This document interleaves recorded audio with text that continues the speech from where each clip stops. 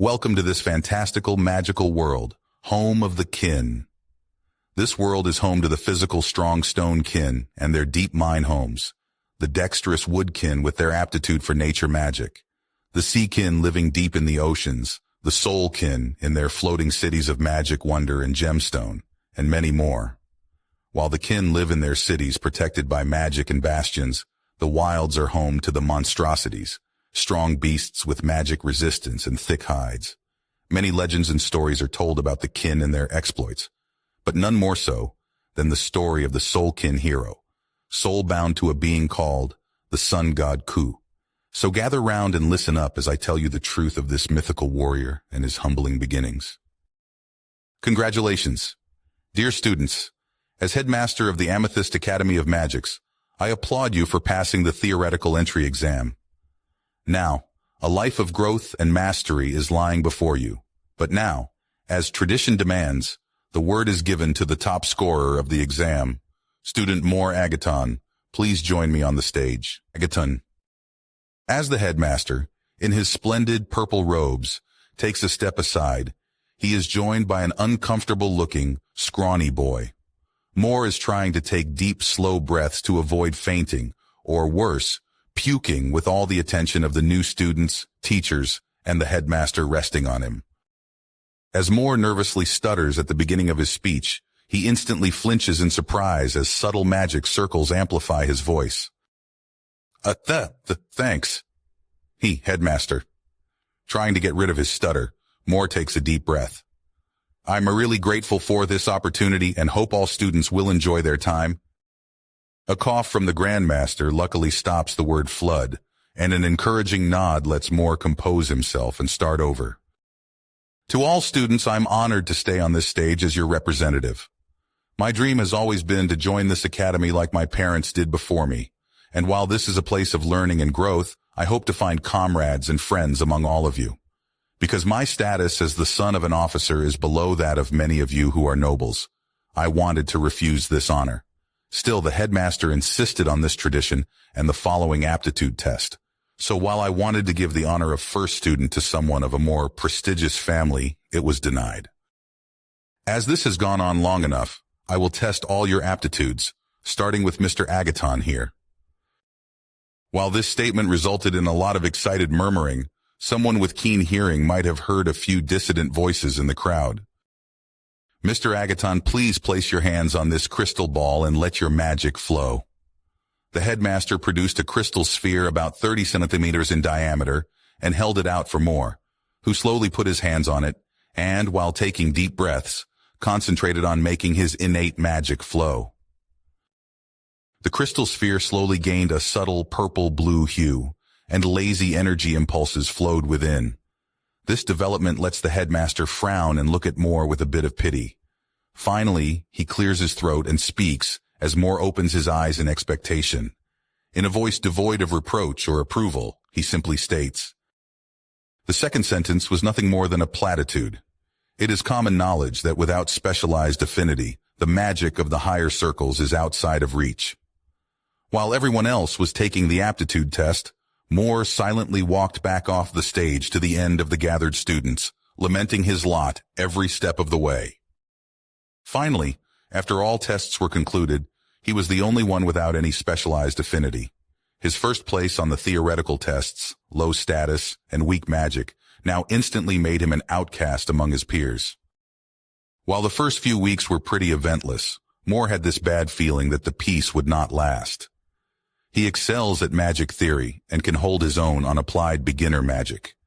Still, he has a dour outlook, as he cannot make a single friend.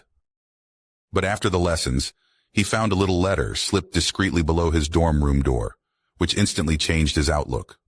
So, as he opened the envelope, it smelled slightly of flowers. Moore read the elegantly written letter inside, and a dopey smile grew on his face. I really don't know how to start this letter, but I really admire your smarts and think you are really cute. I would like to meet you tomorrow after the lessons behind the training center, where we could talk and get to know each other better. Zaletha Angelith. As he went to class the next day, his head in the clouds, he finally felt like everything would be all right. It was finally his popular phase. While he dreamily sat through the lessons, his imagination ran wild. Sometimes Moore even glanced shyly at the girl who wrote him the letter. His heart fluttered a little as she noticed him and gave him a bright smile.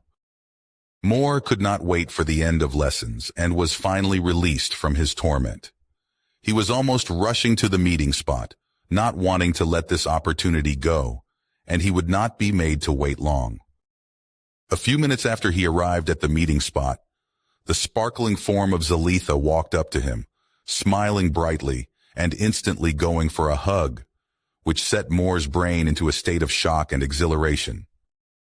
He was instantly thrown into a dreamy, dopey state and did not notice the other visitors who intruded on the intimacy of the two to be lovebirds. "Look at that, the princess and the peasant," one of them exclaimed, and the other two snickered. "Maybe you should rather get yourself someone of your status, like a little beggar girl, you magicless loser." The intruder continued on. While those words were hurtful to Moore, he just ignored those idiots. But then his view fell onto the face of Zalitha. He saw her fear of those bullies, and instantly a cold fury began to burn in his chest. Turning around, furious, Moore began to channel his magic, glowering at the three other boys. "Fuck off, Ruby, and take your flunkies with you, or I will beat you up," he shouted, and all three laughed at his outburst. The leader, called Ruby, raised an eyebrow at Moore. "You would attack someone from royalty? Know your place, trash. I, Ranbur Ruby, am this school's most talented flamecaster and can burn you to cinders if I wish," the one called Ranbur said haughtily. A slight bout of fear manifested inside Moore's conscience, but as his view flickered to Zalitha clinging fearfully at his back, it was quickly squashed. His rage reached new heights, and he unleashed a bolt of pure arcane power, which instantly was stopped by a magic barrier cast by one of the flunkies. There he was, standing, looking like an idiot, his actions finally catching up with his brain and draining all color from his face. He mechanically turned to look at Zalitha, but his admiration for her was gone entirely, while she just laughed at his stupidity. "He really fell for it. That lowly peasant thought he could have a chance with me," she laughed. And now he understood, with his longing for friends, for someone to have social connections, and his hope for that letter to be real, Moore was caught in illusion magic, forming his thoughts, giving him fake feelings, and making him make a stupid mistake, as it was against school rules to use magic against another student. Now, there he stood, 4 people laughing at his idiocy, and with no witness of his own to change the narrative. He was caught and would now be expelled. "Well, well, well, peasant. You are really in a sticky situation here, aren't you?" Ranbur gloated. With that, Moore knew his bad feelings had been right. He would now be at the mercy of those bullies. Because who would believe a lowborn over the statement of a group of nobles? His school life of dread would really kick off now.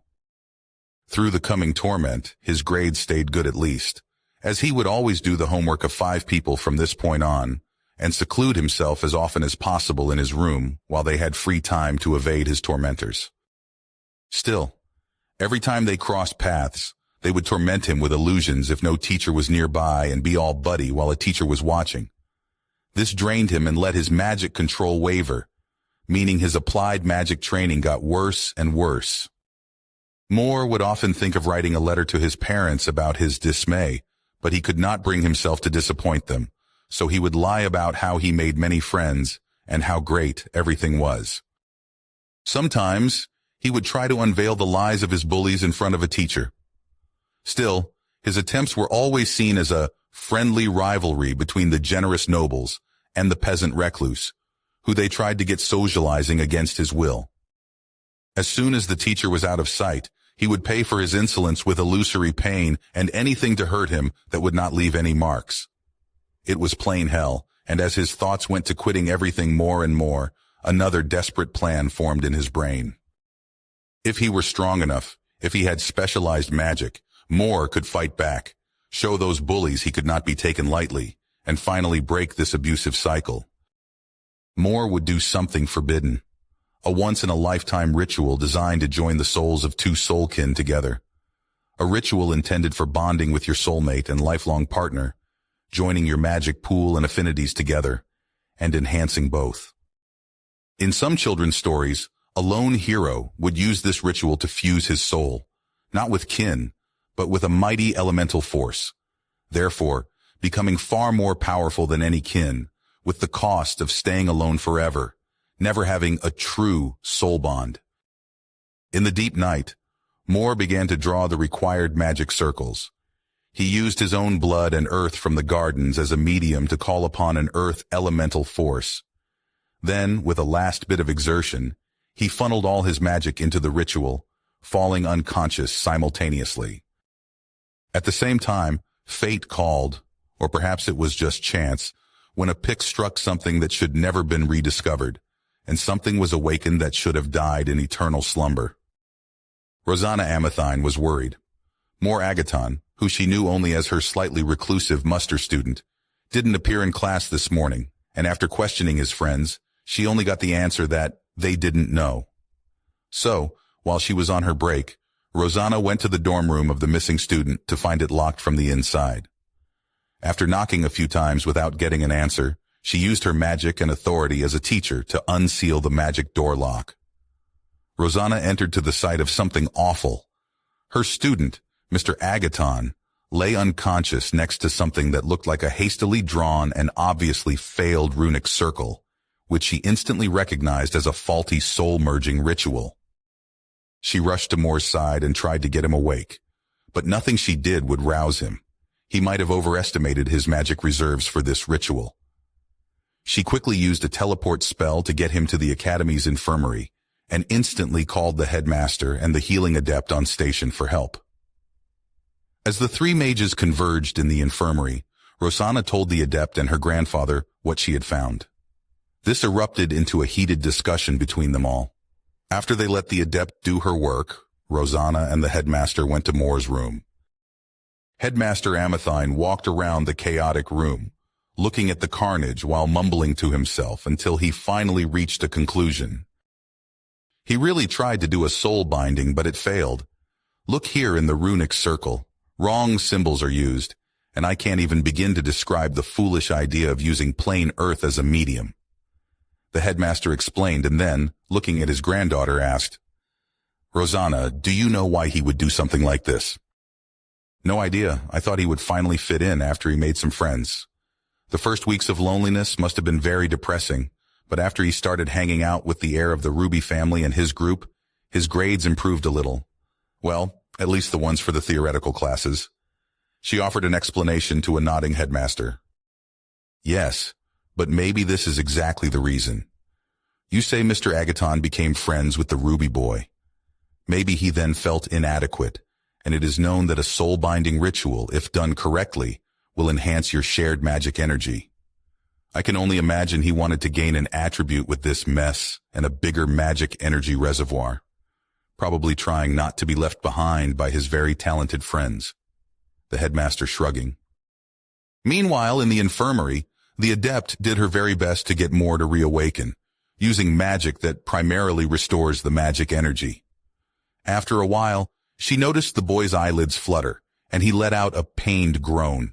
The adept instantly called the headmaster and Miss Rosanna, and they waited a little bit as Moore came to. "What happened? Where am I?" Moore asked, which led Rosanna to sigh and answer him. "You were either an idiot or desperate. We found signs of a soul-binding ritual in your room, and it seems you tried to do something that only works in fairy tales. How did you even know how the ritual circle had to look? It was too close to being right, to just be coincidence from the well-known children's book scribbles and some half-knowledge of a first-year student." He chided the boy. "I saw it in some pictures of my parents' ceremony and adapted it as best as I could. I just wanted to get stronger," Moore mumbled and earned a stern look from the headmaster for this. "So you did not want to be left out of your friend circle, and the best idea for you was to try something that could have killed you or removed any chance of living a fulfilling life with a partner. You, boy, are lucky it failed and did not kill you in the process. That was incredibly stupid and will have ramifications. And before you ask how I know it failed, I can sense your magic. It is still the same. Now for your punishment, I will inform your parents of this, and you will deliver a report to my office in 3 days on why using magic above your capabilities is a bad idea. Do you understand? The last question was voiced without allowing any objection. Moore could only nod in acceptance. Good then, sleep for today. You need to recover your magic energy. The face of the headmaster softened. And eat something, boy. You look like you need it. After everyone left, the adept promised to bring him some food later. Moore wanted to cry. Why did it fail? It's not fair. I don't want to be weak anymore. Why am I always unlucky? He sobbed as he heard someone ask. Shocked, Moore looked up and could not detect anyone else in the room. Hey, peasant. You did not fulfill your obligations today. Where is the homework you promised us? We almost got into trouble with the teacher. Well, at least you had the sense to pull her away, so no harm was done here. What happened? Did the big baby have an itty-bitty nervous breakdown? Want me to bring you some sweets? Rambor scoffed. If you let us hang again, we will really hurt you. But for today, you are lucky, and have the whole attention of sweet Zaletha just for yourself. Aren't we nice? He continued mocking Moore. Moore tried to suppress his rising fear, because it would only give the illusion hold on his mind. But he failed utterly, and because of that, he braced himself for the agony of whatever this witch would put him through this time. So his surprise was great, as nothing happened. Instead, there was this unfamiliar voice again. But his bullies seemed not to hear it. Could it be his imagination? Did he finally snap under the abuse and go crazy? At least it appeared as if the illusion could find no purchase on his mind. Therefore, he was spared whatever torment would have been in stock for him. Zaletha was confused. Her illusion magic just bounced off the mental fortitude of that peasant, which should have been impossible. So instead, she huffed, "Not today. It is no fun when he's sitting around all sick. We're leaving so he can dwell in his loneliness." And with an almost unnoticeable nervous glance, she turned around and stomped out of the infirmary, the 3 boys on her heels, berating her for ruining their fun. That was something else. But now that this is over, might you want to explain to me what's going on? The voice said, and Moore sighed. Yes, he was definitely crazy because the voice was back. Why won't it shut up? He already has enough problems, and schizophrenia should not be added. Great, if you don't want my fucking help, I will leave. Stupid crybaby holding me up from doing my stuff. It huffed, and Moore wondered why it sounded so pissed. Moore instantly sat up, surprising the healing adept, bringing his food and almost dropping it. You shouldn't move so suddenly. You are still hurt, she chided him. Moore sheepishly apologized, taking the food, his mind already working overdrive. Seems not that way. Oh no, don't tell me I'm stuck here. Hey, intelligence allergic, answer me, it shouted, and Moore felt a splitting headache as if something in his mind wanted to break out with force, so he finally focused on answering it. Ouch, what did you do? He moaned.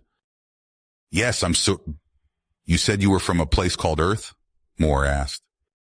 Yeah, as I already told you, but what does that have to do with anything? It countered, leading Moore finally into his explanation.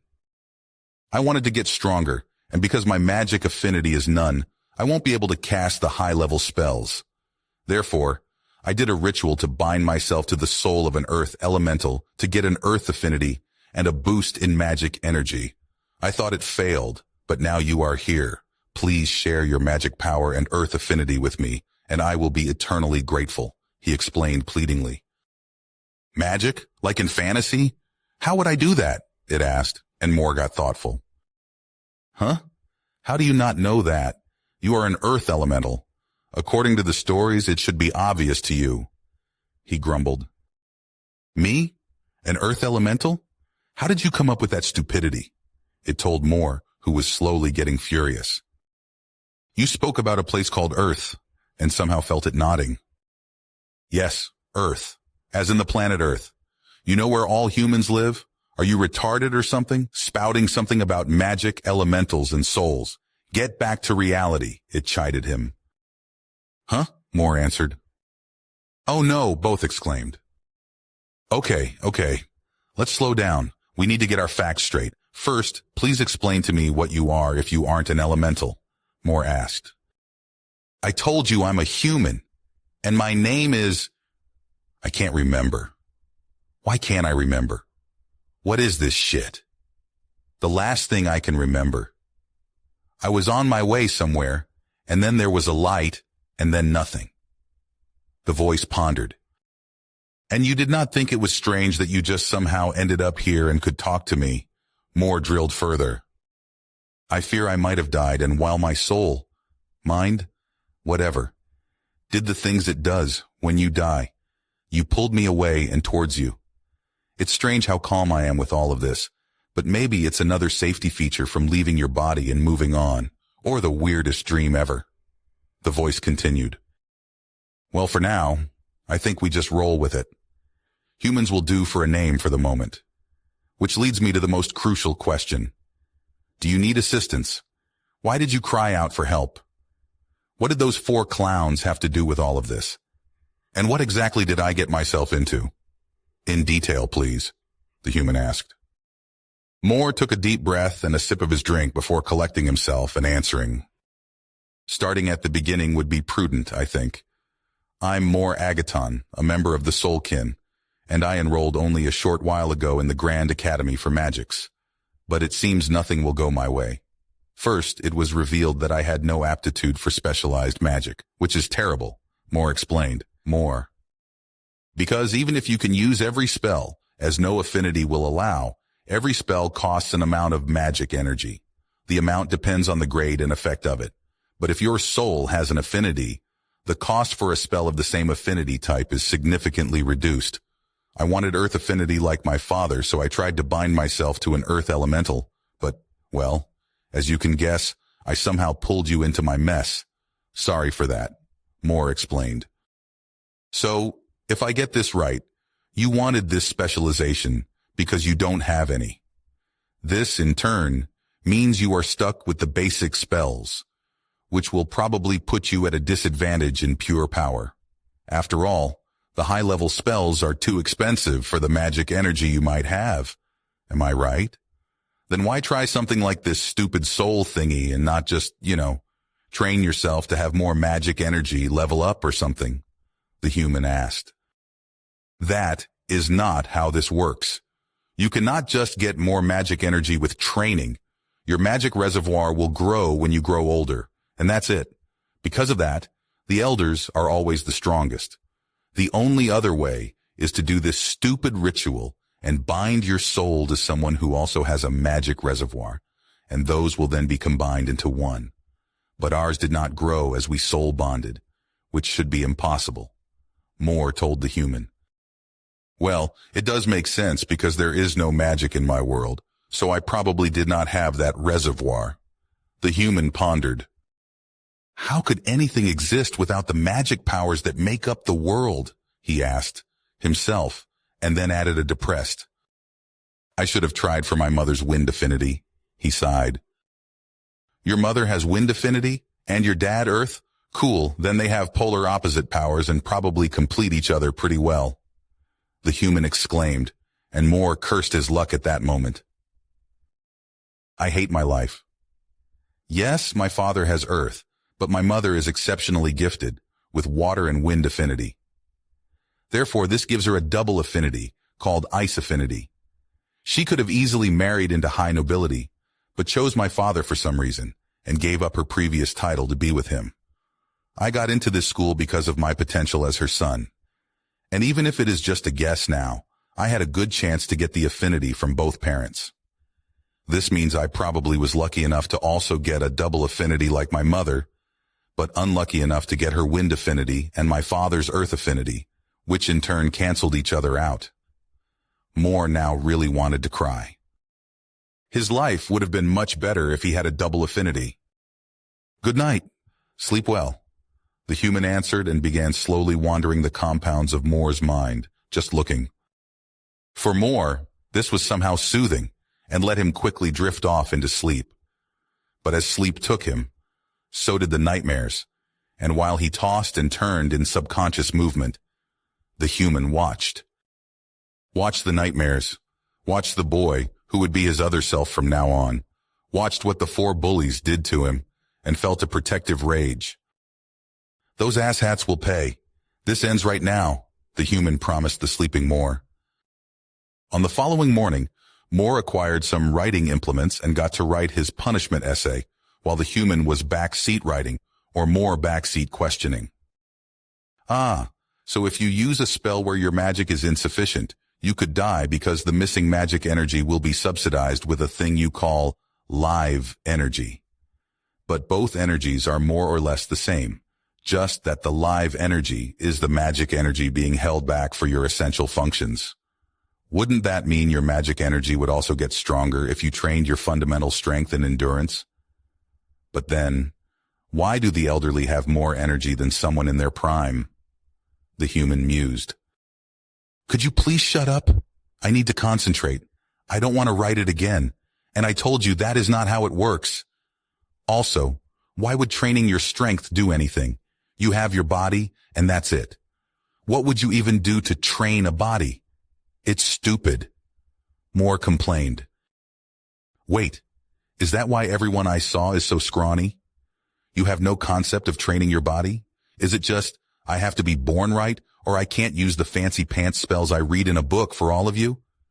How did your kin survive until now? What about hunting for food or gathering? What about natural predators?" the human exclaimed. "What stupid question is this now? We grow our crops and everything here on our floating islands. Why should we hunt or whatever? You cast a spell, and all the fruits get neatly gathered where you want them. This has always been that way." Moore explained while continuing to write. "That's idiotic," the human interrupted. "Got an idea how we will deal with those bullies of yours?" they asked.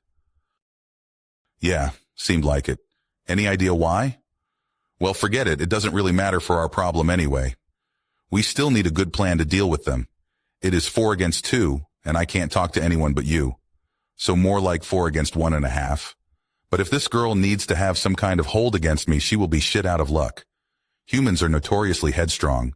The problem, then, is they may do something else to keep you in line. Maybe trying to intimidate you with more physical means." The human mused. "But what would stop them from claiming it was an accident while helping you train? The best thing we could do would probably ignore them, and if they don't get the hint, we just loudly declare that we don't want anything to do with them." The human explained, and this made Moore think. "That might work. The problem is that most might not understand why we would not want to have anything to do with them, because it would be helpful for my social standing to liaise with the nobility." Moore explained, and the human agreed.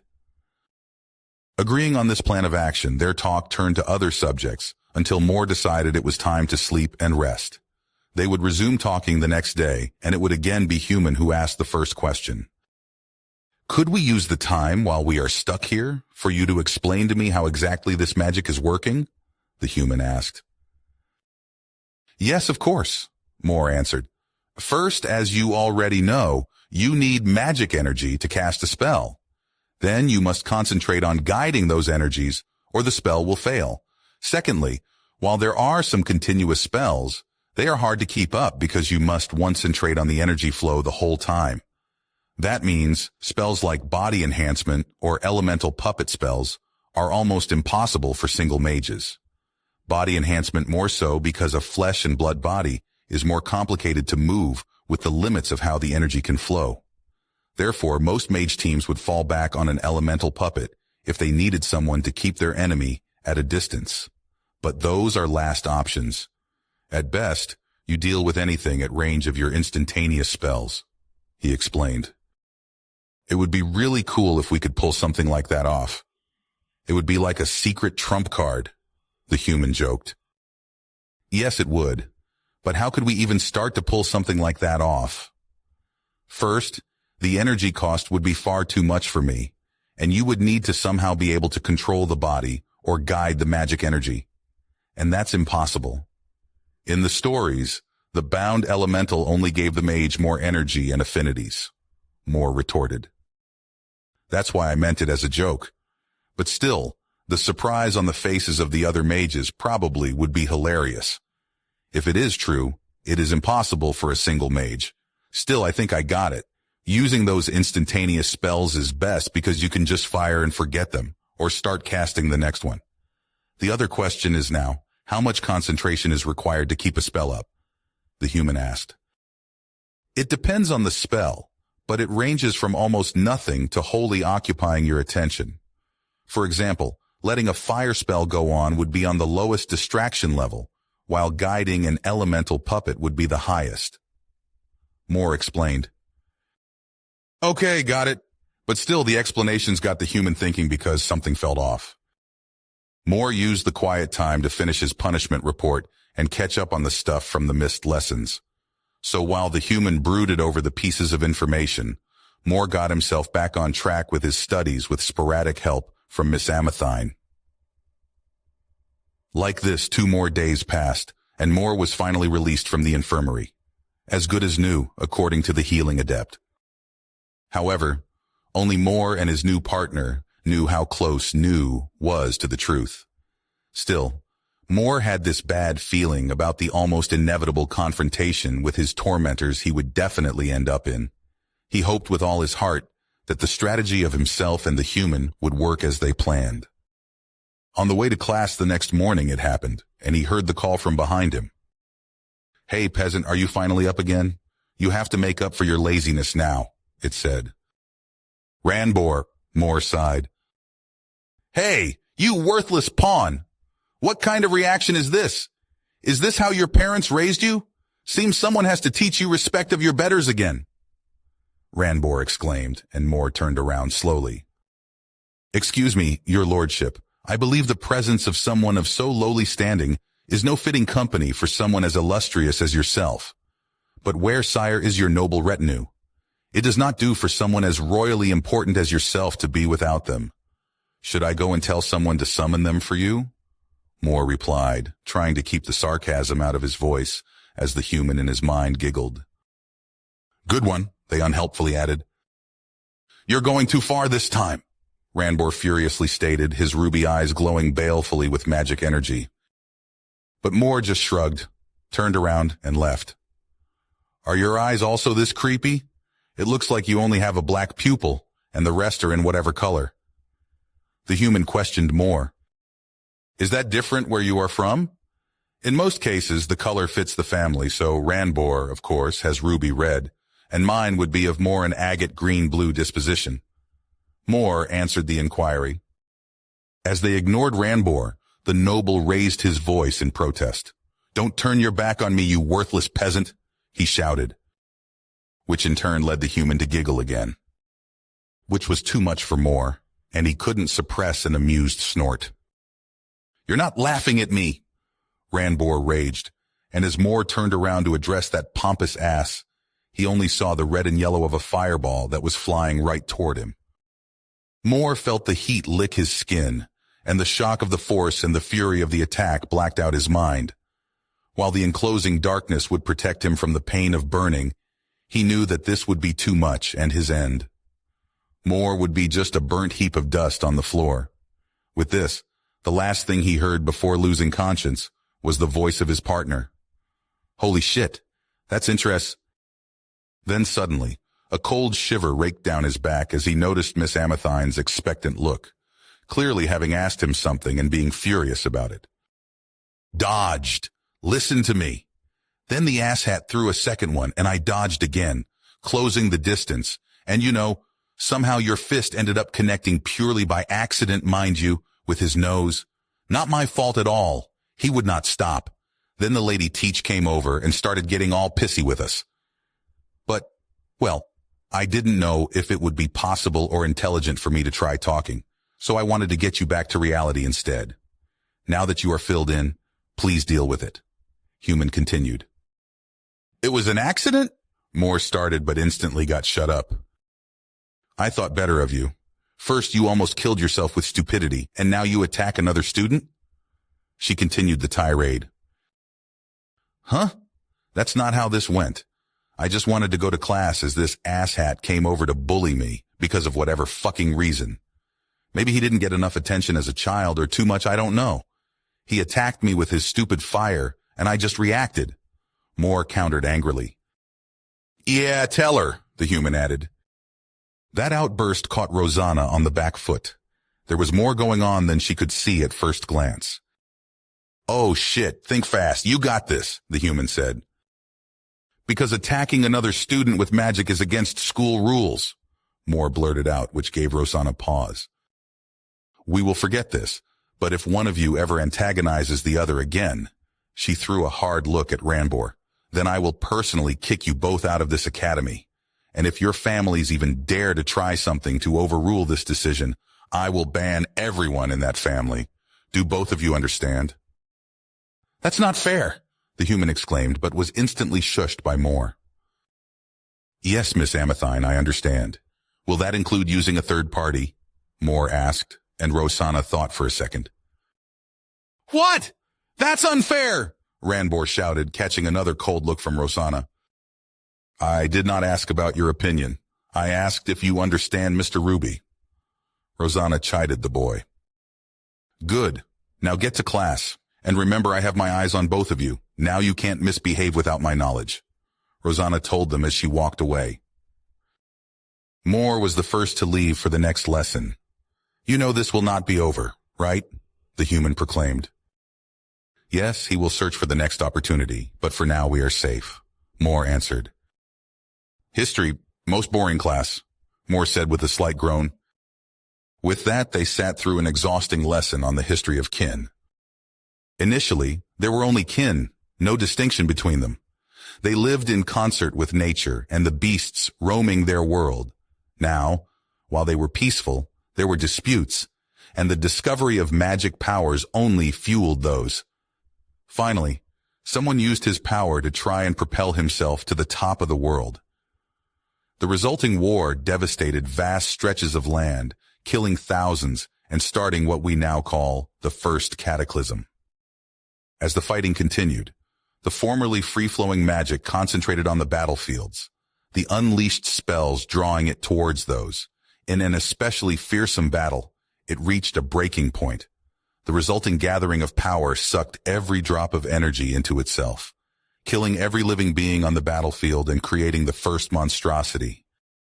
This sparked a new conflict as more and more monstrosities were found, most of them being the mutated beasts of nature corrupted by overflowing power. This was a different kind of fight, as the monstrosities were almost impervious to magic. Still, with combat prowess and supporting magic, the monstrosities were beaten back repeatedly, securing a new peace until the second cataclysm and breaking of the kin. In the Great Cleansing, the first was not seen again. It just vanished, strengthening itself by hunting other monstrosities and absorbing their volatile magic powers until it was ready. Then, with a deafening roar, it shook the world, toppling mountains with its lumbering gait, destroying newly built fortress cities in days. As the kin reeled under the assault, they used their power to create the ultimate weapon. Sadly, it got lost to history what kind of weapon it was, but the Grand Magos who made it called it Rael Karnan, and it could immobilize the first, fixing it in place. But while they were occupied, the monstrous beasts returned, driving the kin into the corner and dividing the world. Now, while the most capable warriors engaged the first, the other kin fought with everything they had. The fighting lasted years, costing untold lives and changing the kin forever. The constant use of magic and the kin's will to survive changed them. The isolated kin changed according to their environment, splitting into all the different kin we know today. And while the first could not be slayed, even with the grand weapon, it would finally be sealed, and at the cost of every surviving kin of that battle buried deep in the ground to never be freed again. You know, I feel that something in the lesson sounded familiar. The human told Moore afterward. But I guess I understand now how your people became like that. Your ancestors probably fought lots of those beasts on the ground and needed a safe place to retreat.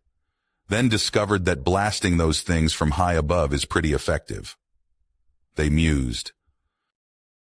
Never mind that. Don't we have more important things to discuss? I mean, you told me you dodged those fire spells. How did you do something like this? Moore replied. You're right. I entirely wrote that off. Even if you only have enough juice for a single strike, the surprise factor would probably be worth it. Maybe we can just try it right now. As the human talked, Moore's hand slowly went to his face and formed a thumbs up. This is too hard. It feels like I have to fight you every step of the way and drag you along. I guess knocking you out is not an option, the human asked. Then we either find another way or it's back to the basics, the human stated. Well, practice, and for some variety, practice, came the answer. I thought as much. Moore's lack of excitement was palpable. On the way to the next lesson, Moore was asked, Think I could use your magic? By the human.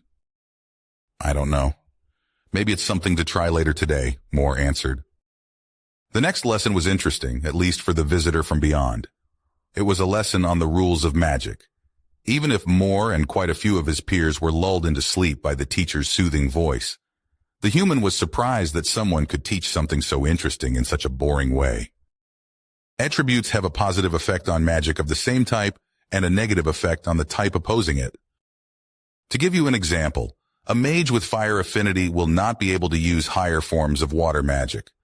We know of the following attributes, but sometimes new ones are discovered, so this list is ever expanding. Please pay attention now, as this will be test relevant.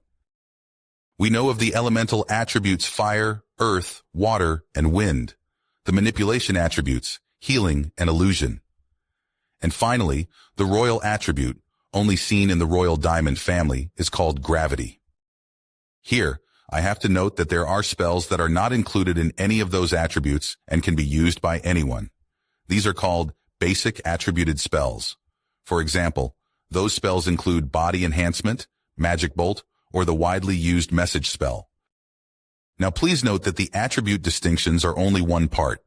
The second part is the distinction of potency of the spells. First, there are the single-class spells, moving and manipulating existing materials. You can pick fruits or use a small amount of water to water a plant. They can only do what anyone can with their hands and basic tools. Next up would be group class spells, where the material to manipulate will be supplied by the magic power. Here, your attributes will matter. The basic martial and convenience spells are located in this class, with a strength that a small group estimated at around 5 people could produce with their tools. Then we get into the village class spells, and as you can guess, those include things that would need the manual labor of a small village. Here, most of you will find yourself comfortable spell casting. Okay, that was really interesting. I would like to see what those high-class spells are capable of, the human stated, and Moore answered. Yes, but with my magic reserves, we will probably be stuck at group class magic. Well, it would help if you could cast spells as well. Then we could use magic much faster, Moore said and added, well, only a few more hours and we can test that. With this, both of them either suffered or excitedly listened through the following lessons. Moore enjoying a peaceful lunch break. At least it was as peaceful as possible, with a human trying to move random body parts and cursing about how hard it was. Moore finally made the human stop after he was forced to open his hand involuntarily and drop his juice. Finally, after lessons ended, Moore acquired something for supper and retreated to his room, carefully locking the door. After they finally guarded their room right, Moore refused to add some surprises for anyone opening the door. They sat down on the bed and began with what they discussed. I want to try using magic first, the human opened. Moving your body is hella exhausting. How do I concentrate on the magic? The human questioned, and Moore explained it further. You have to feel the potential within and then concentrate on it. After a short while, the human stated, is it bad that I can't feel any potential or whatever? Maybe just go like this, and yes, I think I feel something flow, the human finally said. Moore felt elated. Now, they could cast 2 spells even with his meager energy reserves. Great. Now concentrate on the pillow and imagine it fluffing itself up, he said, and once again, the human tried, but nothing would happen. I don't know. I'm telling you what I was told when I started with magic. What my parents taught me. Moore answered. Speaking of your parents, don't you have magic communication? Why is that message taking so long to reach them? Shouldn't that be instantaneous? The human asked. Moore sighed. Your understanding is screwed up. How would you even think that? Message magic is simple, so you need to have view contact with your recipient, or it won't work. Well, we have some stories in our world, with magic settings and shit, and there it is, always super handy and can do just about anything. While here, it is tedious and full of, that's not how it works. The human sounded disappointed. Well, let's get back on track. Let me try some more. Maybe you could watch the flow of your energy, then tell me if I do something right. The human offered, and Moore nodded. Like this, they tried. But Moore could not detect any movement in the energies within him. This is not working, Moore stated, and the human had to agree. So we are left with trying to let me do the body movement. It's not ideal, but, well, let's try something from my world. Take deep breaths and relax. Only concentrate on your breathing, the human instructed. Following the directions, Moore did so, and slowly he felt his body moving. He was doing everything in his power to not intervene and only concentrate on his breathing until, finally, the human let out a satisfied grunt. Yes, that's better. It is still hard, but now I'm just moving something I'm not accustomed to instead of fighting you. The human sounded pretty happy, as was Moore. But a quick glance at the clock in his room made both of them decide to get some sleep. Being late for class would not be good. Moore awoke the next morning to a world of pain. His whole body just hurt. I don't know. I did nothing while you were asleep, the human said. Don't get snippy with me. I will slap you, and with your own hand, no less, the human countered. Really? If I had to describe it, it feels like a little muscle soreness. Ah, maybe me moving your body is more stressful than you moving your own. Even if you are distracted, you subconsciously try to fight my control. That would make sense, but we can't know for sure. The human theorized. Really? And now? If this is what happens, this is not acceptable. Moore was still whining. Well, easy. We will test your theory that you can't train your bodies because with this new development, I smell bullshit and laziness. Time to train and limber up. The human decided, and Moore winced at that exclamation. We will do nothing like that, he exclaimed. We will, and I will force you if I need to, the human stated matter-of-factly. The following day was hell for Moore. Everything ached, and it seemed that Ranbor not only noticed Moore's discomfort, but reveled in every wince and pained groan. At lunch break, Moore dragged himself to the infirmary to visit the adept for help, earning a bewildered look from her at his appearance. Mr. Agaton, what brings you back here so soon? Already got yourself hurt again? She chuckled. To be young again. Moore gave her an apologetic smile. Thank you for taking care of me, Miss Amber, he told the adept, which made her laugh. Miss, he says, you are one sweet talker, but I'm too old for you, she told him. Moore turned red at that, while the human let out a whistling tune in his mind. Shut it, Moore shushed the human. Please stop teasing me. I could use some help and tips with some healing magic. I have this ache in my muscles, and it hurts. Is there something you can do? Moore asked. Good thinking, but still a wuss. The human teased, and adept Amber thought for a second. That's why I want to learn some healing magic to be safer, Moore interrupted the lecture. No, I won't do anything that dangerous again. Promise. I just want to try some things because my magic is weak. I want to get stronger and be able to stand next to the others. Moore revealed his feelings to her, and adept Amber nodded. I get it. Come back after class and I will teach you, but promise me to not endanger yourself again. I believe nobody told you how close a call your first experiment was, and it wouldn't do for my first admirer to die off like that. This would ruin my reputation as adept. She teased again. Again with your over-the-top beliefs. I told you that is not how all of this works. He sighed. I saw those eyes. Only because I'm old doesn't mean I don't notice something like that. But a cutie like you is excused. The adept smiled warmly, misinterpreting Moore's reaction to the human. Now get back to class. You don't want to be tardy, she told him, and Moore gave her an excusing smile as he took his leave. That's why, after classes, Moore got some sweets for the adept and made his way to the infirmary for his additional lesson. After a few hours of teasing and bewildering explanations, he knew that he would have to come more often to learn the required spells. Ultimately, it took Moore the whole week to learn the basic healing spells. The positive thing was that while Moore attended those lessons, the human did not enforce his threat and drag him through physical training. Instead, the human encouraged him to get as many healing spells as possible. After his week of practicing and learning, he got a good grasp on the spells: close wounds, recover stamina, and reduce pain. All of them were at single class level, but they would be enough. Great, now that we have this in the bag, back on track.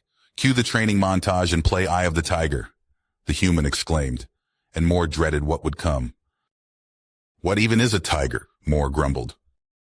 And just like that, the human training camp from hell started. Moore was forced to wake up early and go through a strange sequence of movements, which the human supposedly knew would be suitable for more flexibility. After that, he would cast reduce pain on himself to lessen the pain from the day before and the actual day. Moore would go through his lessons, and after classes, the human would practice taking control and doing simple movements like turning a book page, while Moore did his homework. The days flowed into each other as Moore was kept busy with his learning and human training. He only recognized an increase in hunger and food consumption, but the human said this was expected and normal. Moore started to believe more and more that there was something about training your body, and those movements were somehow starting to feel relaxing and calming his mind for the day, just like the human said. All this lasted until about 3 weeks later, when he received a letter from Diamond Isle. A letter he completely forgot would be coming. His parents, they had sent their answer. Now he was in deep shit. With dread, he opened the envelope and was surprised as 2 letters fell out. Picking up the first, he noticed the penmanship of his mother, and after the first sentences, he dreaded the rest of it. Mommy is really angry with you. Why didn't you tell me that you are unhappy at your new school? You even lied to me. Sob. Mommy is really sad. You are always welcome to come home to me. You don't need to stay at that stupid place if it makes you unhappy. Just come back to me. It doesn't matter if you are bad at magic. Mommy will take care of you regardless. I'm sure Daddy will see it just like me. We can all be a super happy family again. The letter was going on and on and on, filling both sides of the piece of paper. Don't dare lie to me again. We will talk when you visit at the big break. Moroccan Agaton. Moore shrugged. I don't know. Mother told me she was super duper lovey-dovey in love with father, and he just went along with it, I guess. But if they are happy, who am I to disagree? He answered. True, but still, the human said and began to chuckle. The difference is too funny. Moore started laughing at this exclamation as well. The letters are not as bad as we feared. It seems this will have to wait until that ominous break, meaning back to business for us. The human stated, and Moore sighed. Yes, later. Now back to training, the human urged, and they got back to training. Later that evening, Moore hit the mattress of his bed completely exhausted, and any thoughts of letters and answers were forgotten. The next morning, while going through their exercises, Moore spoke up. Yeah, but somehow, right from the start, I had this instinct to protect you in this body. Don't know why, but whatever. Right now, I'm having too much fun just living and doing stupid shit. This magic stuff is also really interesting. Also, we humans are known for our great adaptability. So no harm done, don't think about it, the human replied. Still can't remember your name? Moore asked. Nope. I don't know my name or anything personal, like my age. I don't even remember my family. But somehow it doesn't concern me, probably because I died or something. You just leave everything behind and move on. The human guessed. But sometimes you make strange jokes or talk about things like a tiger, whatever that is. Moore replied. What are cats? Or are those animals? Are they some monstrosities? Moore was confused. Your world is stupid, the human replied, ending the discussion. Moore grew comfortable with his morning exercises and even enjoyed them as more time passed. Part of this was that he could now see changes in his body. What was scrawny became lean and limber. In addition, his scholar robes weren't fluttering around him anymore. Instead, they were starting to sit somewhat comfortably while still hiding all his progress. The human told him if they keep this up and go on to the next stage, he might need new ones soon.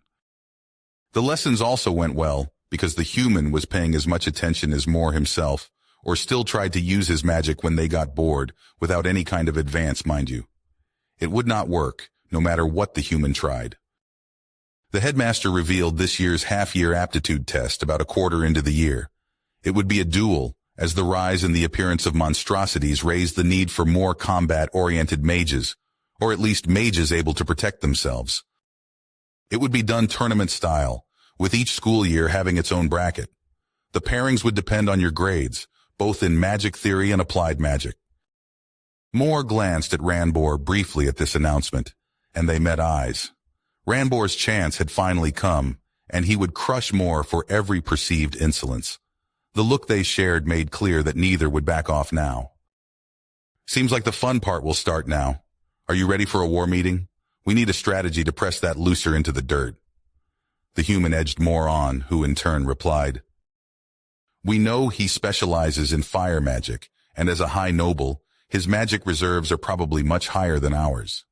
In addition to that, I'm sure he knows at least one village-grade fire spell. But we can't just concentrate on a hard counter for the big idiot. This is tournament style, and we don't want to be forced to drop out before meeting him. Additionally, we are at a disadvantage. We have neither friends nor allies, while he has his flunkies. If we meet them, they will fight with everything they have to tire us out. But if they meet Ranbor, they will probably just forfeit so he can save his energy. The human theorized, and Moore had to agree. After class, the human invited Moore to walk outside while they talked, just moving the body to move the mind. Now, to get to the matter, we need to specialize in something while not giving up our most significant advantage. We are generalists and can fall back to any attribute. So, any ideas? The human asked. Well, we have the following additional advantages. Firstly, we can use any attribute spell. Secondly, we don't have to stand still while casting continuous spells because you can move us. Our disadvantages are our comparatively small energy reservoir and lack of an affinity. Therefore, we are limited to performing group class spells, Moore offered. Yes, that sounds about right. Do you think we could use body enhancement magic? We could then enhance our mobility advantage, which is never a bad tactic. But Moore shook his head. We would run out of energy too quickly. It is just a too complicated spell, he explained. Too bad, but if you think so, we should probably at least try it. Maybe it is still an option to get a surprise attack in. Depending on mobility advantage would still be a good tactic, and if we couple that with some ranged attacks, we would be hard to deal with. More so if your peers have to stay stationary for the truly problematic stuff. The rest we can dodge or defend against. The human put forward, and Moore agreed. We should go with ranged magic, but probably ignore fire because Ranbor will just shut that down with his more powerful fire control. Wind is also out because it is terrible against fire in its base form. We would need to get deeper into wind affinity magics to have a chance. And then we would be back to the efficiency problem because of the raised energy demands, Moore explained. Why not try Earth? You are fond of that affinity, right? And we could bring some stones to where the duel is taking place, meaning we could use single-class magic to throw stones. In addition, as a trump card, we could get some more potent Earth spells and some spells of the other attributes. The human suggested, and Moore got thoughtful. It did cost almost no energy, but it was also disappointing. The stone flew for about 3 meters and then flopped to the ground. What the heck? Oh, look, Humans are stone-throwing experts, and we learned in class that magic has much to do with imagination, right? The human asked, and Moore nodded. So this spell is probably based on your view of your usual throwing strength, which, for your kin, is probably none. I'm sure you could throw it further than that right now with your own strength, but let's get some string and a little bag or something, and I will show you how you really throw a stone. At the human's urging, Moore procured the requested material. The primary purpose was fulfilled, and after Moore tried the stone-throwing spell again, he noticed that the speed of the stone was definitely enhanced, even if it was a little bit more energy expensive now. Still, the energy demand was much less than any group class spell, but with comparable power. Wait, Ad, we will do more training? But what about learning? We can't let our grades drop. Moore whined. Easy. You will learn while I do the physical training. Your grades won't drop, and I will get a better feeling of moving, which will help with our duels. But now that we are done with this, it's time to head back. The homework will not do itself. The human told Moore, who in turn looked up surprised. He hadn't paid attention to his surroundings. He just kept walking while they talked. Shocked, he recognized how far they had come, and without him being tired. Told you those exercises would help, the human proudly declared as a bright smile grew on Moore's face. Don't you think, if we can train our body, there must be a way to train our magic reserve? He asked, and the human had to agree. If we find that, we will be unstoppable, but where to look or who to ask? The human questioned, and Moore shrugged. I don't know. We will probably have to experiment on our own. There's perhaps no one who can tell us anything about that because... leading both to exclaim at the same time, That's not how this works, and laugh. Then, my friend, we have a plan. Let's do this. The human excitedly exclaimed as Moore returned to his room. While Moore finished his homework, the human did some leg raises below the desk, using a footrest as additional weight. With their strategy firmly in place, the training took off, and the other students often saw Moore wandering the school grounds, a book in hand, reading while expertly evading any obstacle. While the boys tried to trip Moore when he was occupied, it was met with no success. Moore seemed to effortlessly move around their pranks without really noticing them, and some girls took second glances because something about that boy was different. At times, Moore would even be seen running, which led to even more bewilderment because what would he run from? Most just accredited this to some strange commoner thing and ignored it. Ranbor snickered every time he saw Moore because to him, it was clear that the peasant wanted to run away, and that's why he was running around like a coward. This gets really boring. Why are those idiots even trying anymore? Don't they learn they can't trip me? I mean, I can see them sticking out their foot and all, the human complained. How would they know? All they see is a distracted outcast wandering about, not caring for his surroundings, and with them constantly failing, we only make a more worthwhile target. We're a challenge now. Moore answered, while they dodged the next poor attempt. Other topic, any progress in our Raise the Energy Reservoir project? The human asked, changing the subject. Moore shook his head. Nothing until now. All books I can get a hold of say that it is impossible, just as impossible as training your body. Slowly, I believe you are right, and they are all stupid. Moore sighed. I have an idea, but it could be dangerous. That means we shouldn't do that without someone to observe it, meaning we need someone we can trust with this. The human stated, and Moore's interest was clear. Well, if we empty our reservoir completely and dip just a bit into our life energy, then maybe if we do this often enough, we can get our reservoir to think it must grow to supply the new demand. The human explained, and Moore nodded. Sounds risky. Too risky to experiment on our own with it, but the only one I might trust with this would be the old adept. She seemed inclined to listen to arguments if we explained what we wanted to do right. He said, Good thinking, Moore. Let's put that on the list for after the tournament. For now, we have to work with what we got. We don't want to drop out because we did some experiments that might fail. The human told Moore. Yes, we only have 2 more weeks. At least our training is going well. Moore agreed. That's why we will do intensive training for next week and rest up the week after to be in top form, the human said.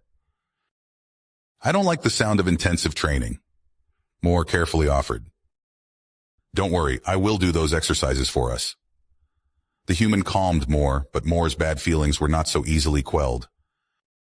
Moore thought he knew now what pain was after the last brutal muscle aches before the human got him to do morning exercises and stretches, but this not-so-bad intensive training was hell. He almost felt like he was losing hair, but at least it was over now, and the humans stayed true to their word. The last week before the tournament was just resting up. Still, Moore couldn't calm down because he didn't know what to do with his time now. At least the human would let him keep doing his morning exercises. Because of that, he was incredibly excited as they had just 3 days before the tournament revealed the pairings, meaning they would not meet before the finals. I recognize tampering when I see it, the human states, and Moore had to agree. Then let's look at who we are up against first. The human added, Emperor, you know him? They asked further. Moore shook his head at the question and answered in turn. No, I don't remember anyone with that name, but Emperor is probably a branch family from the Emeralds, so he's probably Wind attributed. Sometime later, Ranbor looked at the same list and smiled. Amathine has made sure we don't meet up, shame, but she made a mistake. Don't disappoint me now, Emsor. The peasant is yours. Just stomp him completely into the ground and make him pay to disrespect the nobility. Emsor Emeror nodded at his order. As you wish, Lord Ruby. I will drown the commoner in my storms, he said, and Ranbor let out an evil chuckle. The next morning, after a restful night, Moore went through his morning routine, getting some stretching and then breakfast, followed by readying his bag of stones and making his way to the gathering hall for the headmaster's announcement of the exact tournament rules. As he went to his spot, he noticed Ranbor smiling at him, and Moore shuddered at that. I don't like that look, he told the human, who had to agree. The headmaster left the stage with hoots and applause from the students, and the other teachers herded everyone toward the arena. Moore was just walking along when a feminine hand touched his shoulders. He turned around at the touch, looking at Miss Amathine. Mr. Agaton, you are in the first round. Please follow me, she told him, and Moore followed. He was led to a side room and made to sit down. Now, Mr. Agaton, I need to ask what you have in this bag of yours because weapons or something like that are not allowed. This is, after all, a contest of magic. Rosanna asked. Moore just shrugged and showed his collection of stones to her. Why would you bring stones for your magic test? She asked him, and he explained. I want to use single-grade magic and therefore need some materials. I didn't know if the arena had what I wanted, so I brought some. Miss Amathine nodded. I understand this will be allowed, but remember, this is about magic. You're already on my watch list, and if I see you hitting someone with that bag of stones, like some sort of barbaric berserker, I will disqualify you. We are of the Soulkin, and not the berserkers of the Icekin after all, she said sternly. Moore nodded and answered, I didn't plan on using it as a weapon, just for the throwstone spell, which satisfied Miss Amathine's questioning. Moore smiled at her and left through the door, stepping outside the darkened room and instantly getting blinded by the burning sun. As Moore entered the sandy arena, which had some metal pillars designed as cover or obstacles, he heard a lot of booing. Moore had an evil smile plastered on his face because of the human's enthusiasm. This will be fun. Let's keep surprising them until we win the whole thing, the human told his partner.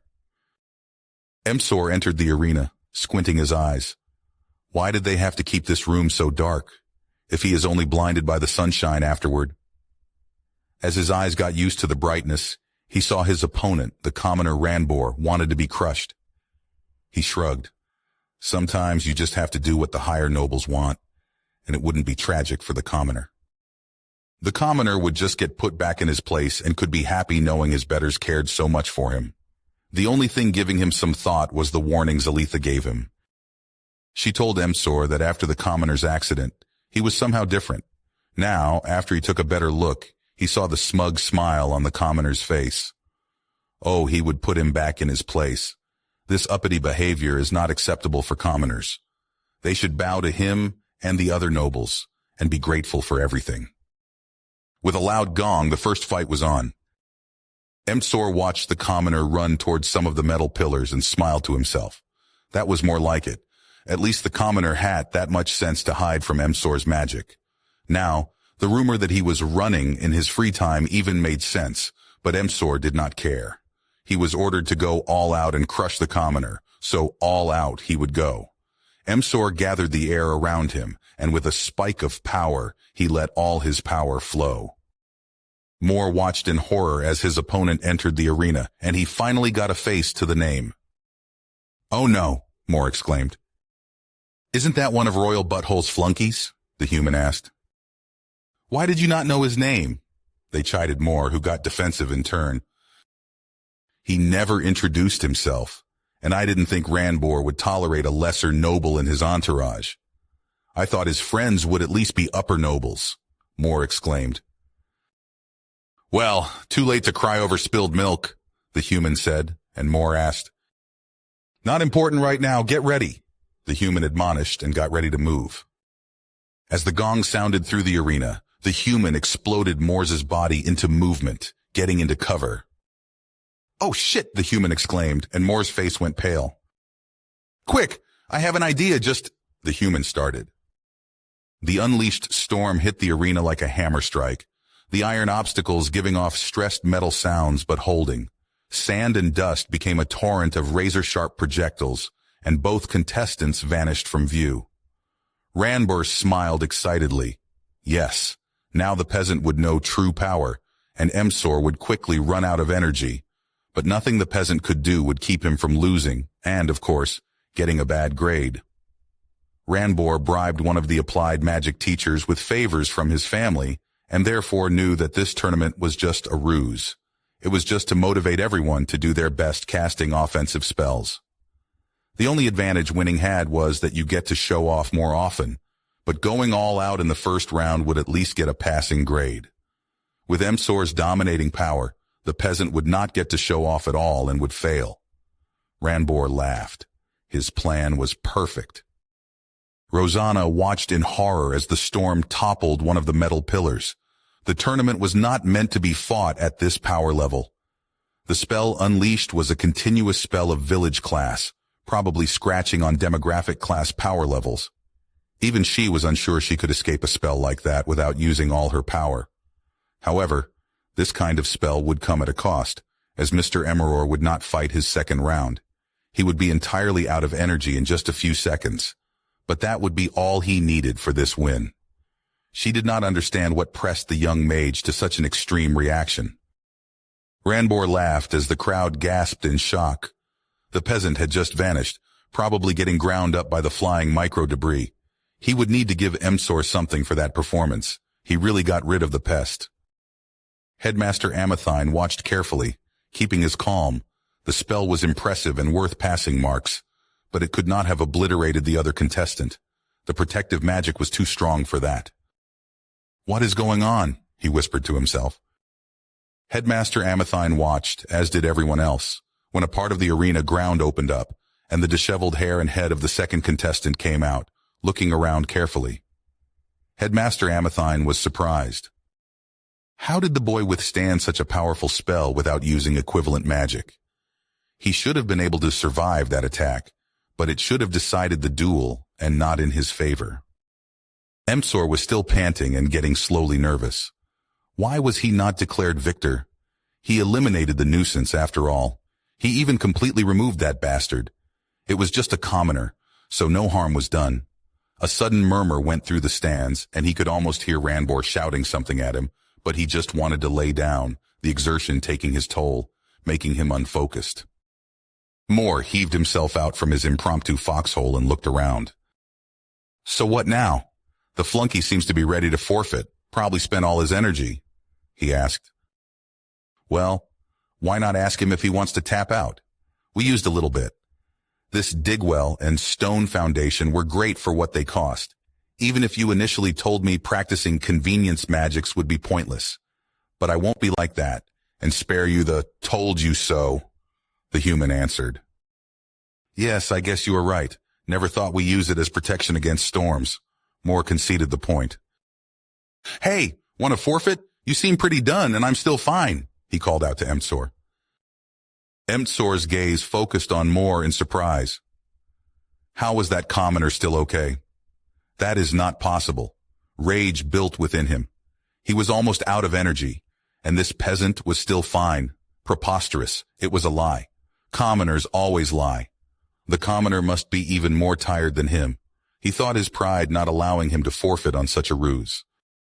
Moore shrugged, put his hand in his bag, and retrieved a stone.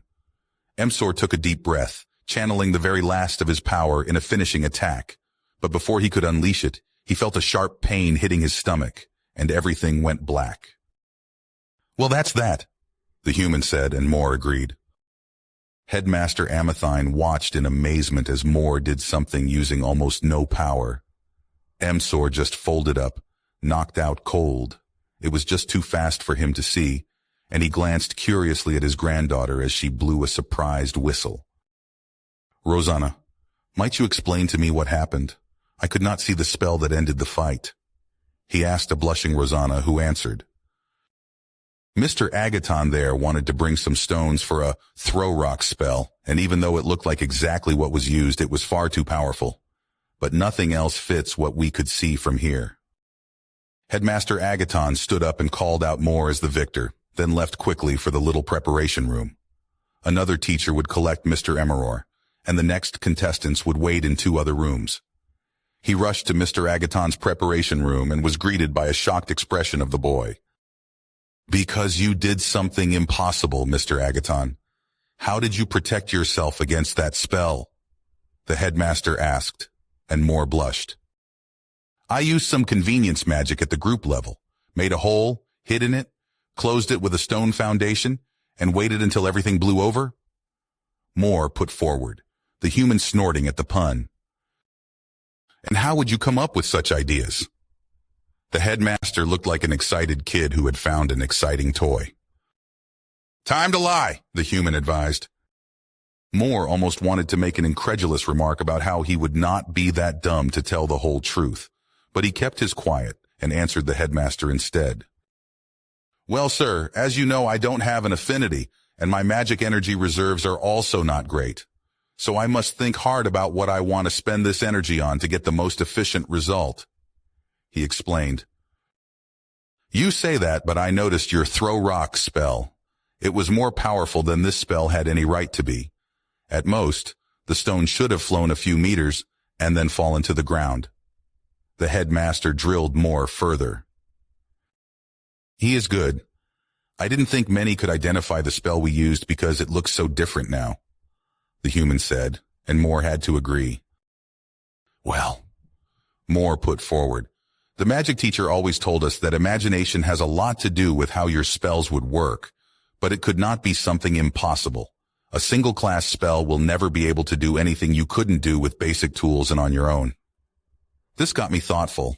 I asked our teacher in the class reserved for the study of kin history how other kin, who are not as blessed with magic as we are, would throw rocks very far, and got a short explanation of a tool.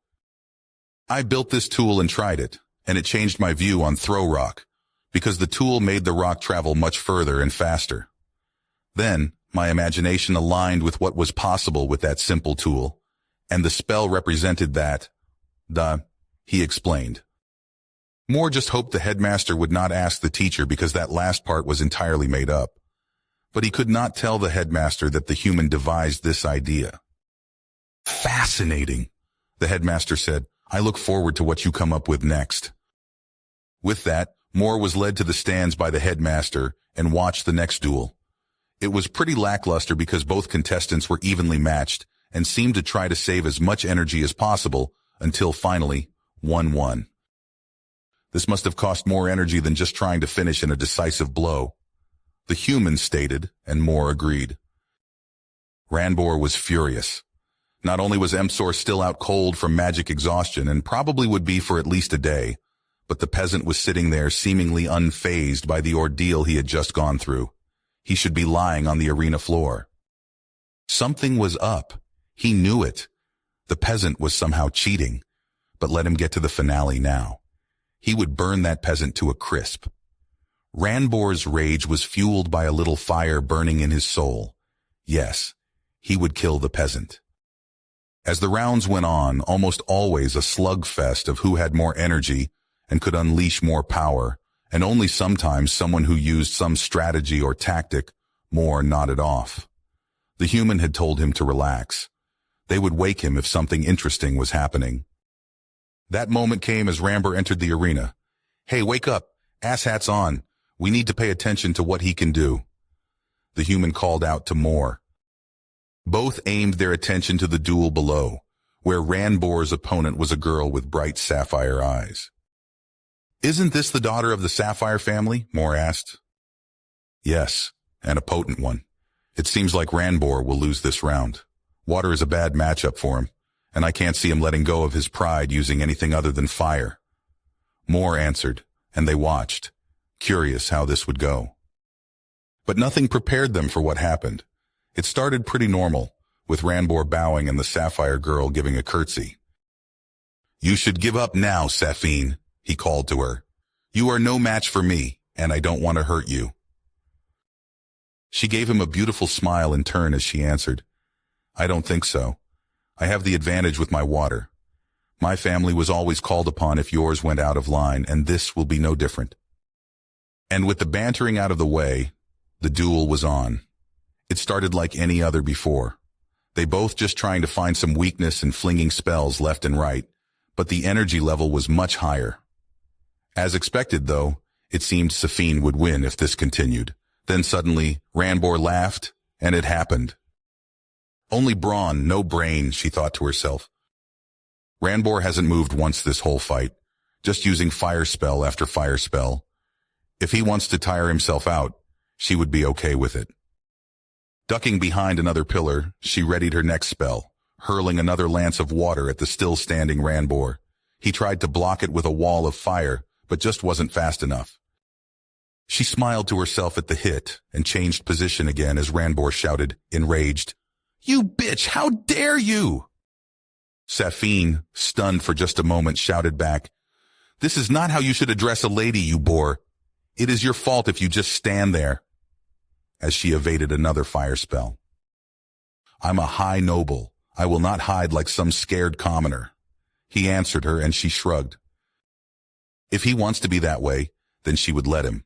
She thought, losing will bring him down a peg or two, while hurling another water stream at Ranbor, who now put more energy in his fiery shield and blocked. Like this, their duel went on and got increasingly heated, as somehow Ranbor kept up that high energy output. Saphine, meanwhile, got slowly close to her limit. She knew she had to do something about that, and gathering most of her remaining energy, she unleashed a tidal wave that flooded the whole arena. With shock, she witnessed Ranbor withstanding this spell with his fire. That's when she heard him chuckle and raise himself into mad laughter. Ranbor unleashed a grand spell himself, instantly evaporating every trace of Saphine's water, breaking through her quickly raised water sphere shield, almost burning her to a crisp. Luckily, the protective magic of the arena saved her life. Holy shit, how much power does that ass have? But at least he should be low on energy now, the human said, but Moore was unconvinced. "Are you sure? I don't see any sign of exhaustion on him." As Moore entered the arena once again, he noticed that the sand in the arena was glittering. A closer look revealed to him that almost all the sand had turned to glass, and some of the metal obstacles had a kind of runny look. Moore's gaze fell on his next opponent, a girl whose name he also didn't know. When the gong sounded again, the duel was on, and again Moore exploded into movement, getting into cover and tried taking a look at his opponent, which was nowhere to be seen. "Where is she?" Moore asked. "Let's keep moving. Standing still is just an invitation to get hit," Moore decided. They began to move again, holding a stone in preparation for an opportunity to attack. Suddenly, A spear of stone shot up from below, almost hitting Moore as he jumped to dodge. Still, he could not locate the girl. "Could it be that she's using our first trick?" the human asked, and Moore agreed. As soon as his feet hit the ground, another thorn of stone shot up to skewer him, ripping through his robes from the almost hit. "What can we do about that? Flying is not something we can do with our energy reservoir. Also, attacking while flying is not possible," Moore asked as they had to dodge another attack. "Well, either we keep moving and hope her energy runs out before our stamina does, or we need to do something more proactive," the human put forward. "Great, what proactive thing do you have in mind?" Moore asked. "I don't know, I didn't think that far ahead," came the answer. Moore began concentrating on the spell, at the human's urging, while the human kept moving and dodging. The headmaster watched in amazement as the boy Agaton moved and used some kind of healing magic. "This should be incredibly hard, but dodging attacks while doing so should be impossible," he thought. Was this evasive action maybe trained as some kind of reflex? But even then, how would you go about something like this? And all that while seemingly channeling some sort of body enhancement magic to move like that. His thoughts continued. Then another close hit ripped Moore's robe around his chest, revealing Moore's toned body. This was followed by a gasp from the stands, mainly, the headmaster noted, from the female students for some reason. "How are we holding on to our energy reserve?" the human asked, moving their sweating body out of another attack. "We're still good, but we should do something soon. We don't know how much energy she has. So much for tired herself out in the last round," Moore said. "I have an idea. Maybe she forgot to use the stone slab to close her hidey hole. So let's get water into this arena, and where it seeps away faster than somewhere else, she is probably hiding." Moore nodded and stopped concentrating on the healing magic while the human dodged another attack. "This may cost more than we would like, but I also have no better idea," Moore said. He channeled more power to water the soil of the arena. They then watched for suspicious places. The human jumped after Moore channeled another spell to give them more jumping power.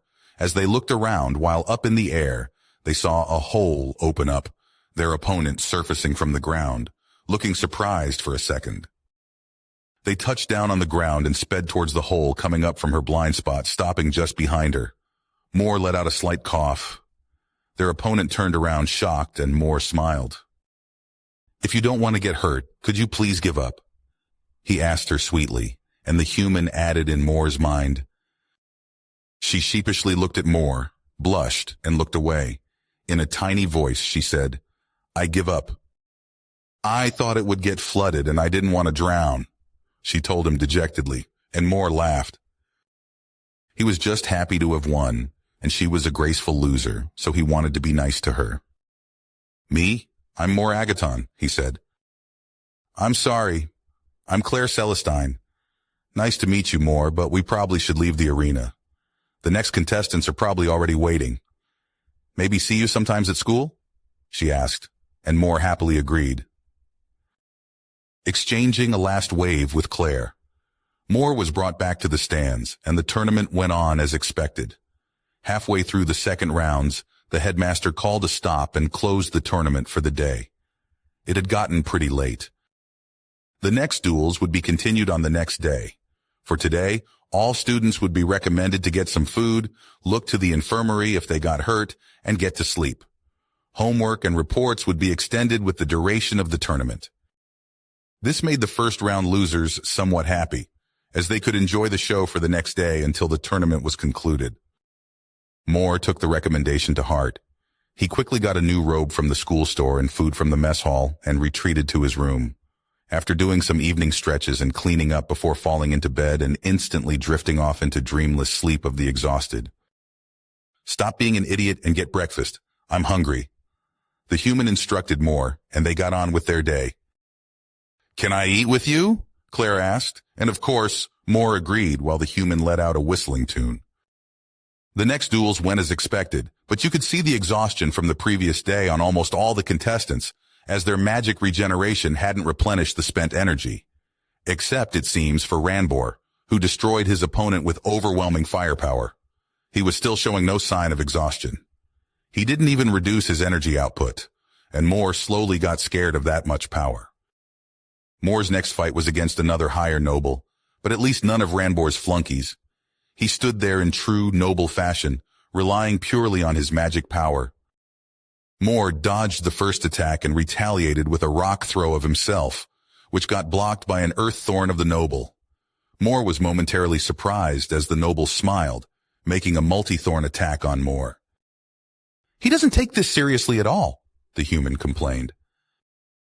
"Time to step up our game and show him why this is a bad idea. Time for spray and pray," the human added, and Moore grinned. The noble looked briefly confused at the commoner's behavior, and then a hail of 20 rocks flew from Moore, who had started a quick barrage. The noble tried to block this onslaught, but had to throw himself to the ground, cursing. The noble was trying not to get hit, and Moore laughed at this. "5 rocks left," the human informed Moore. "Time to end this quickly." Moore channeled enhancement magic for his legs again and closed the distance in a mad sprint. He almost ran full force into a quickly set-up stone lance. Moore reacted quickly enough and could reduce his speed somewhat, but still took a hit to his stomach and fell to the ground, gasping. The noble smiled, assured of his victory. "That's what you get for underestimating someone of noble descent. Be proud that you lost to someone as great as me. No matter how hard you train, you will never reach someone of noble descent," the noble said. "Is he really holding a monologue now?" the human exclaimed, surprised. "Seems like it. Still that blow hurt," Moore agreed, still groaning from the hit. "Is he stupid? We only get more time to recover," the human complained. "Be thankful for this, or we would have lost right now.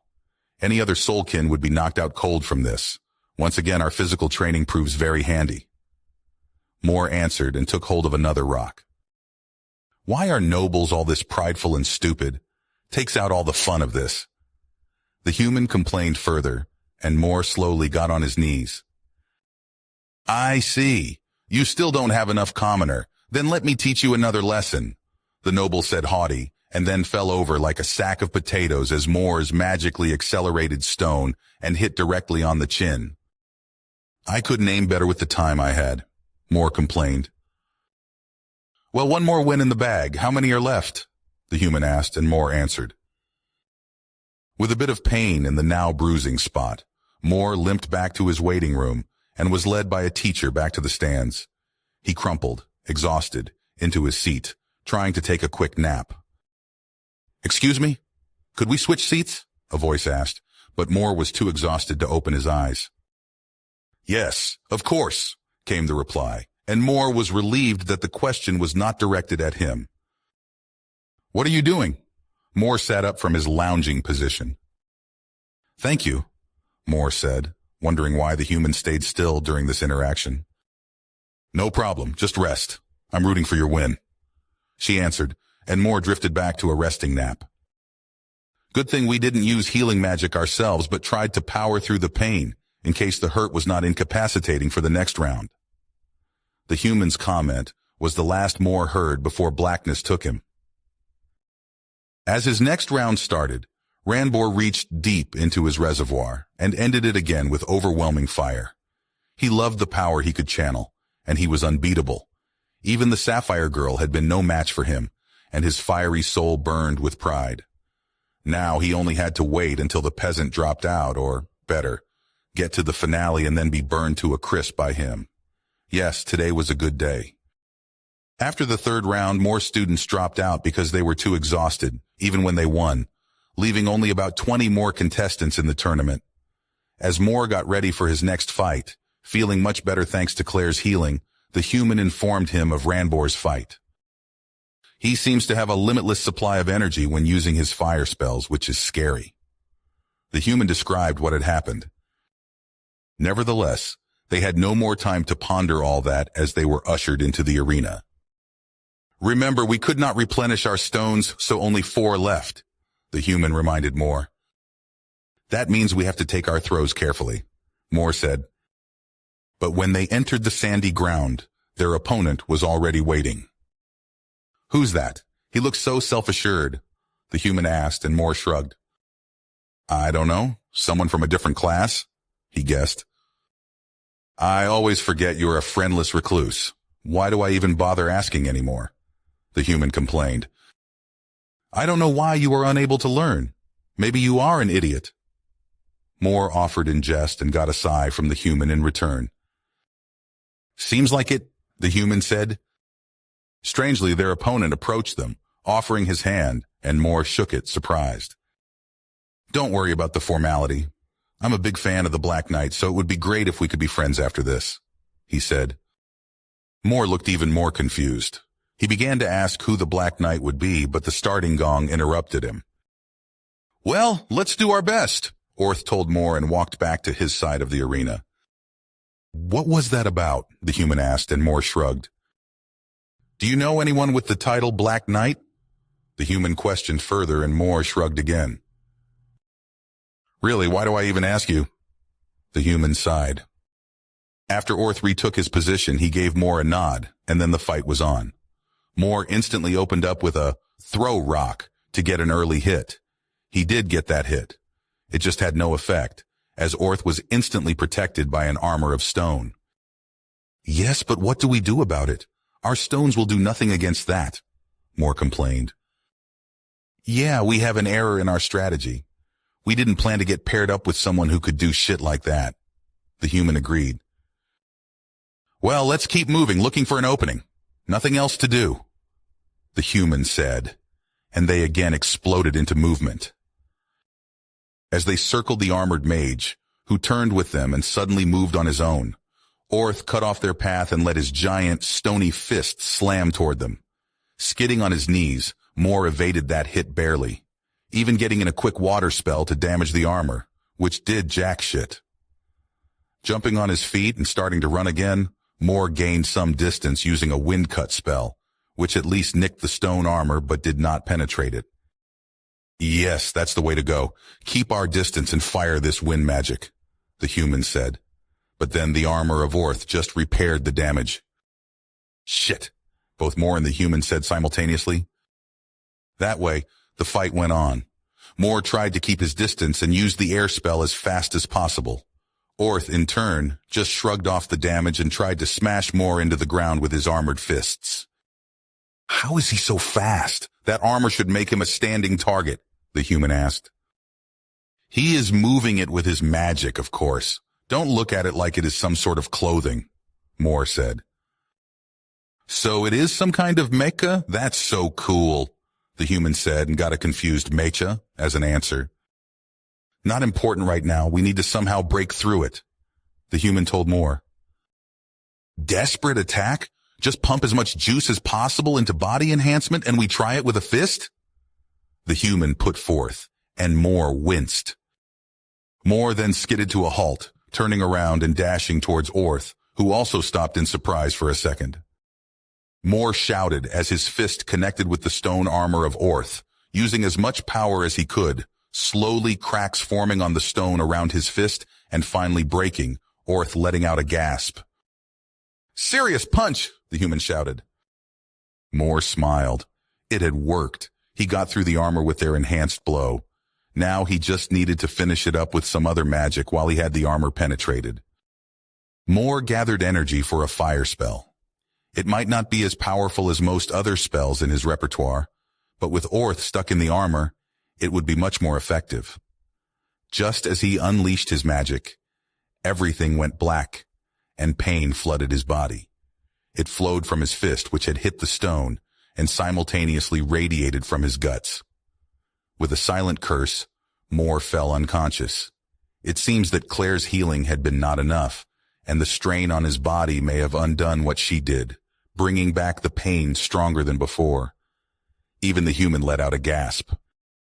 Orth pulled his fist back after punching into Moore's gut with a lot of power.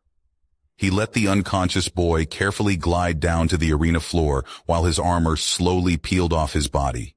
He looked down at where Moore's fist had struck his armored form and could see a bit of a charred spot on his robe.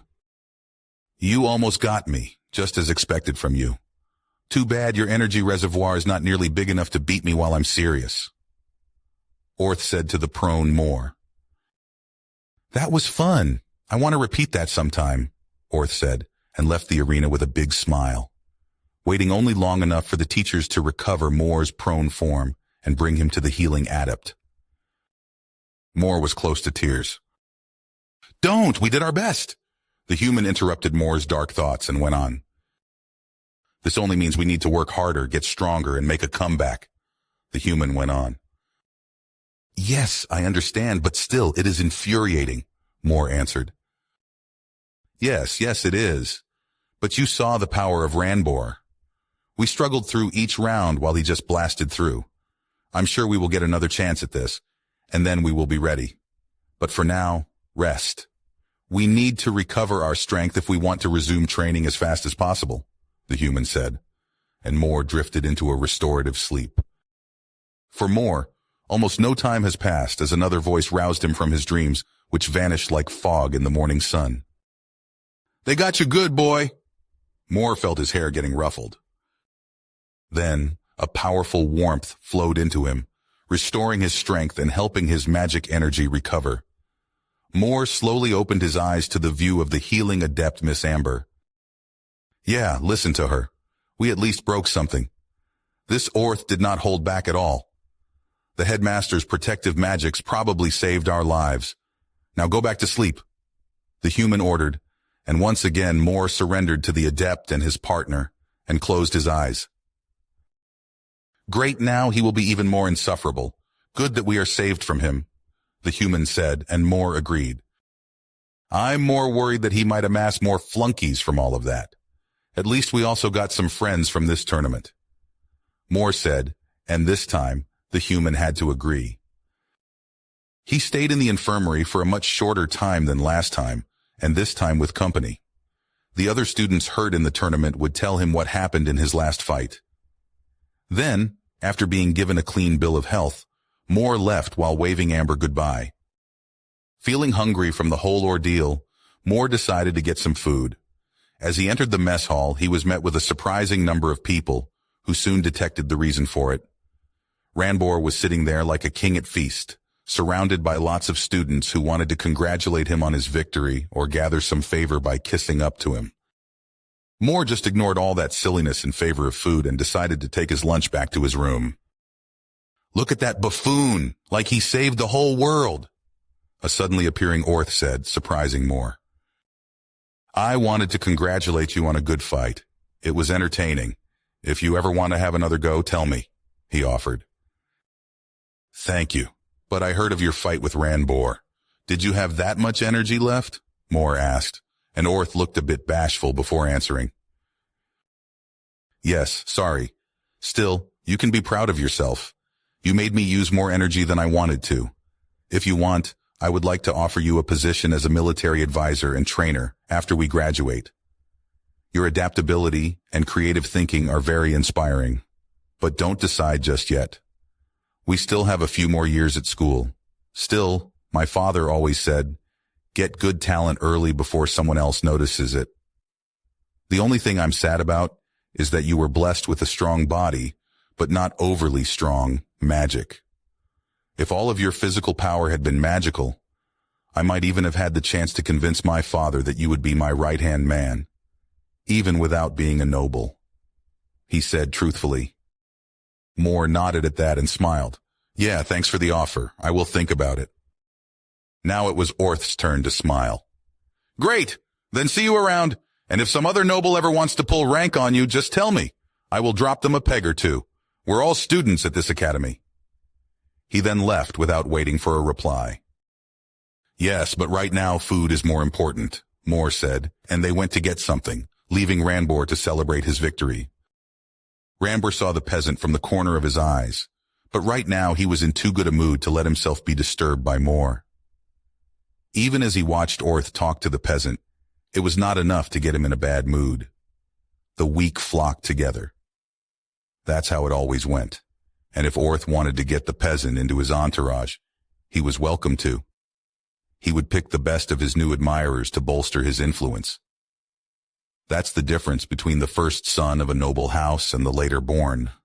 As the firstborn, he will be the next family head, while Orth, only the third son of the Obsidians, will probably end up in some dead-end administrative position.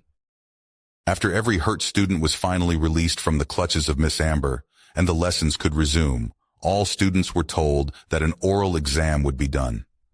They would start with the tournament winner and work their way down to the first dropouts, questioning their perceived performance and knowledge. Moore was called to the reserved classroom, and he noticed that not only the headmaster himself, but a somehow pissy Rosanna was in the room, and he suddenly got nervous. "I thought this examination was done by the normal teachers," Moore asked further, and Rosanna's face grew sour. "Yes, but my granddaughter insisted that she would like to do yours, and I took this opportunity to tag along," he said. "You're in trouble, Moore," Rosanna began, but the headmaster interrupted her. Moore flinched at this outburst and asked, "Did I do something?" The headmaster gave him a warm smile. "Well, Mr. Agaton, might you want to explain what you did in your fight with Mr. Obsidian? Your final gambit got my granddaughter to throw a little tantrum." Moore looked between them, unsure what to say. "Seems like they argued about you. Just do what the headmaster tells you for now," the human unhelpfully added. Moore cleared his throat and started to talk. "With my remaining magic power, I couldn't get through Orth's armor, so I had to improvise, and the best thing I could come up with was to use body enhancement and break it that way, then—" "I told you, we are no barbarians," Rosanna interrupted him and got a stern look from her grandfather. "Quiet, girl, let him finish," he chided her. Moore was even more cowed, but continued, this time with a slightly shaky voice. The headmaster nodded and opened his mouth to speak, but Rosanna was faster again. "Why would you even punch him? Why didn't you just cut off the airflow in his vicinity?" she asked. This was seemingly the extent of the headmaster's patience as he sternly talked to Rosanna. "So you know he could use that spell? Did you teach him?" he asked. "Then you know that someone else taught Mr. Agaton that spell?" And she again answered with a quiet no. Then he took on a somewhat softer tone. "See, girl, it was a desperate gamble because he knew no better. In addition, not everyone is as blessed with as much magic energy as you are. In this case, body enhancement was a good choice because his body is unusually strong. Now, Mr. Agaton, please continue." "Headmaster 1, teach 0, the human said, and Moore continued his tale. "In retrospect, that gambit was stupid because I could feel the armor getting a hold of my wrist, fixing me in place, and stopping my strike. Then, as I fell unconscious, I thought the injury from the round before knocked me out by overexertion of my body. But if I can trust the tales from the other students, Orth did hit me with a strike of his own and knock me out that way. Seems like the lady Teach wanted to rip you a new one for punching someone, but luckily the headmaster intervened," the human said, and Moore could only agree. "You know, isn't it strange that no one thinks twice about our body? I mean, we are far from muscular, but at least we no longer count as scrawny," the human asks suddenly. "Not really. The big school robes hide a lot, and you know, training your body is impossible. The only ones who might recognize the change would be my parents and Miss Amber. The question would therefore be, why didn't she tell the headmaster or someone else?" Moore asked in turn. Entering the infirmary, they were instantly welcomed by the adept. "Moore, did you hurt yourself again?" "No, Miss Amber, I just wanted to talk to you about some things," Moore answered her inquiry. "Then I guess you want to go on a date with me?" She teased him, and Moore blushed. "Be smooth now," the human joked. "Well, any man would be honored to take you out, miss," Moore said with a bright smile, and she chuckled. "Smooth talker, now if you are finished, tell me what you are here for," she said. "I wondered about something. You are aware of my physical changes, right?" Moore asked, getting straight to the point.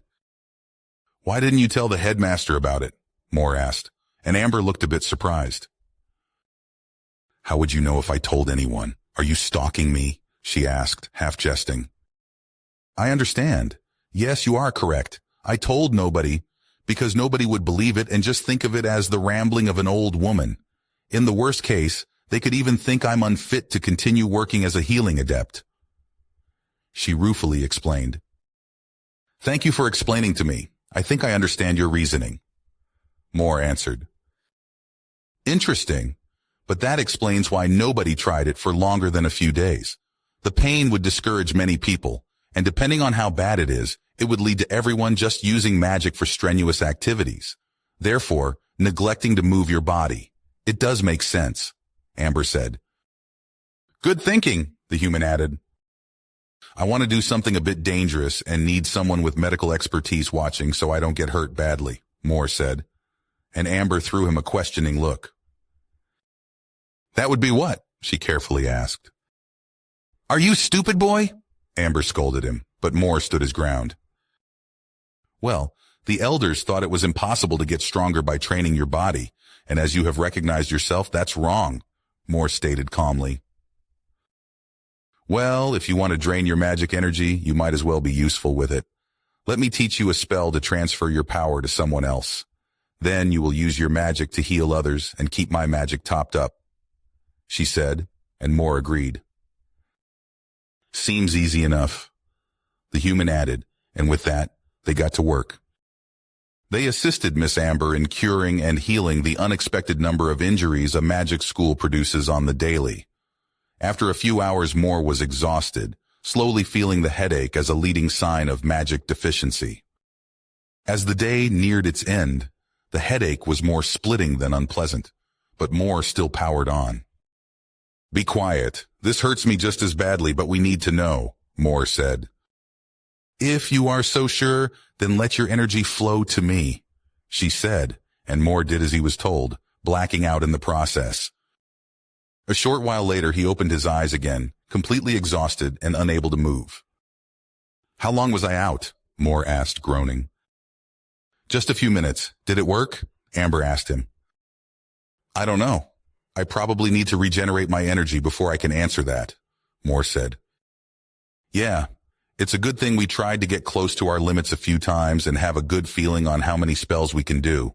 The most accurate reading would be by using throw rock, the human said. Yes, until now, we were at a constant 300 casts until the headaches became bad enough to stop, Moore answered. Then let's rest up and try it after completely replenishing our energy, the human said, and Moore agreed. He slowly walked to his room and instantly fell asleep on his bed without even removing his clothes. Then, on the next morning, he woke up to a world of pure pain. Ouch! What is this? Why does everything hurt so much? The human complained. I don't know. Moore answered and tried to cast a pain-reducing spell, which just gave him an instant headache. Ow, fuck this, the human cried out. We can't even use magic right now, Moore complained, and they both regretted their curiosity and came to the same conclusion. The rules for magic are bullshit. Moore dragged himself back to the infirmary, each step a new flood of pain and exhaustion. Moore, good morning. How are you feeling? An unusual chipper Amber said, welcoming him. Amber then looked at him and said, Told you so. Get yourself a bed. You are excused from the lessons today. Moore took her up on that offer, falling into a restless sleep and awakening often because of the pain. He just wished this day of pain and despair would finally end, and the human did as well. No choice but to rest up. At least we know why no one would try this more than once and why it is considered dangerous. The human said, and Moore agreed, or at least groaned in an agreeing way. Why wasn't it like that after your stupid ritual? I can't remember it being that painful, the human said. I don't know. Maybe something is different if you use the ritual and don't have enough magic, but we would have to find out more about soul binding before we can have a definitive answer to that, Moore said. Means we have no choice but to shelf it for now, the human said. All this magic shit is stupid. Finally, after a few more days, Moore's magic energy was refilled, and they could finally test if that ordeal merited some kind of success. They walked to the training room, and somehow, Moore felt like many eyes were resting on him. Nothing will come of that because of the difference in status. It is probably just some sort of morbid curiosity, Moore said, and the human laughed at that.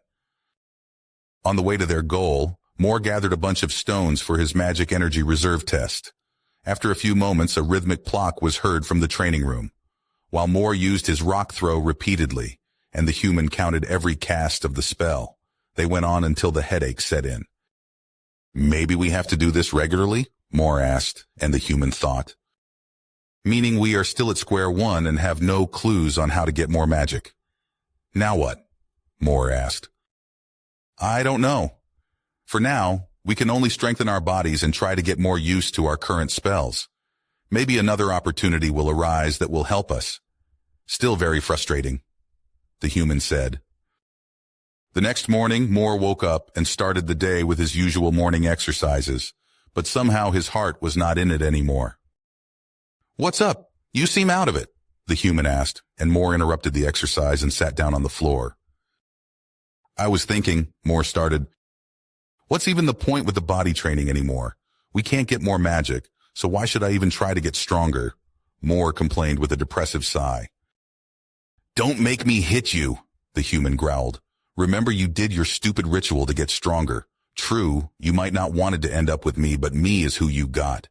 Trust me, for now, we can get stronger by training our body. You don't need to use magic for every little thing. Yeah, asshat? Want to see how far you can go without my help? Mister, I wanted to get stronger in what matters. Have it fucking your way then. The human shouted back and then went silent. I'm frustrated because everything we did trying to get me more magic didn't help, Moore said, and was greeted with silence. You want to stay silent, great, and to use some of your fancy human words. Fuck you. He cursed further, again getting no answer. Moore left his room, smashing his door closed angrily and stomping to the mess hall for breakfast. Moore! Good morning! An energetic voice greeted him, and he turned around to see Claire running after him. Her bright smile turned into a frown as she recognized the sour look on his face. What is going on? Are you angry? She asked, concerned. How about we get breakfast, and you tell me what's wrong? I'm a great listener. She gave him another warm smile and grabbed his hand, pulling him along. Moore followed grumbling, but he noticed how weak Claire's pull was. He could easily resist if he wanted to. Are all soul kin that physically weak? After both of them got something to eat, they sat down at a table and, at first, ate in silence. Claire did not want to pressure Moore, and Moore did not know if and how he wanted to describe his grievances. Finally, he let out a deep sigh. I want to get more magic, and a friend told me he could help me with that, but he lied to me. Moore started, and Claire nodded, encouraging him to go on. I just don't want to be that weak anymore. After what Ranbor did to me, I want to be able to stand up to him and show him that he can never shove me around again. At first, I thought I could just win the half-term tournament and show him that way. But then Orth beat me without really trying, while I had to go all out just to scratch him, Moore complained, and Claire gripped both of his hands, feeling how cold they were. I think you are strong. You got far in that tournament, and nobody who matters thinks you are a pushover anymore. Yes, you might not have as much energy as those high nobles, but you have something more important. You can inspire people to try new things and have new ideas on using spells that no one has given a second glance for hundreds of years, so you are smart, creative, and have a strong body. It now should just be a matter of how to use all this. Also, you will get more magic as you grow. And if you find someone who wants to share your future, you can share your power, she told him, slightly blushing. Moore thought a bit about her words, then slowly nodded. I think you are right. Maybe everything is not as hopeless as I made it out to be. I was just frustrated because there are so many stronger than me who can do anything without trying half as hard as I. He said, Life is not always fair, but I think your hard-working self is very charming. Your friend probably thought so too and just wanted to support you, Claire said, and Moore nodded after taking a deep breath. You know, it is very hard to stay depressed if you smile at me like that and come up with all those reasons, Moore said, and Claire's smile grew even wider. No problem. We should still get going or we will be late for class, Claire said as she stood up and left with Moore for their classes. I'm over it. Can we go on with our training? Moore asked his partner, still getting no answer. This went on all day. No matter how often Moore tried to talk to the human or apologize, the human stayed stubbornly silent. After the lessons, Moore went on a walk to get some fresh air. Then suddenly, a feminine voice called out to him, "Hey, Moore!" When he turned around and saw Zaletha waving to him, Moore instantly became cautious about her familiar behavior. "Why so cold? I just wanted to say hello," she told him, pouting. Moore raised an eyebrow at that exclamation, not believing her at all. "Good for you, but I need to go," Moore said, turning around. "Don't just let me stand here," she shouted after him, and Moore sighed as he turned back around. Zaletha instantly recognized his annoyance and channeled all her elusive magic power to get a foothold on his mind with that feeling. After trying and trying again, constantly failing for some reason, Moore never even seeming to notice her trying. Never, until right now. She felt her magic grasping around Moore's mind. True, annoyance is not the best entry for illusion magic, but it is something. She just needed to put in more power to get a complete grasp on his mind. Moore's body froze up as she sauntered closer to his. His body no longer obeyed his commands. His mind fought against the intrusive magic and failed. Zaletha gave him the most evil smile such a beautiful face was capable of. Moore tried to speak, but his mouth would not obey him, and Zaletha chuckled at his resistance. Too late. I only allow you to keep your senses to tell you all of this for now, but soon you will fall into a never-ending nightmare. If you think I would get into trouble because of that, because you are Miss Amethyne's little pet, don't bother. She left the school yesterday to go somewhere far off, Zaletha said, gently caressing his cheeks and raising on her toes to give him a smooch on his forehead. Now, my little stupid commoner, have a good time in the terror of your own imagination, she said, sauntering away, leaving him with dwindling senses and forcing his mind to live through a magically created nightmare. Moore woke up, gasping a thick forest around him. Instead, he heard something growl at the limit of his hearing. He broke out in a cold sweat, turning around to try to locate the source of the sound. Suddenly, a pair of yellow, glowing eyes pierced the darkness of the never-ending forest, the growling getting stronger, followed by earth-shaking steps.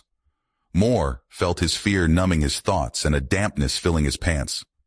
On the edge of his vision, he could have made out a bipedal shape shaking its head in disappointment, but the monstrosity coming closer completely demanded Moore's attention.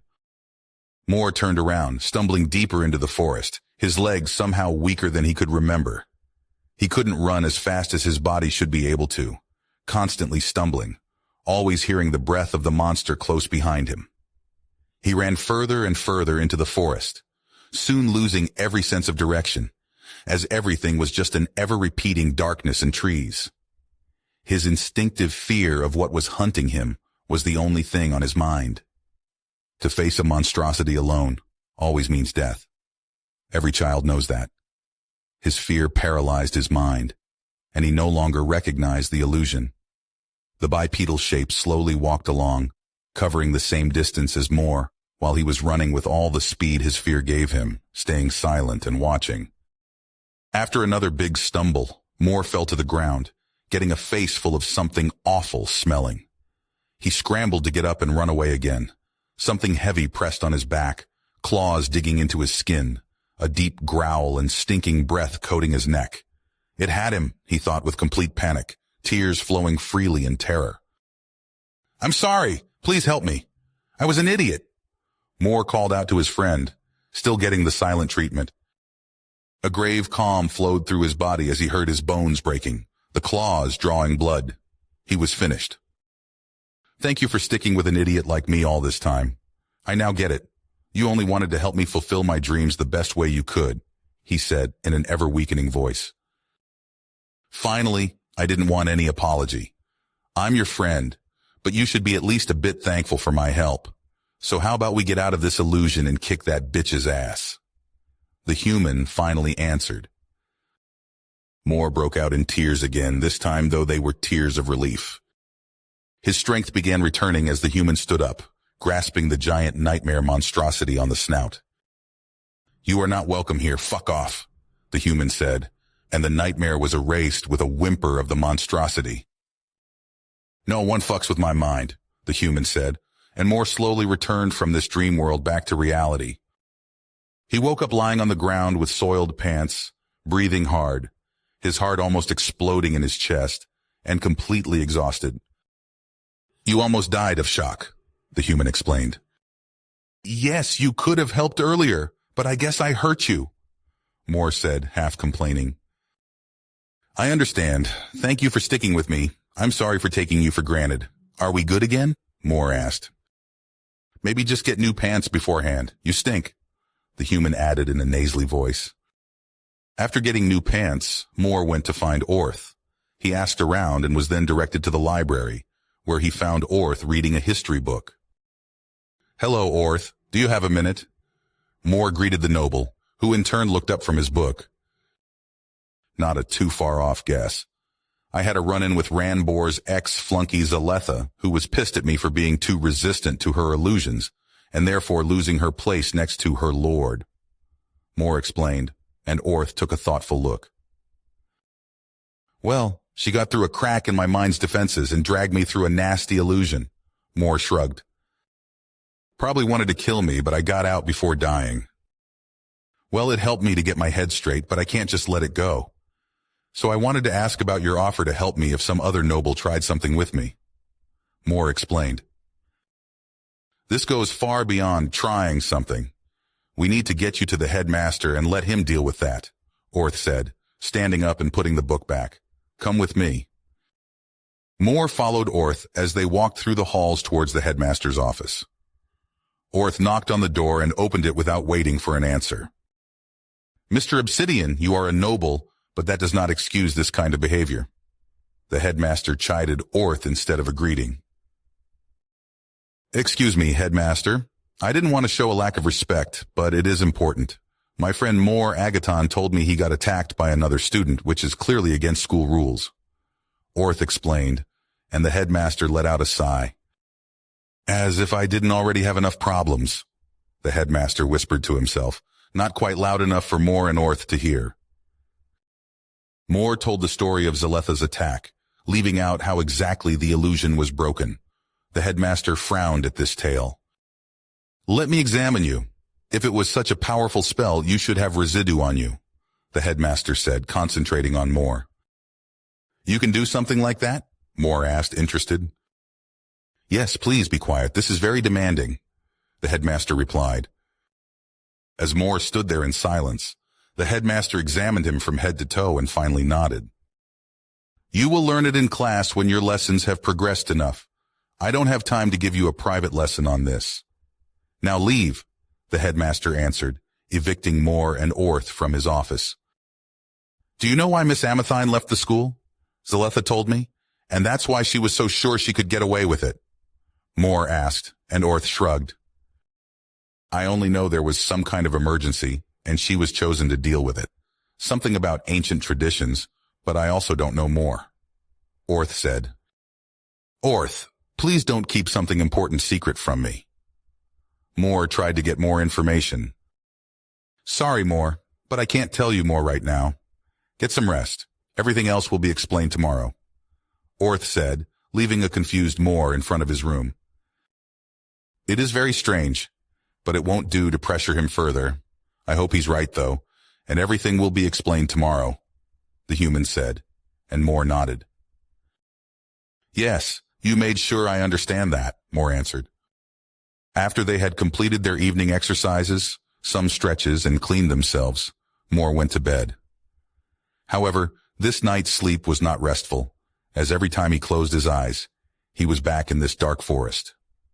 He spent the night tossing and turning and awoke the next morning dead tired. "Yes, seems Zaletha's illusion hit a bit too close to home," Moore answered. "I just don't get why. Yes, this thing was scary, but it was still only a beast in a dream. So why are you reacting so extremely at this?" the human asked, and Moore shrugged. "I don't know. It's an illusion of a monstrosity, so maybe some ancient instinct kicked in? I mean, many children's stories have tales of monstrosities, and they are almost unstoppable forces of nature every time. In those stories, lots of heroes are needed to defeat one, Moore said, and the human got thoughtful.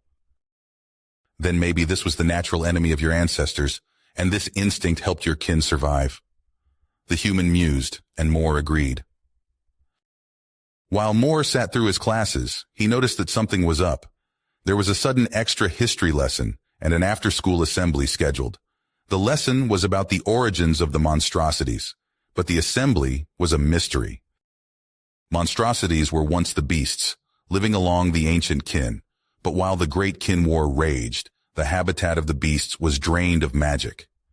Every scrap of power was pulled towards the battlefields, and the beasts were starved of the energy. Many of those beasts needed that energy to stay alive, though. Now, with their survival on the line, they used the last bit of magic they could get a hold of and transformed themselves. They did so in desperation to get the much-needed energy in some other way, by hunting other beasts or killing the kin, as they were now the best source of magic. In addition, the emergence of the first also seemed to influence the beasts. They quickly became more resistant to magic and physical attacks, seemingly as a defensive measure to protect themselves against the hunting of other beasts, the kin, and the first. After the lessons, all the students gathered again in the gathering hall, and the headmaster once again climbed the stage and took a deep breath. "Whatever's going on, it seems bad," Moore said, and the human agreed. "Please quiet, I have an important announcement." The headmaster started. "Doesn't he sound kind of shaky?" the human asked. "We got confirmation that the andesite city of the Stonekin was destroyed. We don't know what caused such a thing, but there is increased activity from the monstrosities. Therefore, an attack of those would be the most likely reason." "Could this really have been monstrosities?" the human asked. "I don't know for sure, but if there were enough and all the stories were not overly overblown, then it is at least possible," Moore answered. "And what's this ancient law the headmaster is spouting about?" the human continued asking. "Quiet, please. There is no reason for any chatter. I'm not done. As I said, the ancient law of kinship was invoked, meaning an observer of the ice kin will join us to see how we have changed according to their traditions." The headmaster continued. "Yes, but why here to this school?" Moore answered, far less excited. "Now, many of you will be confused about why we would get this observer, and the reason is simple. Our island is the closest to the main ice settlement. Miss Amethine is already gone, so we need to get our guest and bring him here. Please be advised that they have different traditions and laws than ours. They are very honor-bound, so please do not provoke them. If you still refuse to heed my warning, I won't be able to intervene at all." The headmaster explained further. As the students filed out of the gathering, chattering amongst themselves, Moore was stopped by a familiar face. "Hey, peasant!" Rambor shouted, some nosy students slyly looking in their direction. "Let's ask him," Moore answered. "How could you dare to get Zalitha transferred to another school? It is beneath her to learn with all those commoners," Rambor raged. "Yeah, because she is weak, but that doesn't mean you are allowed to get her punished," Rambor raged, and Moore sighed. "Go have that talk with the headmaster. Leave me alone," Moore said, and Rambor got even angrier at his nonchalant defiance. "You heard that Amethine is not here right now, so better mind your manners." Rambor went on as another voice suddenly cut in. "Rambor, what are you doing?" Orth asked, walking up and stood beside Moore with another student in tow. "He's being an idiot, Orth. Nothing new. Leave him if he wants to get kicked out too. His loss," Safine added in a dismissive tone. "You're right, Safine. There is no sense in starting a fight with that idiot. Come on, Moore, let's go. I wanted to talk with you and Safine a bit," Orth said, pushing past Rambor, who glared at the little group. As Moore, who was now following Orth, passed the furious boy, Rambor whispered, "Watch your back. I will get you." I don't know, I beat him in the entrance exams and you punched him on the nose and now getting Zaletha kicked out of this school. But that's it. I don't understand why my presence is such a big problem for him, Moore answered. As Orth, Safine, and Moore walked a bit, looking for a good spot to talk, they found a place in the mess hall. They got some light snacks, and Orth finally revealed why he wanted to talk to them. The concerning thing was that there was no sign that anyone trying to flee. So either they were surprised and instantly eliminated, or bound by some kind of magic, so they didn't even notice they were killed. Both pieces of evidence will eliminate monstrosities and other kin as the culprits, because bringing that mountain down is way above anything the kin can do, Orth went on. I get the conundrum, and I understand why you would tell me, but why this boy? She asked. Moore has a good head on his shoulders and might get us some different insight into all this. Also, he might be able to cook up a good plan if we get him more information. Orth explained to a doubtful Safine. Didn't we hear in history about something called a first? The human asked. But what if not? What if this thing really exists? The human went on, and Moore shuddered. Oh, I understand why you like this commoner, Orth. He has a good imagination and is funny. She wheezed. Let me explain to you. There's no such thing as the first. This is fiction to scare little kids. But what if? Orth said. I need to tell my brother this. If this is really what is happening, all of kin are in deep shit. Whether it exists or not, something powerful did this might as well believe in the worst case. He pondered. Safine threw Orth an incredulous look. Really? You think the commoner could be right? She asked him. Tell her this. When you have eliminated the impossible, whatever remains, however improbable, must be the truth. It's a famous quote from Earth. The human told Moore, who nodded and repeated the quote to the two others. This is pretty convincing and sounds smart, Orth nodded. I will include that in my letter to my brother. Sapine, would you please do the same with your family? Moore returned to his room after talking to Orth and Safine as it was getting late. So what do you know of the Icekin? The human asked. Well, what everyone knows. They are barbarians who don't have any talent for magic. Instead, they fight with their bodies. Therefore, they are blessed with strong muscles, though. Based on what I know now, I think they may be training hard in addition to just being strong. Moore answered. Now I'm really excited to meet one, the human said, and Moore grimaced. I'm not sure I want to. They sound scary, Moore said. Yeah, but think about it. Aren't the different kin all coming from the same race? A race that used magic to rise to the top of the world and subsequently almost destroyed themselves with it? If we can believe what the history class told us. The human said, and Moore thought over this statement. True enough, but kin history usually is pretty precise. They probably gave up on their magic ancestry to get physically stronger. Moore said, but the human was not convinced. Maybe they just don't show off their magic capabilities and therefore being seen as mindless brutes? The human offered, and Moore shrugged. I can't say, but maybe they want to keep this a secret weapon or whoever talked to them didn't care enough to ask, the human said. Well, it doesn't matter right now. He will be coming and we will see, Moore answered, and the human agreed. We also have another problem we need to take care of, the human said, and Moore let out a sigh. Yes.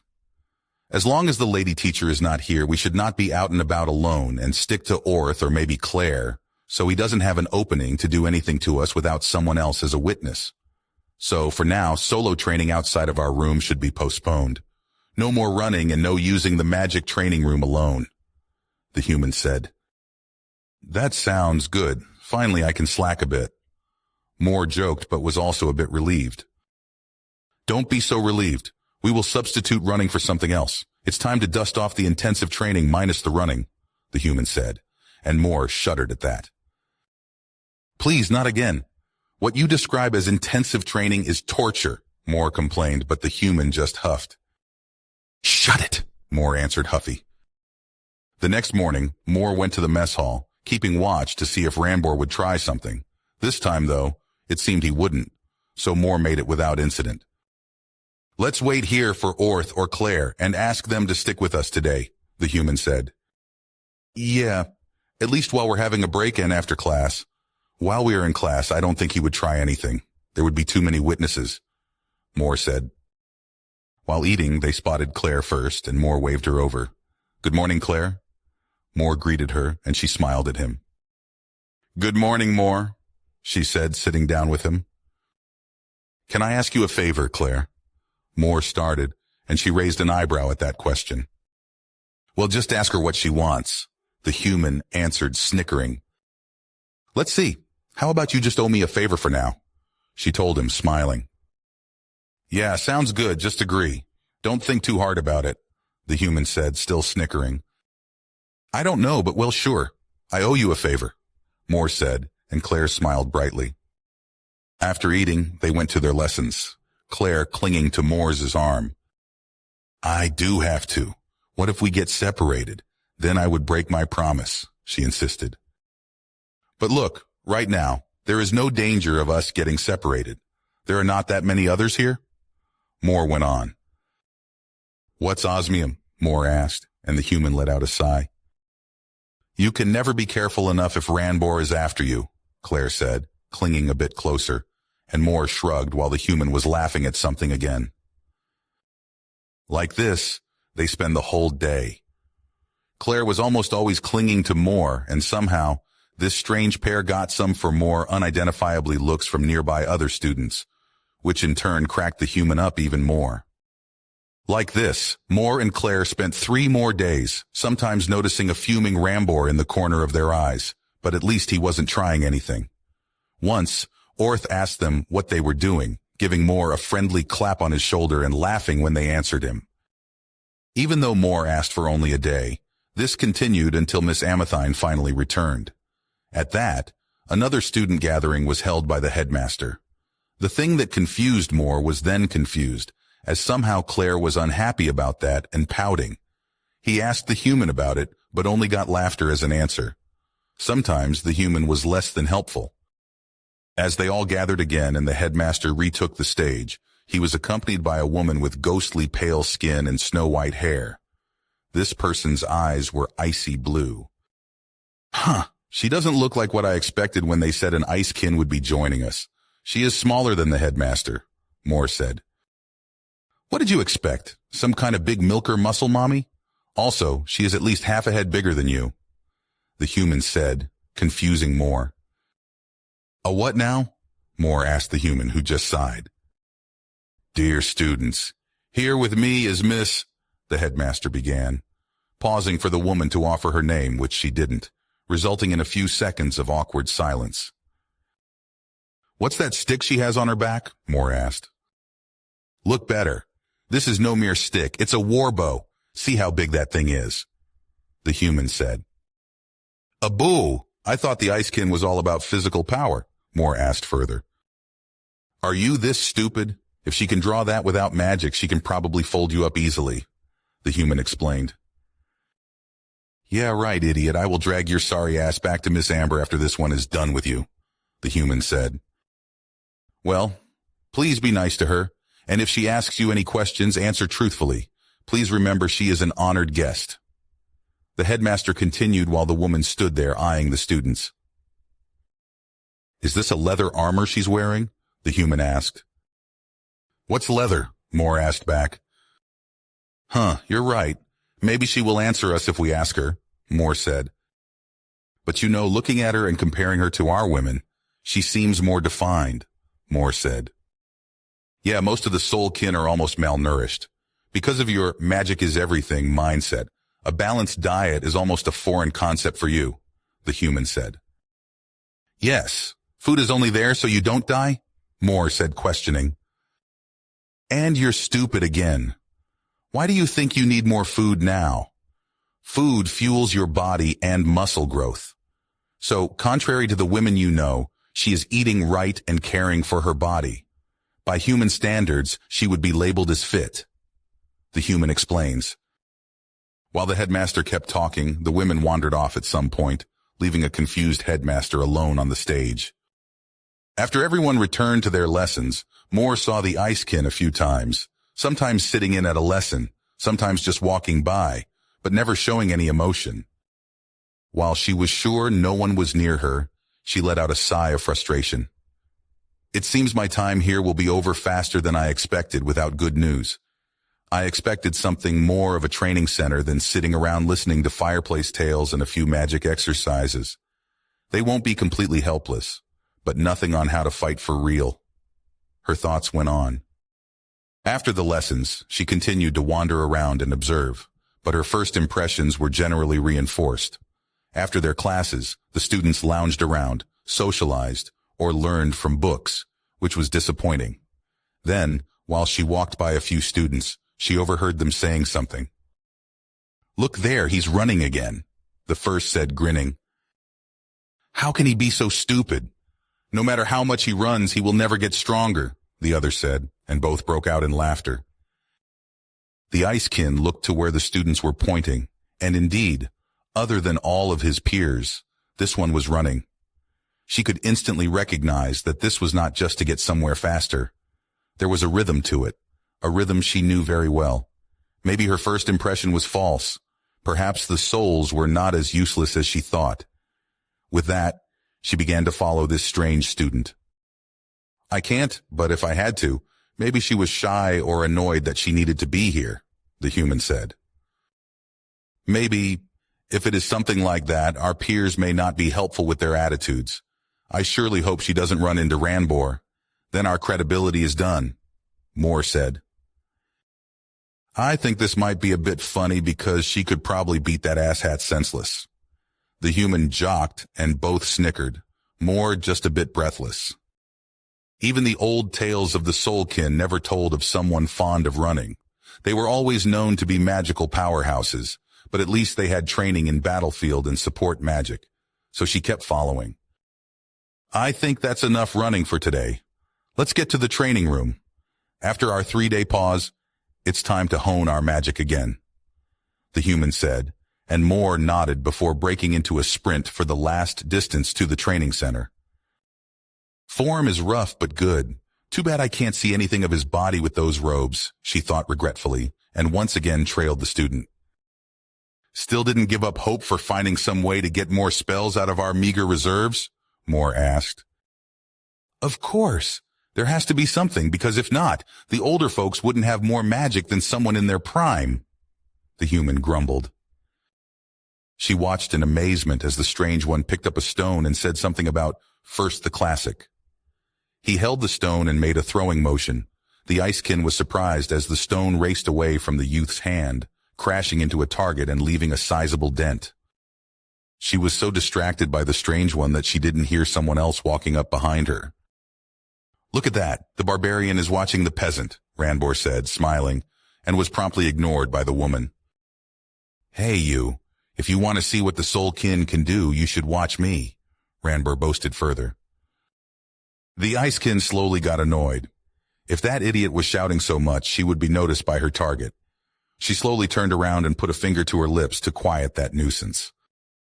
"Seems she wants you to shut up, Lord Ranbor," Emror said, and the other 2 escorts shook their head disapprovingly. "You're right, Emsor. That is very disrespectful to someone who can't even use magic. They should show more respect for their betters," Ranbor said, raising his voice. The Icekin sighed at that. This one is the perfect example of the Soulkin vanity. Worse, the strange one seemed to have heard the commotion and stopped his exercises. She could hear his steps coming closer to see what the interruption was about. "Did you hear that?" the human asked. "No, what?" Moore asked back. "I thought it sounded like Ranbor trying to bully someone again," the human said. The Icekin began to leave, hoping to get away before being detected by the strange one, but this other Soulkin would have none of that. As she turned around and began to walk, he shouted at her. "Don't ignore me!" Ranbor was getting pissed. "He is a high noble. It's his right to get his will. Don't antagonize him. More importantly, don't question his decisions. If you just follow him, you will get far in life."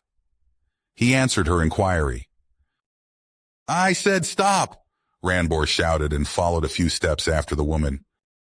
The Icekin stopped and deflated a bit before turning around, throwing Ranbor an incredulous look, almost as if she wanted to ask if he was this stupid.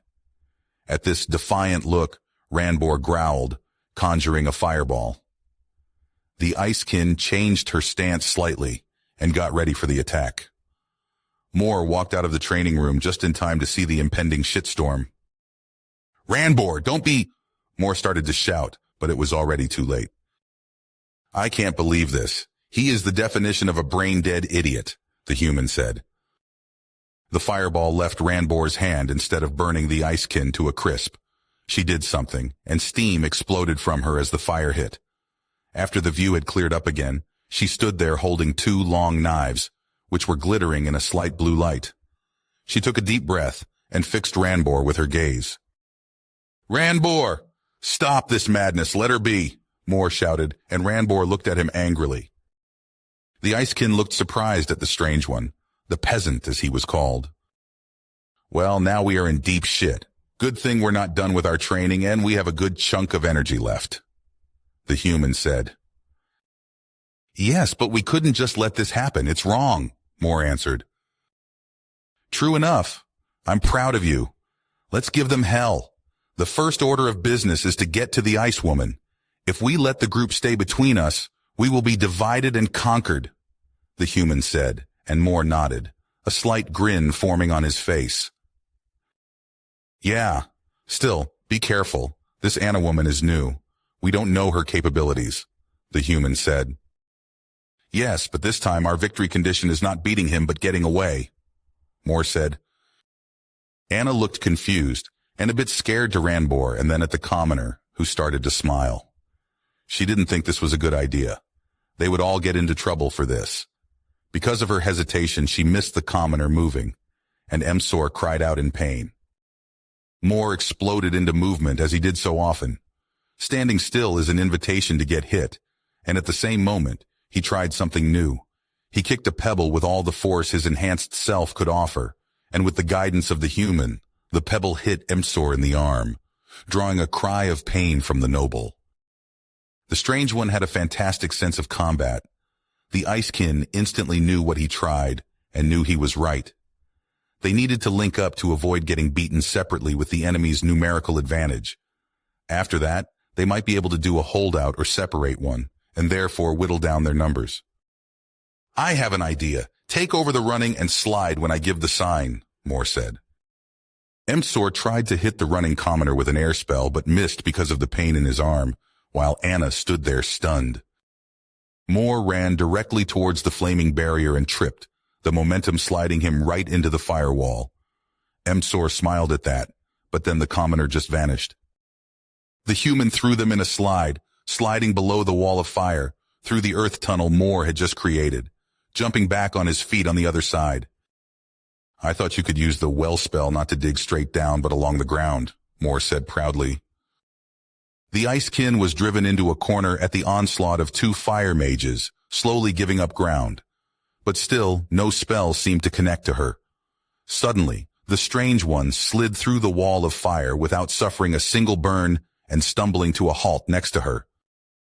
"We need to get away. The loud one is powerful and an idiot," the strange one shouted at her. "Yours," she simply stated, and Moore looked incredulously at her. "Is she stupid?" Moore asked. "I'm getting allergic to this whole pride shit," Moore complained, and the human laughed. "You wanted to help, and help we will. Let's get the flunky for her," the human said, and Moore sighed. "Battle maniacs, all of them," Moore cursed.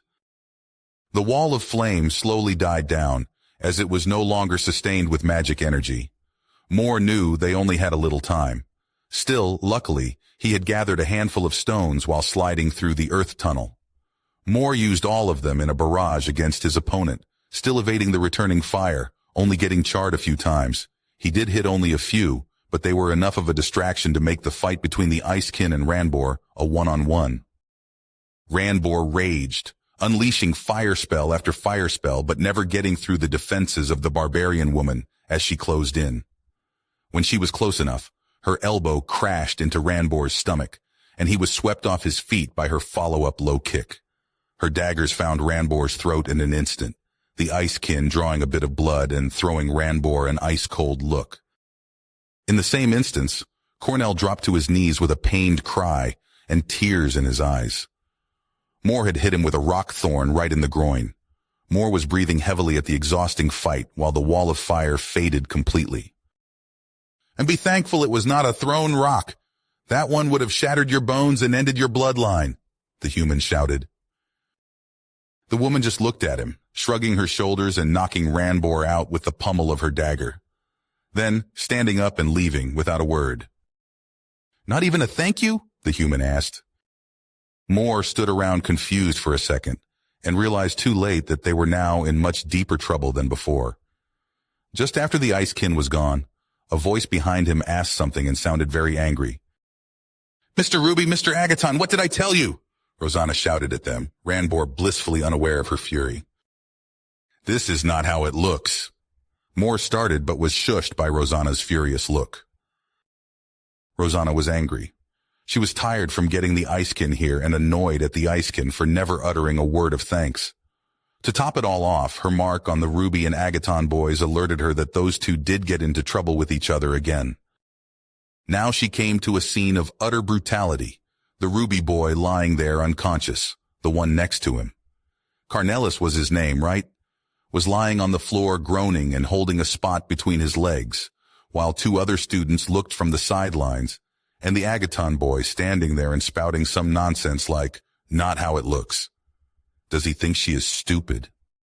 She had heard that after she was gone, Agaton ran into trouble with the Angelith girl because of some slight he had done against her. Because of this, the headmaster transferred her to somewhere else. Rosanna could not understand why.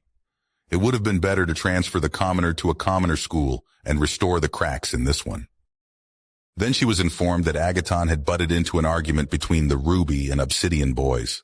An argument he shouldn't have any say in, and worse, she had to endure a lecture from her grandfather because of him. True, as a teacher, she couldn't let those feelings cloud her judgment, but still. The commoner has no place here, and the rumors of his continuous needling against the Ruby boy were confirmed by many different students. But now it seems to have escalated, and he beat both the nobles in a surprise attack. "You and I will go to the headmaster's office, and there you will receive your just punishment." Moore wanted to protest, but she cut him off again. "I told you to stay quiet," Rosanna shouted, and Moore flinched. She then focused her gaze on the two bystanders. "You two, get those two here to the infirmary. I will deal with them after I'm done with Mr. Agaton." She ordered in a tone that did not allow any protest. Emsor and Anna just nodded, gathered up the unconscious Ranbor and the whimpering Cornell, and left. Rosanna grabbed Moore at the scruff of his robe and pulled, getting confused that the boy didn't even move a bit, even though she pulled with quite a bit of force. "Let's go along. She is not inclined to listen to us, but maybe the headmaster can salvage this," the human said, and Moore reluctantly agreed, finally letting himself be dragged to the headmaster's office. Moore was dragged through the school, and quite a few of the students laughed at his predicament until an exhausted Orth crossed their path, panting a bit. "What's going on here?" he demanded, and Moore gave him a slightly dejected smile as a greeting. "No, I will not. Why are you punishing him while Ranbor was the aggravator?" Orth asked. "Right. That's why you are dragging him like you fear he might run away. And I know because I know Ranbor," Orth protested. "Orth, don't," Moore began. "Mr. Obsidian, stay out of this, or you're getting punished for interfering with teacher business," Rosanna said coldly, and for a split second, Orth seemed unsure. "I can't let this go," Orth began, but Moore shook his head, silencing Orth. "He can't hear you," Moore answered. "Then we should express our thanks by alleviating his pain tomorrow," Moore said. Moore was dragged off again just as Claire came into view behind Orth, who, after a nod of Moore, stopped her in her tracks and talked to her, seemingly calming her down. Rosanna burst into the headmaster's office, Moore in tow, and then stood still, surprised, as the headmaster already had a visitor. The icekin looked surprised, too, as Rosanna entered the room. She was just in the process of informing the headmaster of what had happened and that she dealt with it according to Icekin law. "Rosanna, please knock next time if you want to enter my office," the headmaster said, disappointed. Rosanna stood there speechless for a second. "Headmaster, I caught Mr. Agaton here attacking 2 other students, and therefore he needs to be punished," Rosanna said. The headmaster sighed. "Our honored guest here just informed me of the incident and explained to me how she had handled it. But now you come to me and make it something bigger than necessary," he told his granddaughter. "Miss Snow here told me what happened. She was doing her observing duty when she was confronted by Mr. Ruby, Mr. Emmerer, Mr. Carnellis, and Miss Aragonite. She ignored them, as she had nothing to discuss with them. Mr. Ruby seemed to get offended at this and instructed his friends to help him put her in place," the headmaster said sternly. "She further told me that Mr. Agaton, who you dragged here through the whole school, was jumping into that evolving conflict to stop it, and after his words were dismissed, he was targeted by the other 4. But instead of running away, he helped our guest not get hurt," the headmaster growled, slowly getting louder. The Icekin whispered something to the headmaster. "I need to correct myself. Miss Aragonite did not partake in the fight. She was somehow sidelined," the headmaster said, questioning, and the Icekin nodded. Rosanna looked very uncomfortable right now. "Mr. Agaton, would you have accepted an honest apology from Mr. Ruby if such a thing was even possible?" the headmaster asked Moore in a forced, calm voice, and Moore nodded. "Yeah, right, as if that pompous son of a raging bitch would ever apologize to a lowly peasant like you," the human said sarcastically. "True, but we butted in, and well, if this is what the Icekin would have wanted," Moore said, not wholly truthfully. "Let me guess," the headmaster went on. "You are still pissed because I undermined your first protest at the tournament, but you are a teacher. Don't let your bias decide who is innocent and who is not," the headmaster continued, scolding his granddaughter. "Excuse me, Miss Snow, Mr. Agaton. Could you please leave me and Miss Amathine alone for a second? This does no longer concern you," he calmly stated, but Moore could feel cold fear running down his spine. "You are an honorable fighter," the Icekin said, and Moore looked up at her surprised. "Let's go, Casanova." The human laughed, and Moore grew red-faced at the softness of her chest. But as he wanted to free himself from the embrace, he realized that her strength was something he couldn't overcome. Still, Moore continued to struggle futilely. "Told you, she's much stronger than you right now," the human laughed further. After Moore was finally let go of the Icekin woman's embrace, he noticed she seemed confused about his resistance. Moore first took a few deep breaths to calm himself before speaking again. "Sorry, I was just surprised. This is highly uncommon for Soulkin," Moore said. "Idiot. You just had to stay silent and enjoy," the human teased again. "I think we should first introduce ourselves. I'm Moore Agaton, and if I got it right, you are Miss Snow?" Moore said, and the Icekin nodded. "Could you please explain why your name is Moore Agaton, but the others call you Peasant and Commoner? I don't understand," she asked, and Moore got uncomfortable with this question. "Almost everyone in this school is a noble, and well, I'm not, so most use the terms peasant and commoner to reinforce their status over me," Moore answered. "I get that it is some kind of insult against you, but what is a noble? Is that some kind of village elder?" Snow asked further. "How to explain that? The distinction is how you were born. The nobles have always been stronger than the common folk, with the royal family standing at the top of those nobles. Therefore, the nobles are the ones in the leadership roles," Moore explained. "If I understand this right, it only depends on how you were born and not your merit. Isn't this stupid?" she went on. "Well, it was always like this. You can only become a noble if your magic power is strong enough, and you can marry into a noble family." Moore shrugged. "Yeah, like I said, stupid," the human added. "I would like to add again, plain stupid," the human said. "Huh, that explains a lot. So this chief here is not in this position because he is the best and therefore voted into his leadership. But somehow, because he is a noble, He is fit to lead? Snow tried to understand. She means the headmaster, as he is responsible for this school, the human explained. Yes, the nobles are still given positions according to their abilities by the king, but in summary, only nobles are allowed to lead, Moore said. This is stupid, Snow protested, but accepted it for now, deciding to concentrate on something else. Say, if magic is all for your kin, then why are you training your body? She asked. Well, that's not so easy to explain. I don't have that much magic energy, and I am something like a free thinker, meaning I like to experiment, Moore explained. Meaning? Snow asked. I once thought, like everyone else, that you can never be something you are not born to be, but a few things happened, and now I know that it is not so.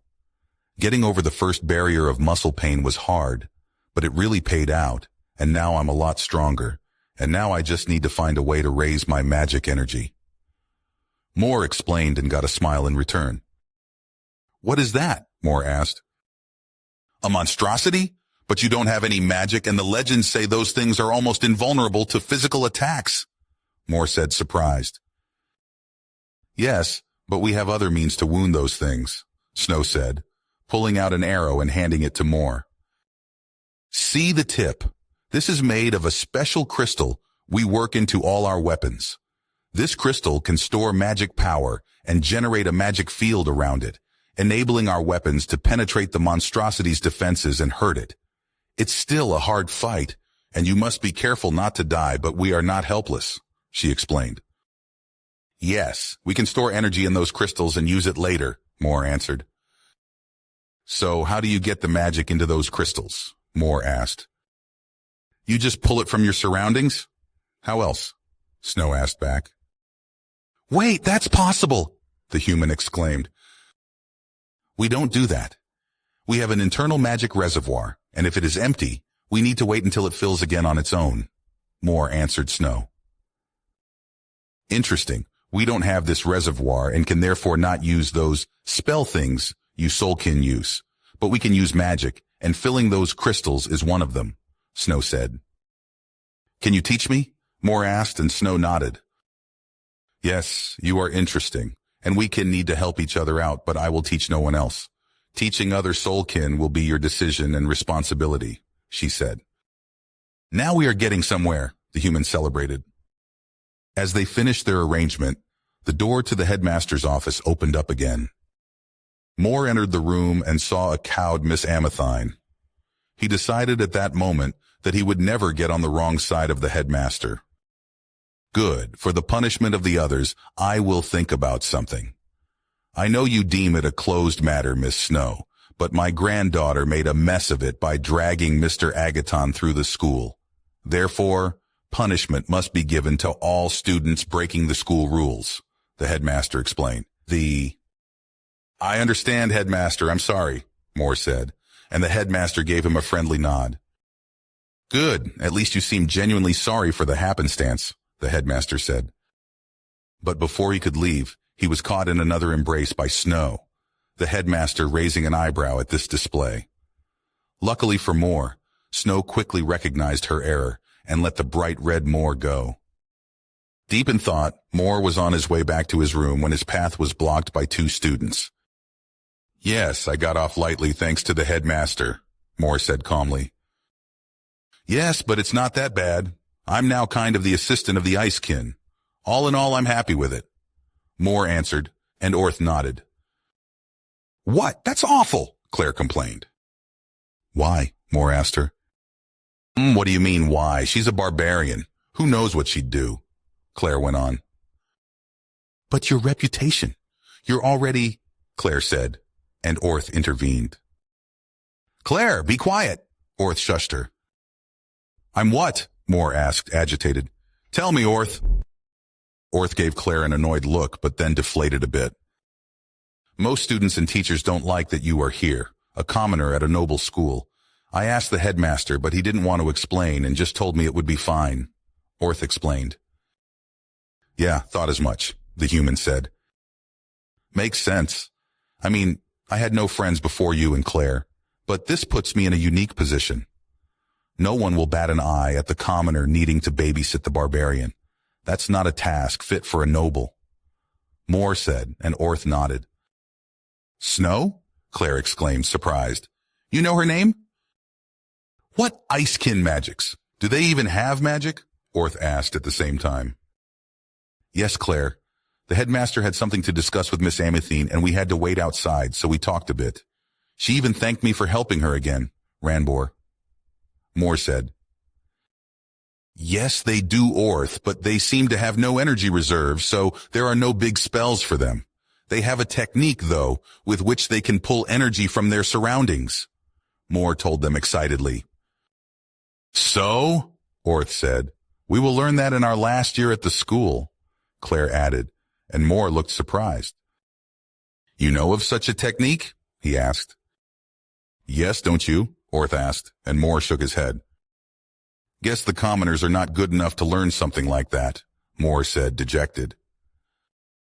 I didn't know that, Orth said, and Claire looked a bit sad. Well, I'm using my chance to learn it now and everything Snow can teach me, Moore said. Everything? The human joked. Yeah, I get you're pissed, but I just wanted to cheer you up, the human said, understanding. Don't worry. We will show everyone what a barbarian can teach a wizard, the human said. Magic user, came the answer from the human. Moore left Claire and Orth and walked to this room, but before he could take a few steps, Claire called after him. Not right now, Claire. I have to think. I'm not mad at you. I just need some time. Moore answered her and left for good. I will help you, Claire promised, and Orth nodded. The next day started with Moore getting dirty looks from many other students. Finally, the rumors of Ramber's punishment reached him. It seems the headmaster went fully nuclear. The only one who got off lightly was Miss Aragonite, as she didn't do anything but be part of Ramber's entourage. Miss Aragonite just had to copy the whole school rule book, which would be about a day's work. The two other boys got the added punishment of helping out the cleaning staff with their duties to appreciate the work of the commoners. Ranbor got the worst punishment. The headmaster severely limited his magic, only giving him enough energy to complete the day-to-day mundane tasks of their school life. Moore would have liked to get Ranbor kicked out, but as Ranbor attacked the icekin, she said it was settled, but that was seemingly not on the table. The headmaster might also wanted to avoid any significant conflict with the Ruby family. The most surprising thing about all of this might be Miss Amethine's transfer to another school island, one for commoners, it seems. The headmaster seemingly told her to respect every student regardless of their status, and that she was unfit as a teacher at his school. Moore was a bit conflicted about that one. As promised, Orth and Claire gave Moore space to think about everything. You know, they probably didn't realize that the commoners were being held down by the nobles, the human said. I know, but still, I just want to be alone a bit and learn from Snow, Moore answered. I guess. But remember, both of them are your friends. Don't cut them out completely, the human advised. Yes, I won't. I probably just need a few days to get to terms with it. I never thought the nobles would keep secrets from the lower-born, but it makes sense in a morbid kind of way, Moore said. I get it. In human history, we also had a system like that, and the nobles used their power to keep the common folk under control, the human said. Well, we had a few catastrophes, and well, the nobles wanted to keep their living standard and couldn't understand the needs, pleas, and worries of the common folk. In almost all cases, this led to uprisings amongst the commoners and the death of the nobles. The human explained. You killed them? Moore asked. This sounds scary, Moore said. Got it, enough of that. Let's get the lessons over with and concentrate on getting better. Moore ended the discussion. Commoner, what did you do to Orth? A very agitated Safine asked Moore as she caught Moore on his way to the classrooms. Safine blocked Moore's way, defiantly putting both hands on her hips and giving him a stern look. Because I'm a commoner? Moore asked with a dangerous tone. Yes, exactly. There can never come something good from a high noble like Orth mingling with a commoner like you. She huffed. Stop. Don't say anything more. You will only get in trouble again. The human interrupted Moore's tirade. Safine stood there stunned for a second at the ferocity of the commoner. What has happened? She thought to herself. You shouldn't treat your comrades so poorly, a suddenly appearing Snow told the girl. What would you know? Safine countered. I know this one is done with being held down. He wants to move on his own path, a path none of you would ever understand. Snow continued on. What is going on? Safine shouted into the corridor. Snow quickly caught up to Moore and followed him quietly. Moore let out a deep sigh. I found out that the nobles kept at least one secret from us commoners, Moore said. What if they only think of us as disposable pawns while keeping their influence and power intact, Moore said. I understand. You fear that if this gets known among your kin, there might be a conflict brewing, Snow said. I will not answer this. It is for you to decide, but you need the power to follow your convictions anyway. Snow said. Why is she helping you so much? This goes way beyond being thankful, the human asked. Why are you so helpful to me? Moore asked, and Snow smiled. I'm here as part of the kinship, but you are the only one except the chief who doesn't view me as the stupid barbarian. You give me the respect that kin deserve from each other and are humble. Also, I can see the soul of ice in you. It just makes me want to help you. Snow explained. The soul of ice? Moore asked. In short, out of all the soulkin, she can relate to you most, and, therefore, is willing to share her techniques with you. She probably also knows that no one at this school would want to learn from someone outside the soulkin. No one except you, the human explained. How did you end up with something like this? Moore continued. Simple. When you live in ice and snow, warmth becomes a valuable resource, but it also makes you vulnerable to attacks on your back, so sharing your warmth with someone else is a sign of trust, Snow explained. They walked the last distance to the classroom in pleasant silence. Snow stayed with Moore's class the whole day, and after the final lesson was over, they both walked to the training room. Snow? What's that armor of yours? I've never seen anything like that, Moore asked. I told you about our coming-of-age tradition, right? She answered, and Moore nodded. After you have slain your monstrosity, you bring the body back to the village. There, it will be processed into food, armor, and ammunition. She pulled out an arrow. The fins on the back are feathers of a flying monstrosity. Snow explained further. You are eating them? Moore asked, surprised. Yes. We can't let anything go to waste, and fruits are not growing where we live. Therefore, we need to hunt the monstrosities regularly or starve. Also, we need to keep their numbers low because we don't have as strong a protection as many other kin, unlike your floating cities or the underground cities of the stone kin. Getting used to your food is not that easy. At least you have some nuts, or your food wouldn't be filling for me, Snow explained. You didn't, though. You said they were eating right and not they would eat monstrosities, Moore countered. But if you hunt them for food, why make clothes out of them? Moore asked. I told you, nothing can go to waste. Also, the material keeps many of the original properties, so it is resistant against cuts and even protects a bit against magic. She explained. Is this why Ramber's fire couldn't hurt you? Moore went on. The loud idiot? No, I blocked this one's attacks with my daggers after imbuing them with power, Snow said. Meaning you can fill those crystals with magic and then block other attacks? Moore asked, and Snow nodded. This will be so much more helpful than we thought at first, the human celebrated. Then we can do a 2-in-1, saving energy for later and using it as a shield in the meantime, the human said, and Moore agreed. After arriving in the training room, Snow asked Moore to sit down opposite her. As they both got comfortable on the floor, she fixed Moore with her gaze. You want to learn how to gather magic energy from your surroundings, right? She asked him, and Moore nodded. Yes, but could you also teach me the full technique? Moore asked back. Moore took a deep breath and concentrated, trying to even get a feel for any other magic than his own. Of course, on this first try, nothing would happen. This went on for a whole week. He would go with Snow whenever she wanted to see some part of the school, attend his lessons, or train after class. To Moore's relief, Ranbur was nowhere to be seen for all those days. Then, finally, after a few pointers from Snow, Moore had his breakthrough. He could feel the energy around him. Even Snow radiated magical energy, which Moore accounted for as her life force. He got a big smile. "Wouldn't it be better to learn how to absorb it myself first?" Moore asked, and Snow shrugged. "I can't help you with that. I can only teach you how to get it into the crystal. After that, you have to find out everything else yourself," she explained to Moore. "Good. Then take this crystal." She handed him a spare arrowhead. "Get a feeling of how empty it is, and then try to guide the surrounding energy into it." "Can you even feel the magic?" Moore asked.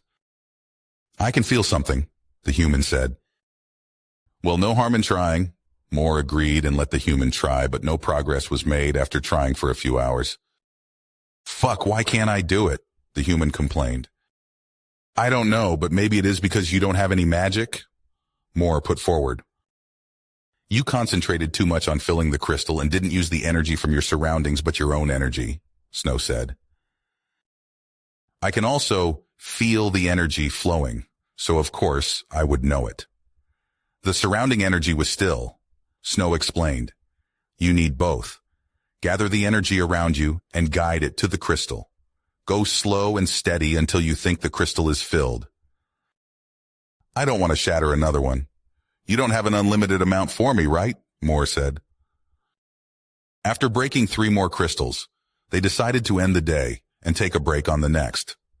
Now that Moore had some free time, while Snow went and explored on her own, at her own request, mind you, he decided to talk with his friends again and went to look for them. Moore found Orth after class in the library. "Hi, Moore," Orth nodded. "Thank you for being so understanding and my friend," Moore said, and Orth smiled. "You're welcome. Also, I won't retract my offer because of that," Orth said. "Before I forget, the Sapphire girl came to me and seemed angry with how I treated you, and I guess I was not nice to her because of my ill temper," Moore said awkwardly, and Orth sighed. "Please, let me finish. I would like to apologize to Safine for being an ass.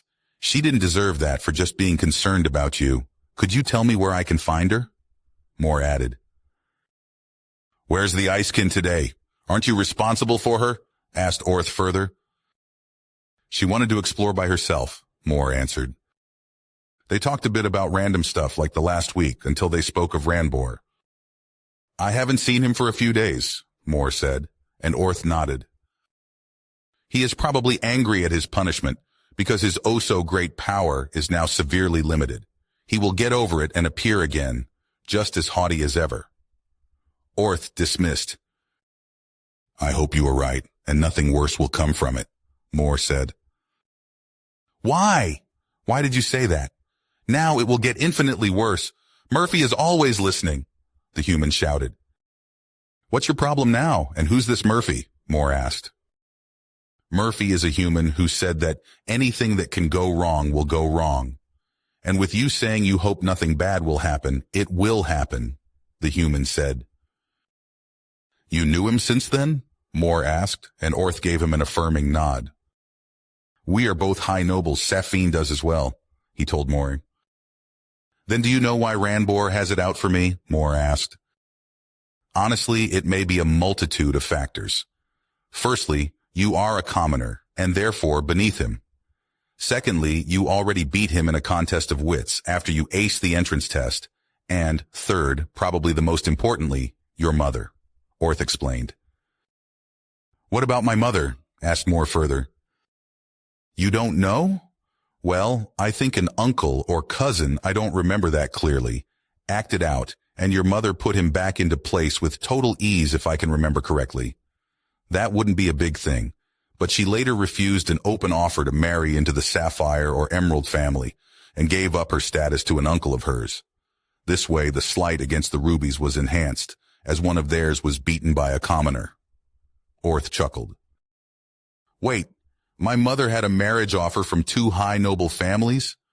Moore was stunned by this revelation. Yes, how do you not know that? Orth asked incredulously. I don't know that much. My mother and father are talking little about their heritage. They say their life now with me is far more important. Have I told you already that I'm getting sick of this shit? Moore asked. After Safine has been left standing, by Moore and Furter confused by the Icekin, she tried to get more information out of Orth, but he kept insisting, everything is fine. He just has a little problem going through his mind, that he might have to discuss with his family. So in desperation she searched out the new girl, who started hanging around Orth and the commoner. She needed a hot second to remember the name Claire Celestine, and went to talk to her. They then met almost daily after the lessons, and became fast friends. Why do you care so much about the commoner? Safine asked at one of their earliest meetups. What about his body? I saw it at the tournament. True, he has a stronger build than most soulkin, but what does that matter? His magic energy is low, therefore he shouldn't be a good partner for anyone. Safine drilled deeper. Well, you didn't see him up close, right? It is just strange. I understand that there can never be something between us. My parents wouldn't allow it, and honestly I don't know if I would want it.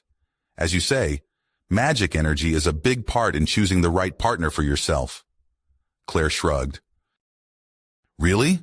His mother was powerful enough to marry into one of the high noble families? Claire asked. Two, in fact, the Emeralds also wanted to have her in their family, but she chose differently, Safine said. Two? What happened? Why didn't she accept either one? How come she's just a commoner now? Claire asked, exasperated.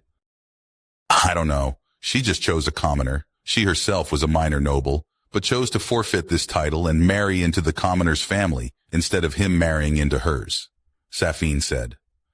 I don't understand that either. Does Moore maybe have a hidden talent that he keeps secret for some reason? Maybe he has really strong magic and a strong body. Do you know if his father maybe has a good physique? Claire asked further. Well, I was with him. We waited for Moore after he got dragged into the headmaster's office by Miss Amethine, and afterwards he told us that the Icekin wanted to teach him how to gather magic from their surroundings.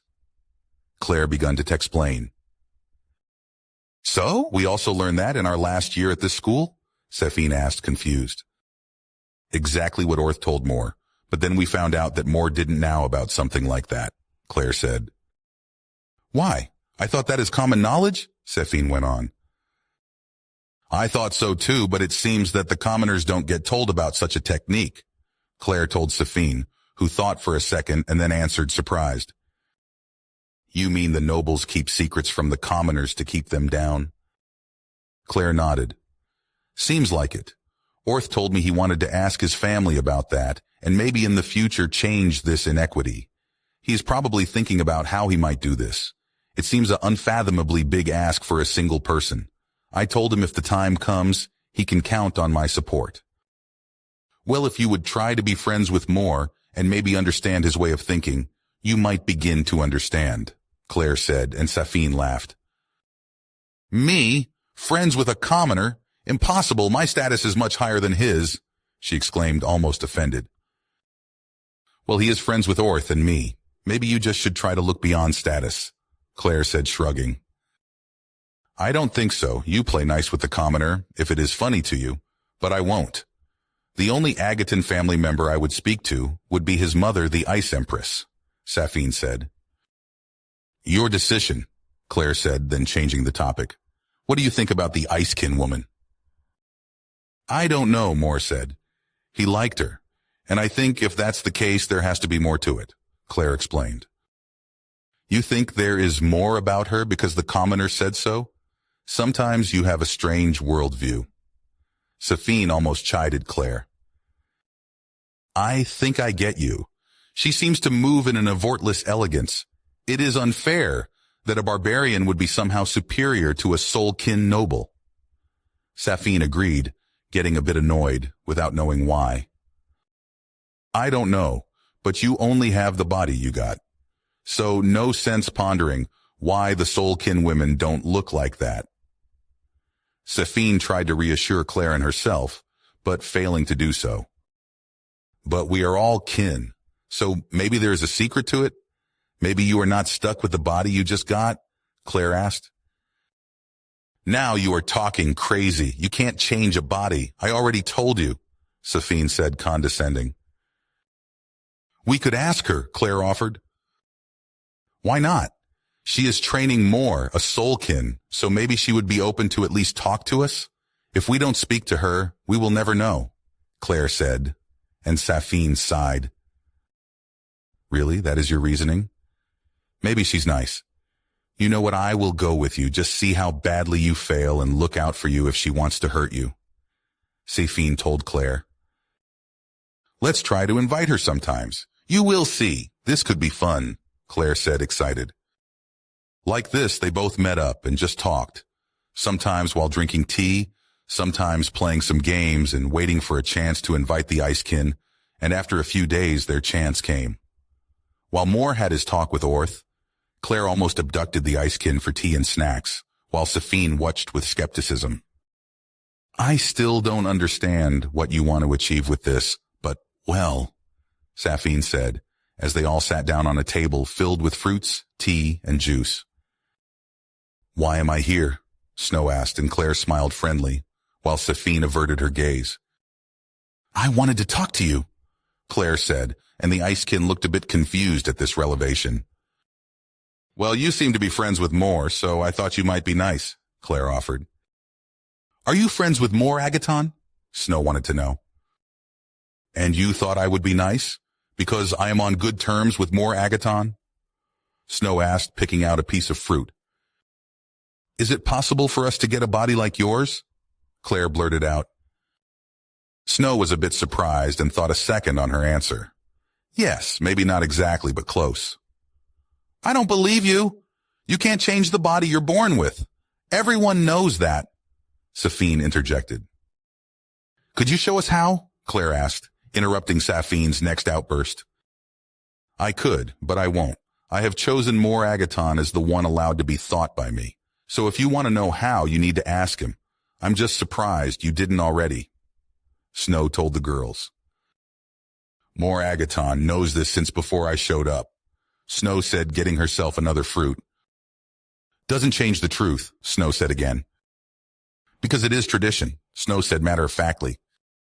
After this, the conversation petered out, and soon Snow made her excused and thanked the girls for the snacks and conversation, leaving two confused girls behind. You think she's messing with us? What she says can't be true, Safine asked. Moore wanted to have space, to think about everything, and I don't want to annoy him further if I don't give him space, Claire answered dejectedly. True, he seemed very angry after I tried to question him about Orth. He was extremely disrespectful, Safine added. After this interlude, Moore asked Orth to get Safine, and, if possible, Claire to him if he found them before Moore did, and Orth agreed. That dealt with, Moore continued his training with Snow the next day.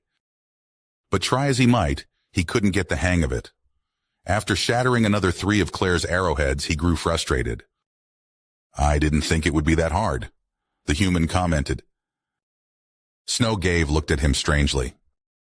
Do it step by step. First, concentrate on the energy around you, and then get it to flow along your arms and slowly, carefully, into the crystal. She tried to explain, but Moore just sighed. That's what I'm trying, he whined. But I don't get it. Also, why does this shit just shatter if I use my energy? He went on, annoyed. If you use your energy, you try to fill it too fast and then it shatters. You must do it slowly and evenly, then it can store surprisingly much. Snow explained, and Moore let himself fall backward from his sitting position to lie flat on the ground, sighing. And what? Moore answered dejectedly.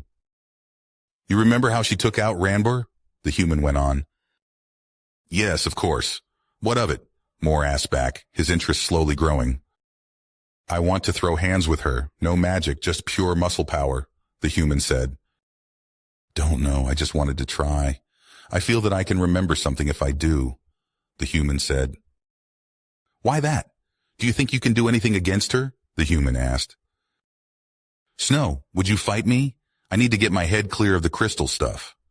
Moore asked, and she was surprised at this declaration. Snow sighed and stood up too. Then show me what you can do, she told him, and they both got ready. Round 1, good luck, the human said, and Moore rushed forward, using his weight and momentum to get a surprise punch past Snow's defenses. Bad choice, the human commented, and Moore almost wanted to ask why, but Snow's reaction came faster than he could voice his confusion to the human. Snow reacted to Moore's wild rush with a sidestep, grabbing his outstretched arm and pulling him forward. This made Moore stumble, as expected. After she ruined his balance, Moore could feel her knee on his stomach, and she tapped him lightly on the back of the head. You lose, Snow told him, but was then surprised as Moore just laughed. That was great. Could we do another one? Moore asked, and Snow nodded, confused. More freedom of movement, the human answered. I can move more freely like that, and now it's on. Moore smiled. Snow shrugged and got ready. After Moore let the human take over, Snow watched in surprise as something in the boy changed and knew it wouldn't be that easy now. The boy had taken a strange stance, protecting his face and body with his forearms and fists, while lightly hopping in place for a few moments until he suddenly stood still and watched her every move. But this time, the boy didn't charge blindly at her. Instead, he closed the distance with a quick step and followed up with a fast left jab. Still, Snow reacted lightning fast and slapped away the punch, barely dodging the follow-up right fist. The boy's punches came in a never-ending hail, and Snow found herself getting pushed back at the ferocity. Still, it was nothing she couldn't handle, and she began to play with him. The boy seemingly pressured her into giving ground, but at this point she was used to the rhythm of his punches and got ready to counterattack. How are you doing that? Moore asked. I'm concentrating later, the human answered. Soon she should, now, the human said. Snow slapped away the left hand coming for her face and made a grab for the follow-up right, only to realize she missed her grab because no right fist was forthcoming. Instead, the boy closed, further ducking down and making a quick uppercut, touching her chin gently with his knuckles. They both disengaged from each other, and Snow looked at the boy, surprised. Holy shit, you won, Moore celebrated. Yeah, I somehow remember doing something like that in my previous life, or maybe just seeing it. It's not that clear, but also, she was going easy on me, the human said. You're on, Moore said. Beat her again, Moore told the human. Snow watched the boy take on a different stance, this time a broader one. One hand stretched towards her, almost beckoning her to attack him, while the other was pulled slightly back parallel to his body. Try it, lady, the boy taunted her, and she happily obliged.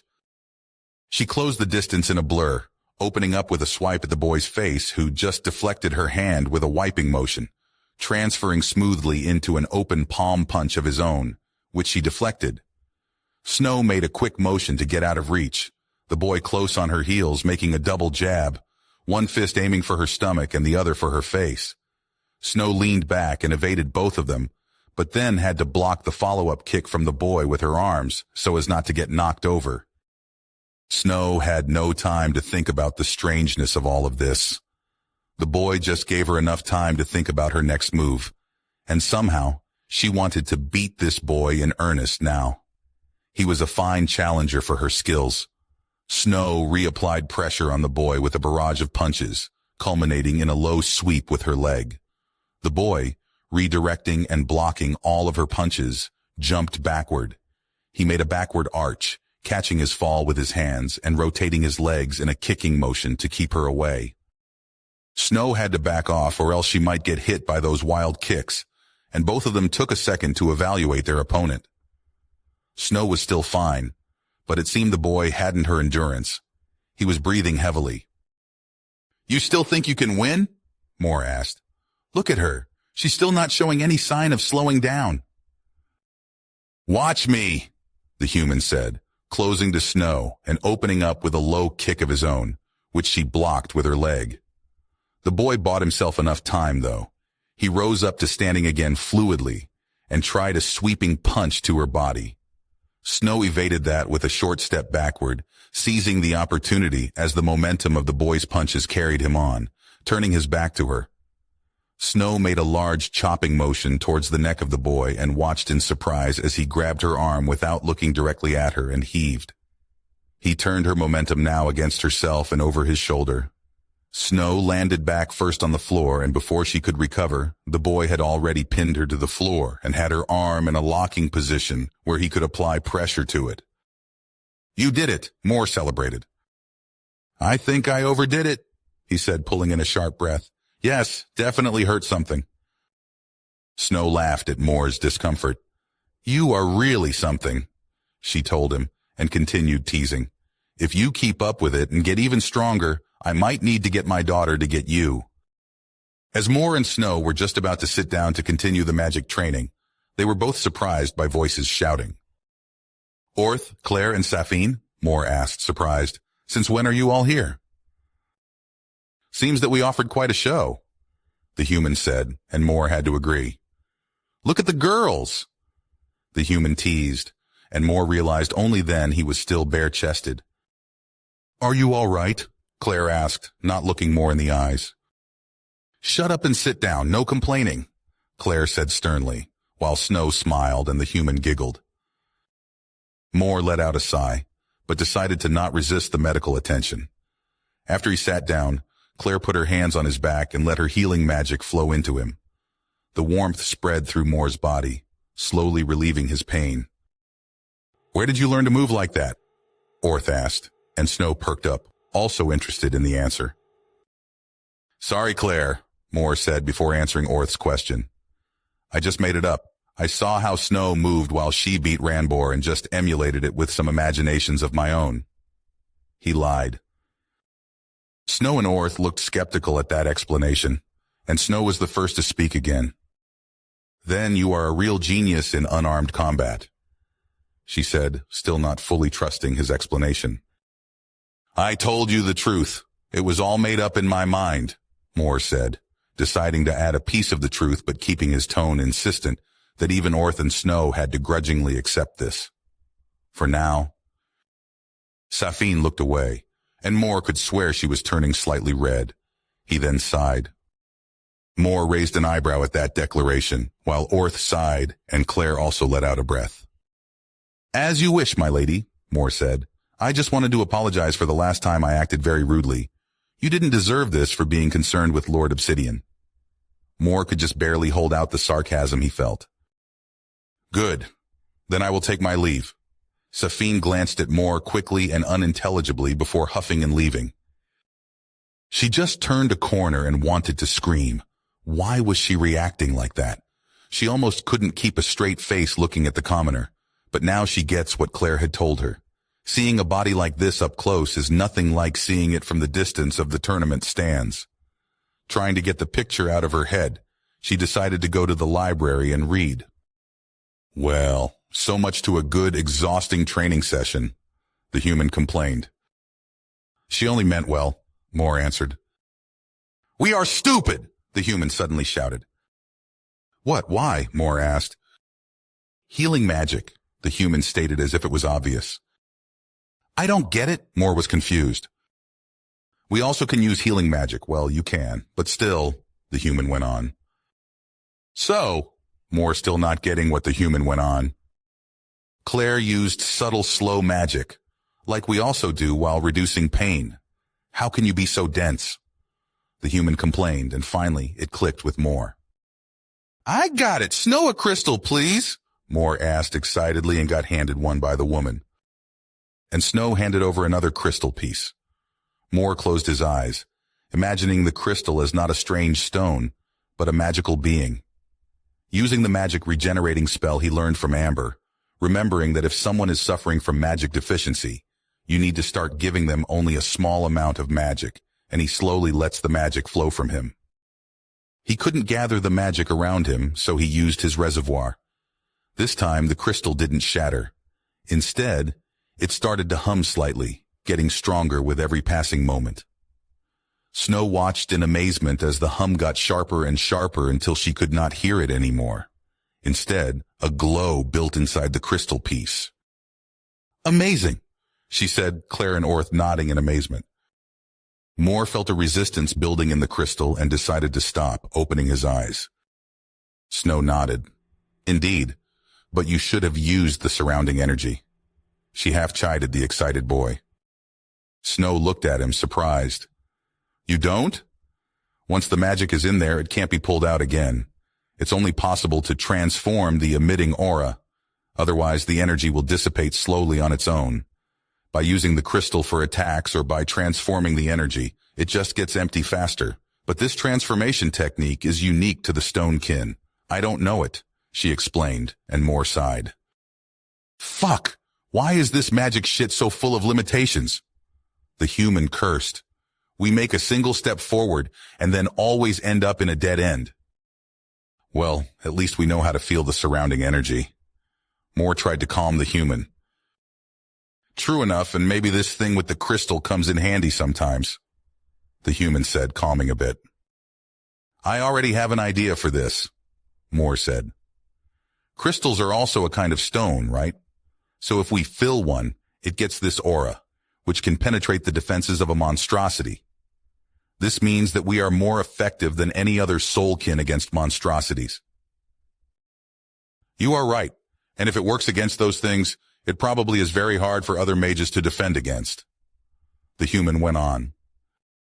Good thinking, meaning the next step is getting the energy around to the crystal and, after that, modifying the technique to fill your reservoir faster. What did you just do, Moore? Orth asked. I just filled this crystal with energy, Moore answered proudly. And that does? Orth went on while Claire listened interestedly. Well, Snow explained it gives the crystal a magic penetrating aura, making it more lethal against monstrosities, Moore explained, and Orth let out a whistle after Snow confirmed Moore's tale with a nod. Might I try it? Asked Orth, and Moore looked questioning at Snow, who shrugged. Too much energy, Moore joked, and Orth looked annoyed at the tone. I want to try too, Claire said, and got herself a crystal from Snow. Then she began concentrating on healing the stone, and to the surprise of everyone, she succeeded on her first try. It's not that hard, she said, and both boys groaned at that. While Orth tried to get this thing with the crystal right, Claire scooted closer to Moore. What do you need, Claire? He asked the bashful girl. The human let out a whistle. Lucky guy, there's a confession incoming. A confession? Moore asked, confused. Yes, she wants to confess her love for you, the human answered, and Moore was suddenly painfully aware of Claire's fidgeting and a nervous crack in her voice. What should I do? Moore asked, slightly panicking. Ook, so neutral to positive. Then just to the following, the human explained, and Moore followed their guidance. Moore looked directly at Claire, grabbing her fidgeting hands, and said in his most soothing voice, Calm down. Just tell me, what's the worst that could happen? Snow told me you know how to get a better body, and I wanted to know how, Claire blurted out, and Orth's interest piqued. If this was really a possibility, it was too interesting to ignore. Moore was stunned into a surprised silence, his mind processing Claire's words. Ups, guess I interpreted that wrong, the human said. What's wrong with you? Do go off saying shit like that if you are not entirely sure, Moore complained. Yeah. Sorry, I really thought I was right. The human apologized. Why do you always try to get me to be nice to girls? Moore asked further. Firstly, it costs nothing to be friendly and makes you seem likable. Secondly, it's not just girls. It's just that, apart from Orth, no other boy was nice to us, so no reason to be nice to them. Third, don't you want a partner in the future? Being nice now to good girls will make it easier later, the human explained. You don't know that you didn't try it again, and even if. Maybe there is a way for me to go to the afterlife, be reborn, or whatever. When you don't need my help anymore, we can look for something like this. And maybe you can get a girl then, the human went on. Indeed. You never know what the future brings, so you better be prepared for anything, the human said. You want to get a better body? Moore asked, and Claire nodded excitedly. How do you mean that? Moore asked further. Help me explain how. You know the actual facts, Moore pleaded to the human. Well, first ask her if she wants a healthier shape or more strength, with the former being easier for her to achieve, the human said, and Moore repeated the question to Claire. Shape will do not much for our overall physical strength, but honing your muscles will do that. But trust me, this muscle training thing is very painful, because we are not using most of them and just relying on magic. Moore explained, and this time, Orth spoke up. What do you mean painful? He asked. You know the pain if you run too much to get somewhere faster? The pain that will appear in your legs the next day or the day after? Moore asked, and Orth nodded. Sorry, I originally wanted to help you with that, but with the whole Noble's Lie thing, it slipped my mind. But to get to the point, you can't use magic to undo the damage. You can lessen the pain with magic, but your body has to repair itself. Only then do your muscles become stronger. Moore explained, and both Claire and Orth winced. That's easy. Watch what you eat. Especially as soulkin, we need to eat more. The coconut nuts are very good, for example. Eating is not only for not dying, but it can help your body build reserves. This means that even if you don't train hard, you get a bit stronger because your body has more fuel. Think of it like a fire. If you put in the perfect amount of material, it burns brightly. If it's not enough, it only simmers. And if you use too much, it might get smothered. Moore explained, getting a surprised look from the other students and an affirming nod from Snow. That's it? Claire asked. Really? You are not lying to me? If you are used to this, you should slowly raise your overall intake of everything a bit more. And I mean, slowly. We are talking about months here until you are satisfied with your looks. If you think you are too heavy, reduce the intake again, or move your body, but then we are getting into the muscle training thing again. Your muscles use this fuel, meaning they don't need magic energy for more power. No need for a body enhancement spell for simple things, Moore explained. That's how you can move like that while hurling other spells, Orth exclaimed. Everyone thought you used 2 spells at once and wondered how, Claire added. Moore just grinned, giving a wink to both his friends. Sure, but it will be hard and painful, Moore said. I get that, but think about the possibilities. You and me, we could do anything. With your help, I could even become the next heir to my family, and then I can help you get better treatment for commoners. Orth had already begun brainstorming, and Snow smiled at this youthful enthusiasm. You want to help the commoners? Moore asked, and Orth nodded. Me and Claire both, because we are friends with one, he said, smiling. After all this, Orth tried a few more times to get this crystal thing right, but soon gave up in frustration. I just don't have any talent in healing magic, he complained, and Claire chuckled. That's the problem with you, high nobles. You just choose your wives according to your preferred element, and therefore, your offspring are only good in that specific magic. Well, good might be a bit of an understatement. Almost unbeatable may be the right word, but suck in everything else, Claire laughed. Aren't you a noble too? Moore teased her. Yeah, but not one like Orth. I'm branch family, and my magic bloodline is not as pure as the highborn. But because of that, I have an affinity for healing and a good grasp on earth magic, Claire explained. Well, for everything else you have your staff, Orth mumbled grumpily. I don't need to be good at everything if I just can ask someone else to do it for me. Organizing and gathering talent is our main function as high nobles. Soon, Orth and Claire waved Moore goodbye and got back to their own tasks, Orth promising to accompany Moore on his morning runs in the future. He will hate those and probably give up pretty soon. After all, you soulkin are wimps. The human half teased. Yes, probably, but I want to give him the support. He is a true friend to us, Moore answered. After the rowdy bunch had all left, Snow sat opposite to Moore again. Yes, I need to get this energy from around me technique down, he said, and they began to try again. Moore was concentrating very hard and tried to follow Snow's descriptions, and finally, after a few hours of trying, he did it.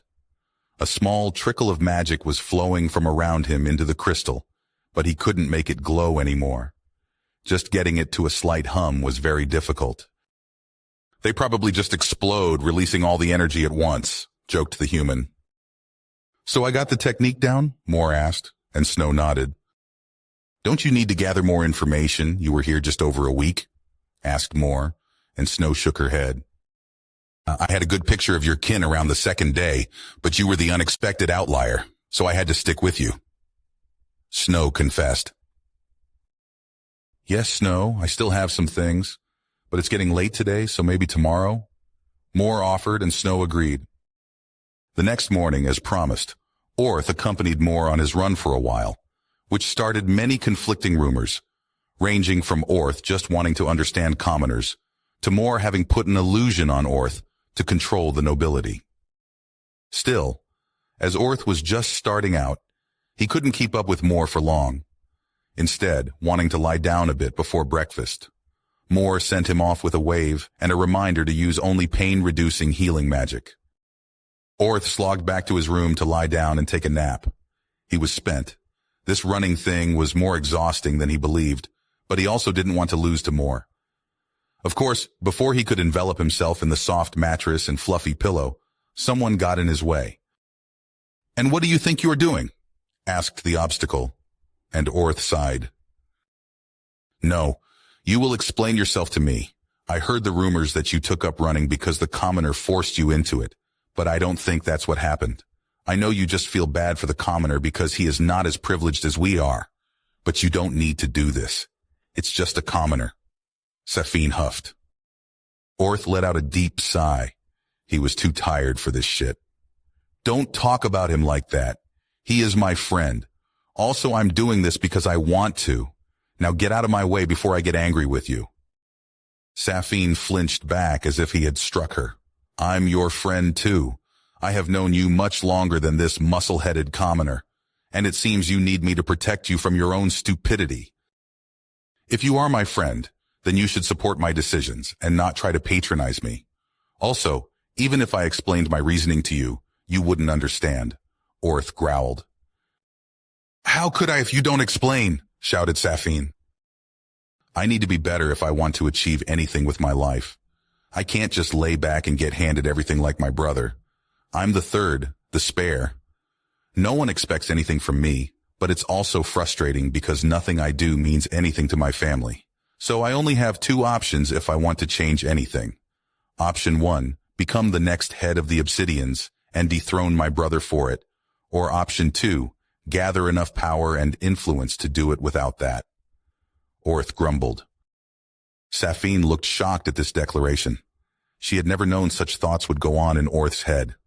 She slowly reached out to him to give him a friendly touch, but Orth shook her off and stomped to his room, leaving her feeling like an ass. After Orth's less than satisfying nap and a short freshen up, he at least felt a bit better. The brief interaction with Safine went through his mind again, and he had to blame his exhaustion for being that mean to her. But on the other hand, it helped him express himself the first time. "So it's a double-edged sword," he thought to himself while leaving with a grumbling stomach to get breakfast. In the mess hall, he linked up with Moore, who had just come back from freshening up himself, and already waiting Claire, and, to his big surprise, Safine. Claire waved both boys over. "Moore, you need to help me choose my breakfast," she said excitedly, and Moore tilted his head questioningly. "Indeed you did, but I might as well get your advice if you are here already," said Claire, with Moore just shrugging and then nodding in agreement. "Why are you here?" Orth asked the silent Safine, and Claire interceded. Safine laid a hand on Claire's shoulder. "It's fine, Claire. I'm really here to apologize to you. I wasn't behaving like a friend earlier, and you showed me I need to do better myself. So I thought if you and Claire are friends with the She let out a bashful cough. "With more Agaton, I should accept that and try to at least get along with him." "Why didn't you tell me earlier?" Safine asked. "I don't know. Maybe I just didn't want to look weak, spiteful, or thankless, even with all the privileges shoved down my ass," Orth said with a light chuckle, and Safine smiled at that. Well, next time, just tell me. I won't think less of you for having feelings. We're childhood friends, aren't we? Safine said, and Orth agreed. What do you think happened? Moore asked the human. Don't know, but it's something between them, so there's no sense in prying into it. It seems they cleared it anyway, said the human. True enough, agreed Moore. I would be happy to get along with you, Lady Sapphire, Moore said honestly, getting an uncomfortable smile from the girl, extending in an awkward silence. Luckily, with perfect timing, Orth's stomach grumbled, demanding food, and Orth's surprised expression got the other three to laugh out loud. I think Orth is right, wheezed Moore. Time for breakfast. Can you help me choose to? Asked Safine surprisingly. Please do that, he said. It might have dire consequences if this gets out like that. First, we must produce real results, and then spread it to the other soulkin. But why do we need to be that careful? Claire asked. Isn't this something good? Yes, we need to be. Because we are disproving a known fact. It is impossible to change your body. But we are doing exactly that. Now think about the implications. Which rules are also false? Are the nobles really the only ones fit to rule? It could end in a war among soulkin, and with the world being in turmoil, with what happened to the stonekin, we can't let that happen, explained the boy. With the ground rules now firmly in place, Moore helped his friends choose a more balanced and healthy breakfast. The one most surprised was Orth, as Moore explained what he needed for this strength and muscles to grow, and most of that the amount he was expected to eat. It then finally dawned on Orth that this would be something unheard of, more so as he compared his portion to the girls, who just took what they liked, and Moore adding a few fattier bits and bobs to their plates to make it more balanced. With the help of the human, of course. After everyone had finished their breakfast, Orth felt somehow very satisfied. He had eaten the first time for another reason than not dying. He could almost feel the energy Moore had described flow into his arms and legs, which was, of course, only his imagination. He now just wished he could take another nap as a bit of tiredness set into his mind, but he was not at all uncomfortable. Then, after they finished the lessons for the day, Orth retreated to his room for the much-anticipated nap, while the girls told Moore they were somehow fitter than most days and just went off to do whatever. Moore went to the training room, meeting with an already waiting Snow, almost evading the incoming embrace but getting caught anyway. After this familiar greeting, they sat down again, and Snow waited for Moore to start with his questions. My first question would be, where can I get those crystals you're using? He asked Snow. That's easy. We call them crystals because of how they look, but they are grown in and on the body of the monstrosities. So just kill one, and you get more than enough for anything you have in mind. We trade those for the metals of the stone kin, she explained, and Moore groaned. So they are not stones? He wanted to clarify, so Snow shook her head. Fuck. Why is never anything easy with your stupid world? The human complained. Maybe we can still do something with it? Moore put forward. Yeah, no harm in having them on hand, the human said, dejectedly. Then my second question would be, can you spare some more of those crystals for me? Moore asked Snow, who just nodded. I think I can spare some, but not more than 24, Snow answered truthfully. Thank you. I appreciate each, Moore said, and Snow gathered a bunch from her sack. She handed them over to a thankful Moore.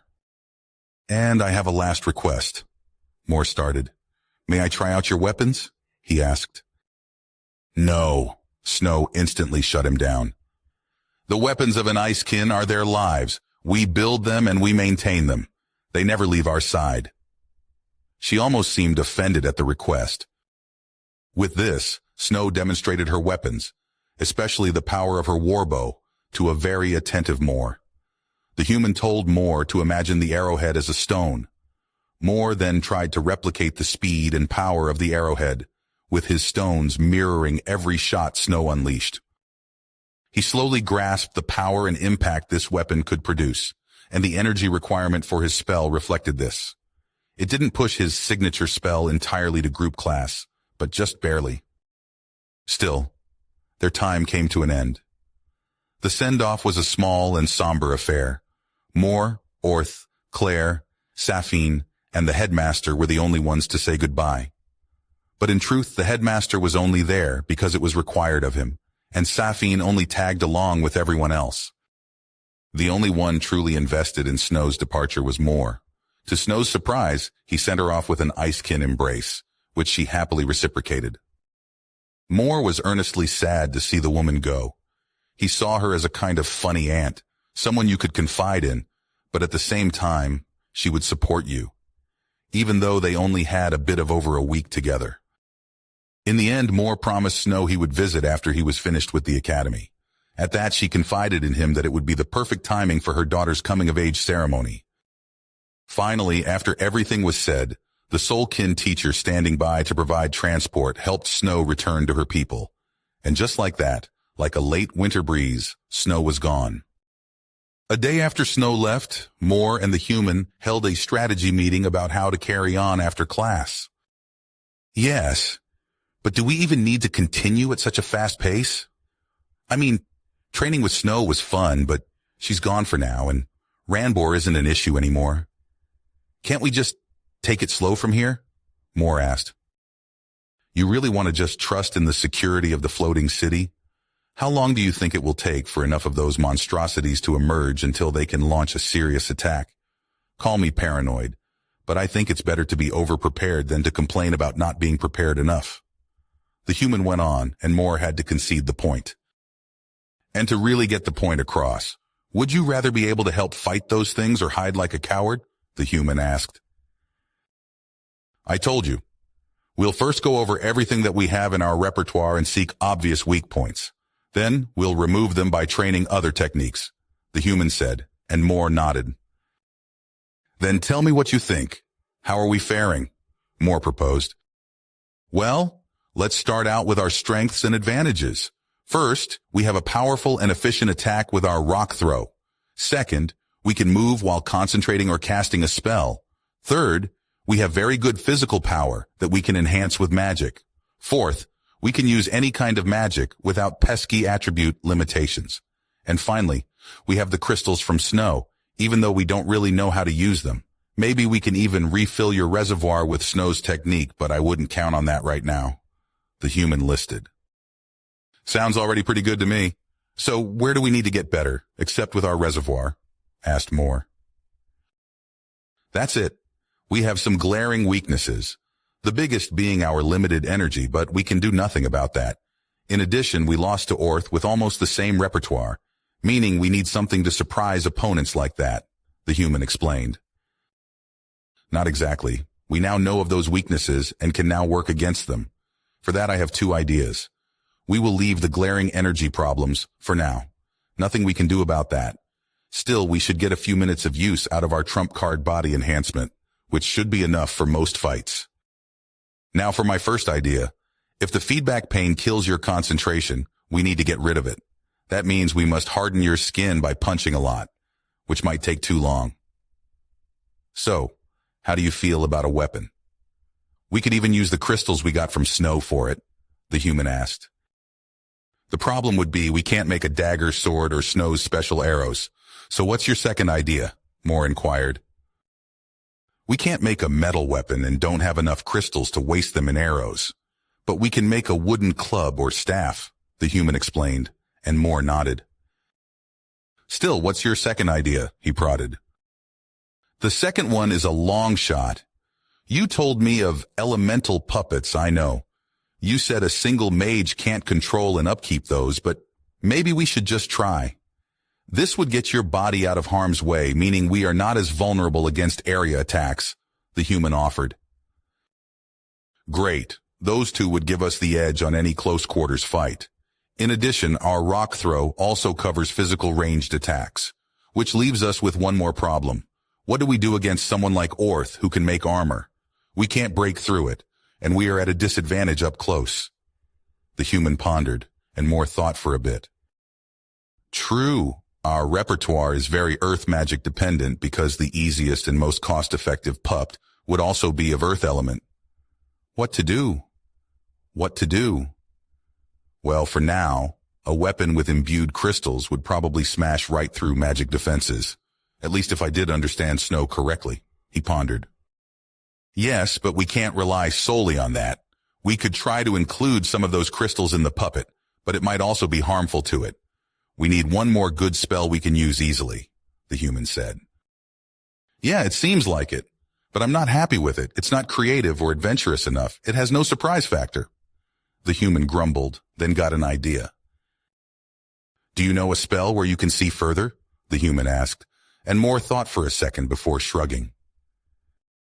On the way, Moore was surprised and then cornered by 3 students. He knew better than he'd like. It seems Ranbor's flunkies had waited for him and now wanted something. Interestingly, only the boys threw him scornful looks, while the girl Anna looked at Moore snotty but with a bit of hope. Leave me alone. Go play with your lord, Moore said, and he wanted to leave, but the 3 ex-bullies blocked his way instantly. I command you. In my function as noble, you are required to listen to me. She tried again.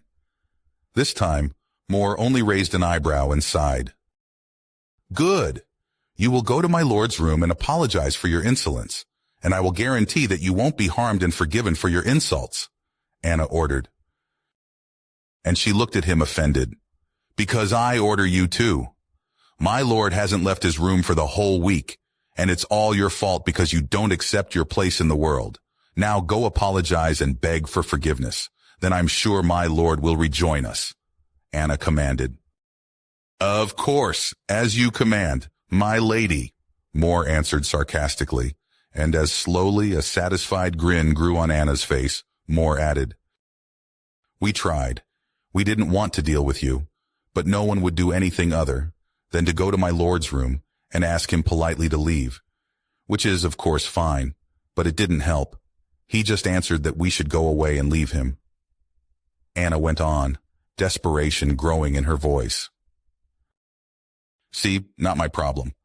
The moping crybaby will need to get over his hurt pride on his own.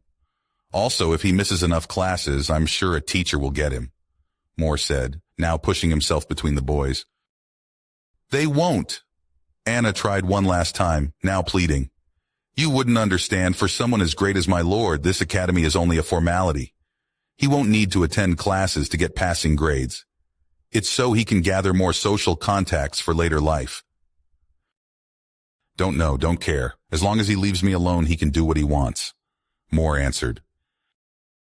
True enough, the human said, and ended the discussion. After this interruption, Moore got to the library without further problems and asked a librarian about view-enhancing spells, preferably with low energy requirements. The librarian nodded and pointed Moore to a few books that might have such spells. This one! That's just what I was looking for, the human told Moore. Yes, but it uses air to form a kind of lens, and with sunlight and the right magnification, I can show you something really incredible, the human explained, and Moore shrugged. Nice. Then the plan for tomorrow is to get wood, try what we can do with the elemental puppet spell, and then create a sun gun, the human said, confusing Moore even more. What's a sun gun? He asked, but the human wouldn't tell. With their plan firmly in place, Moore's training could now resume. He spent his mornings absolving his morning exercises, followed up with a run. Orth accompanied Moore every other day when his muscle pains receded, but he could not keep up the whole distance. Still, Moore encouraged his friend not to give up and promised that Orth would see improvement soon. Claire and Sapni continued their diet with Moore's support, but were unhappy about how slow it was going. Claire complained that no change was even visible, but Moore, with the help of the human, explained to her that overdoing it would result in overachieving and going to the opposite extreme. A balanced diet is vital, and you must give your body time to adjust.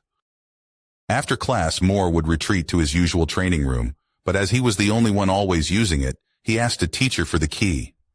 To his surprise, he got it, probably because he chose the most distant and oldest room available.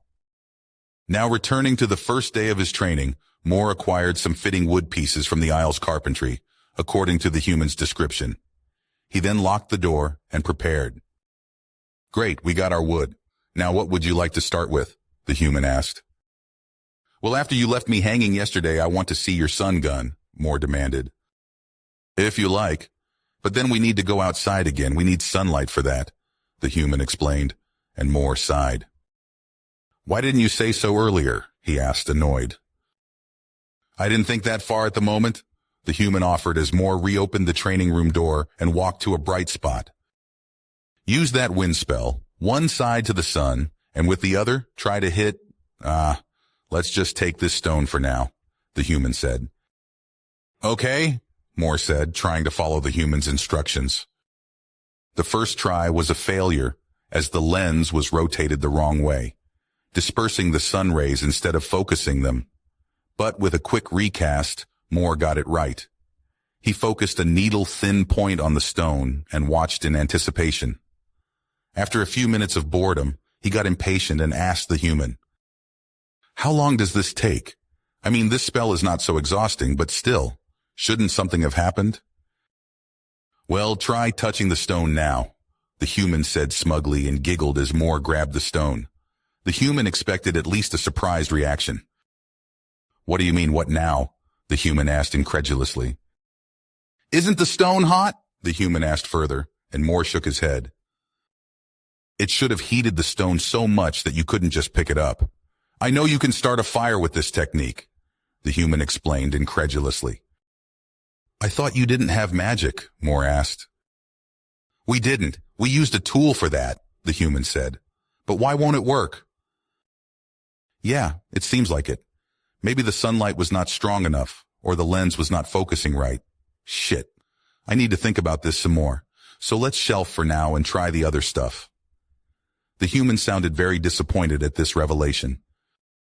That did the trick to pull out the human from their earlier disappointment and ask, Can you change how it looks? Yes, Moore groaned. But don't talk to me, this is hard.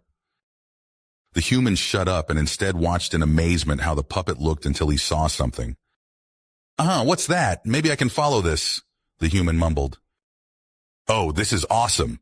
Moore, look, the human shouted, somehow sounding far away, and Moore could hear the rumbling and grinding of moving stones.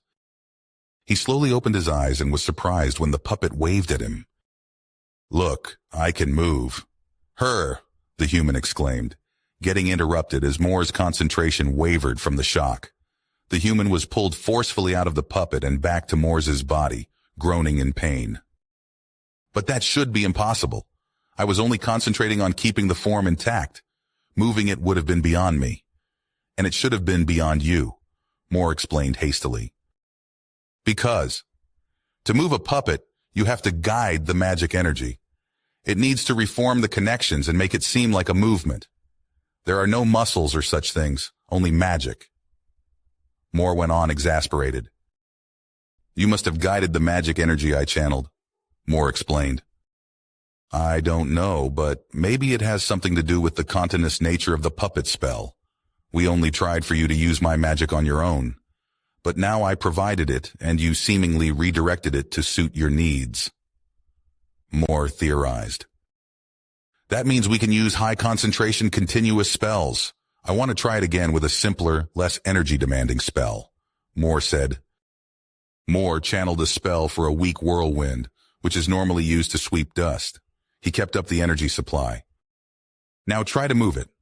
Moore told the human who did just that. I don't feel the same connection. There is something, but it feels like it wouldn't hold my weight. The human pondered.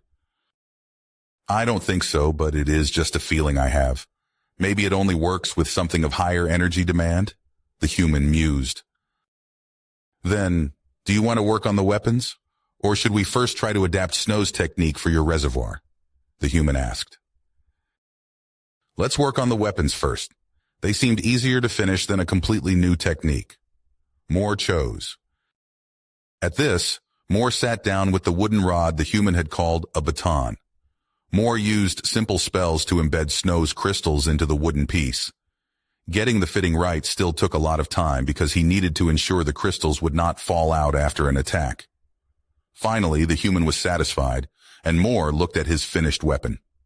The final product was just over 1 meter long, just thick enough to hold it comfortably in his hands, and had all 24 crystals embedded on the upper third of its length.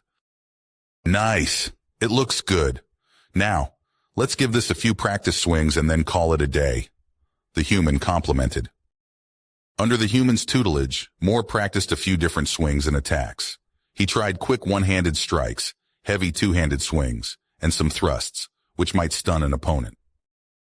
Like this, Moore and the humans spent their training days practicing with their magic baton, getting used to the earth puppet, trying to adapt Snow's technique, and, to the humans' disappointment, falling back on a higher-level air spell instead of their sun gun.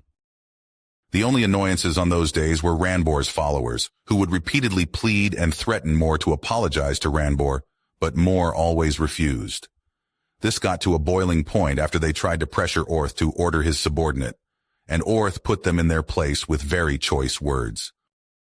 After 3 weeks of all of this, just when Moore and Orth were on their morning run and bitching about Ranbor's flunkies and their constant annoyance, an explosion shook the dormitory tower.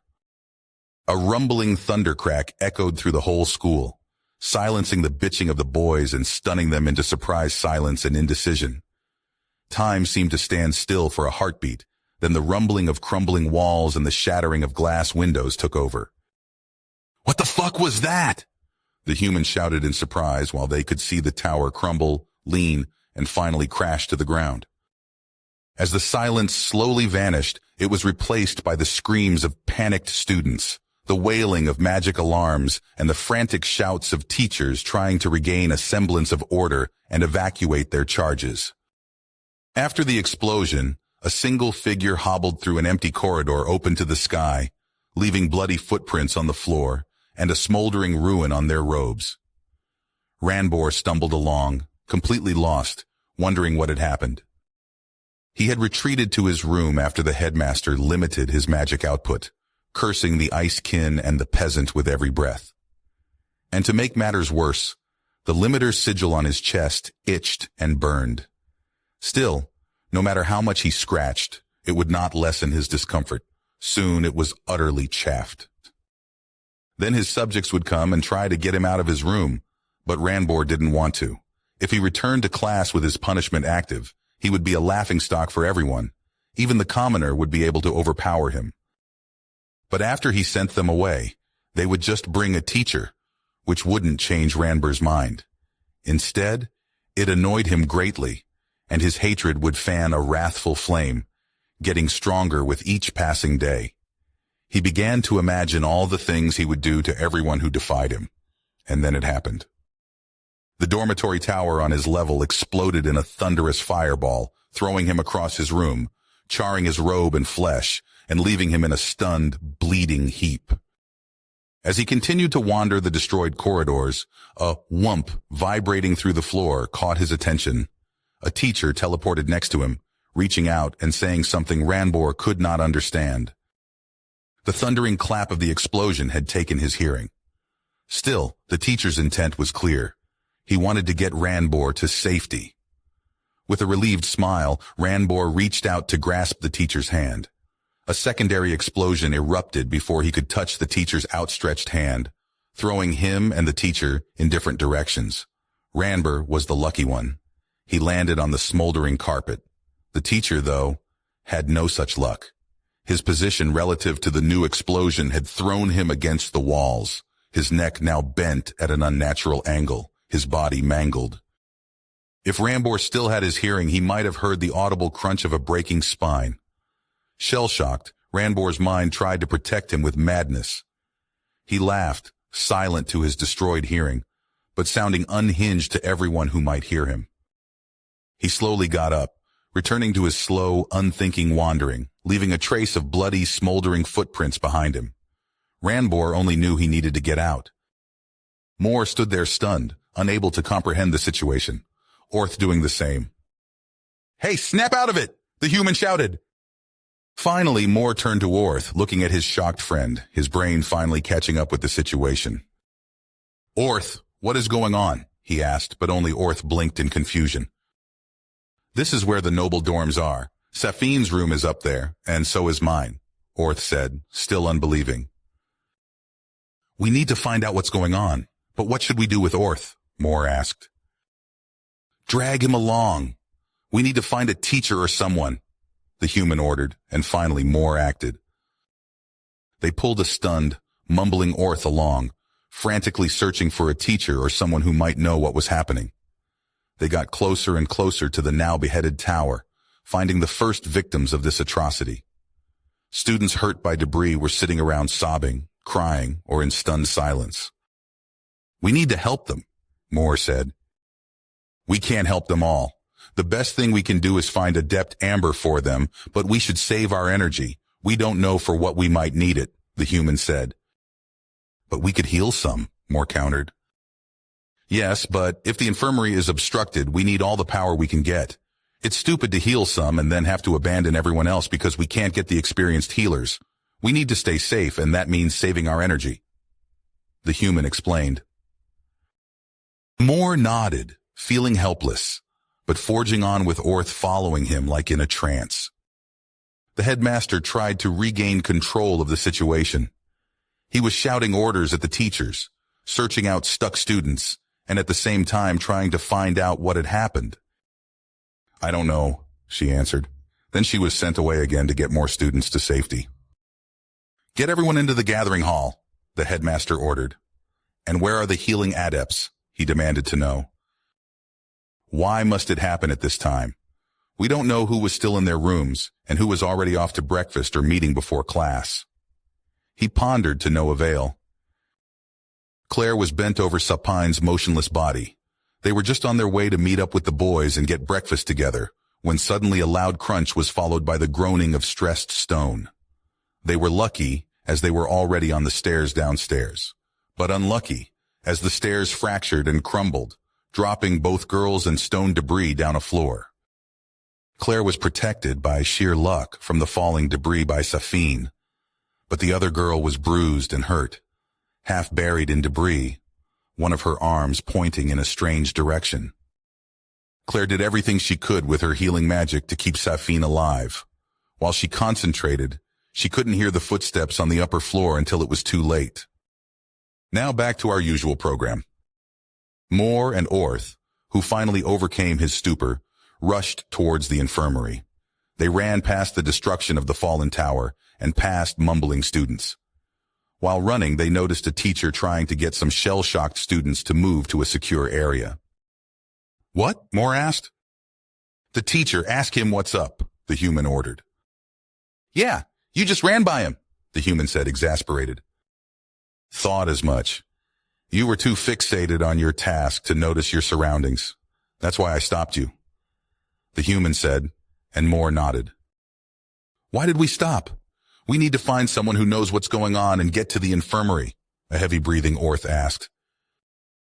The teacher was still trying to get the stunned students to move, but no matter what he said or tried, they would just stare at him uncomprehendingly. Come on, stand up. You need to get to the gathering hall. It will be safe there. He tried without success, shaking the staring student. Moore and Orth walked up to the teacher, and as Orth was still out of breath, Moore would do the talking. Sir, can you tell us what's going on? He asked the frantic man. What are you two doing here? Get to the gathering hall, the teacher shouted at them. No, we can help. Please tell us what is happening, Moore said decisively. What's the status of the infirmary? What about the students who were in the tower? Orth suddenly interjected, but the teacher only shook his head, tired and sad. We are trying to get everyone out, but many are badly hurt. I don't know about the infirmary, but something must have happened, as we couldn't get in contact with a single healing adept. Still, this is a concern for us teachers. You students should just get to safety. Leave this to the grown-ups, the teacher told them, but Moore shook his head. We can't do that. Orth and I will help. The most important thing for now is looking at the infirmary's status. We can do that while you can save more students, Moore said, and the teacher thought for a moment, looking at the surrounding destruction. Orth, the obsidian boy? He asked, and Orth nodded. Okay, I agree, but promise. Get to the gathering hall if you see something you can't handle. For all we know, a monstrosity could run rampant, the teacher said, sighing. Then we will take a look at the infirmary. Moore said, and both boys took off again, this time with a slower pace. I don't know. I hope not, but what else could it be? Moore said. I have a bad feeling about this, added the human. The headmaster was still trying to get a complete picture, but the information was sparse. Many students and teachers were missing, and they still had no information on the infirmary. The entity laughed, slowly walking after a scrambling person. It was happy to finally be free, to finally, after so much time, be able to follow its nature. The entity sauntered on, looking for a new victim to burn. His look conveyed only confusion as he tried to get the dirt off his hands, the dirt from this strange lump of black something. He slowly got back up again and followed the bloody, smoldering footprints before him like in a trance, hoping they would lead him to safety. Moore and Orth finally reached the infirmary and saw the destruction wrought. Both boys ran forward, trying to take a closer look, as they suddenly heard someone call out to them and a second voice sobbing hysterically. The picture before them was a strange one, as they were met with two teachers, one of them holding the other. The teacher being held was wailing in horrific hysteria, while the other just looked helpless. Well, the calmer teacher said, we were sent here by the headmaster to look at the situation, but just when we decided to remove the debris, then suddenly, Kin here acted out. I wanted to calm her, but nothing I said could get anything out of her, so I decided to clear up this mess myself.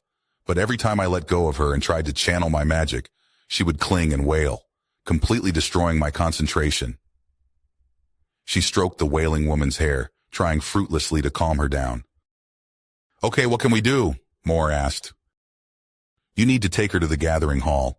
She's not fit to help anymore, and I don't know what her problem is. We need to get her to safety. Then I can get rid of all that junk. The teacher explained. The boys looked at each other for a second, then at the wailing Kin, and nodded in silent agreement. You take her. You teachers can move faster than us. We can get rid of the debris. I'm an Earth Affinity mage. We can do this. Orth said, but the teacher disagreed. This is no job for students. Do as I say, she ordered, trying to untangle herself from the crying mess that her colleague was. I don't think she quite gets the situation.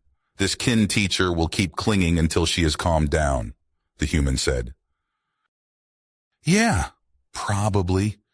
But do you really want to deal with someone hysterical who can summon a fireball or something else? The best thing is to just let her. The human laid out, and Moore winced. The teacher finally freed herself from Kin's grasp. She tried to get her to go with the boys, but Kin would just cry and shout in hysteria, conjuring up a dust storm as soon as she was let go. Orth tried to intervene and move to calm the woman, anchoring himself to the ground, but she wouldn't listen. With a desperate shove, Moore pushed the other women to the crying Kin, under loud protest, mind you. But that did the trick. As Kin could hold on to the other teacher, the dust storm receded and calmness settled in. It was a gamble, Moore answered. You take her. We will look into what's going on with the infirmary, Moore ordered, and finally the teacher nodded, defeated. Be safe, boys. I will be back as soon as possible or send help, she said, dragging the wailing woman away from the destruction to a more intact space. With a silent pop, she was gone. Let's get to work. We need to free the entrance, Moore said, and they got to work, shifting away debris and, in Orth's case, crushing bricks to powder. Moore was still saving as much energy as possible, only using some when shifting a wooden beam. Amber was cursing her luck. She and the other adepts were fine, but the door wouldn't open, and the rumbling had cracked the masonry. In addition, they could not leave by teleport, as the supporting runic circles were cracked. It might still be possible, but she deemed it too dangerous to try it. Still, if no one came soon, they might have to take the risk. Why is no one coming? She asked, and another adept shrugged, trying not to panic. Amber, we need to teleport right now. There could be hurt students outside, another added. I told you no. Your safety is also important. If you get hurt by this, you can't help anyone, she chided. I don't care. I want out of here, the other said. And before Amber could stop the idiot youth, he finished his incantation and was gone with a sickening crunch instead of the usual pop or even the less controlled whump. "Do you think he did it?" the other adept asked Amber, who looked concerned. "I honestly don't know. I hope so," Amber sighed. Just as Moore shifted another beam, a crunching sound occurred, and the human called out in alarm. "Doge!" the human ordered, and Moore threw himself aside just in time to evade a bloody ball of crunched something. Moore grew pale and retreated to a corner, emptying his stomach at the realization. Orth didn't get that far. He just turned around, trying to hold back the bile with his hand, and ending up puking through the gaps of his fingers. After a few moments of calming themselves and trying to ignore the bloody clump, they returned to work. They worked more frantic, unable to concentrate on any spells, but doing anything to prevent their attention from returning to the crushed body. Finally, they could see the door, blocked by the debris. They made only a small gap in all the rubble, just enough to let someone climb over and out, but they were now standing in front of another problem. "How do we open this up?" Moore asked, shaken. "I don't know. It opens outward," Orth answered likewise. "Can't concentrate right now. Every time I close my eyes, Orth answered, forcing down another raising of bile. "How about you?" the human asked. "Same as Orth.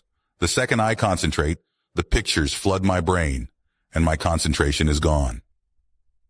Moore answered, getting slightly green-faced. "Then no choice. Let's kick it with your strength," the human ordered. "How can you stay so calm?" Moore shouted. "It's fine. I will do it," the human said, and using Moore's body, they kicked with everything that Lean Body had to offer. Amber looked up as loud bangs came from the door and walked over quickly. "Amber?" came the response of a familiar voice. "We can't remove all the rubble. Can you somehow destroy the door?" the boy shouted back. "Yes, get away," she ordered, and the boys scrambled away. Amber concentrated on her magic and let the door fall out of its frame. She only had to remove the holdings from the wall. Amber could make out the dirty and scraped-up forms of two pale and shaken boys as the door fell inwards. Still, she was delighted to see them. Miss Pyrath and Miss Kunze returned from the infirmary. "Very good. What do they have to report?" the headmaster asks. "Well, Miss Kunze is hysterical and completely out of it.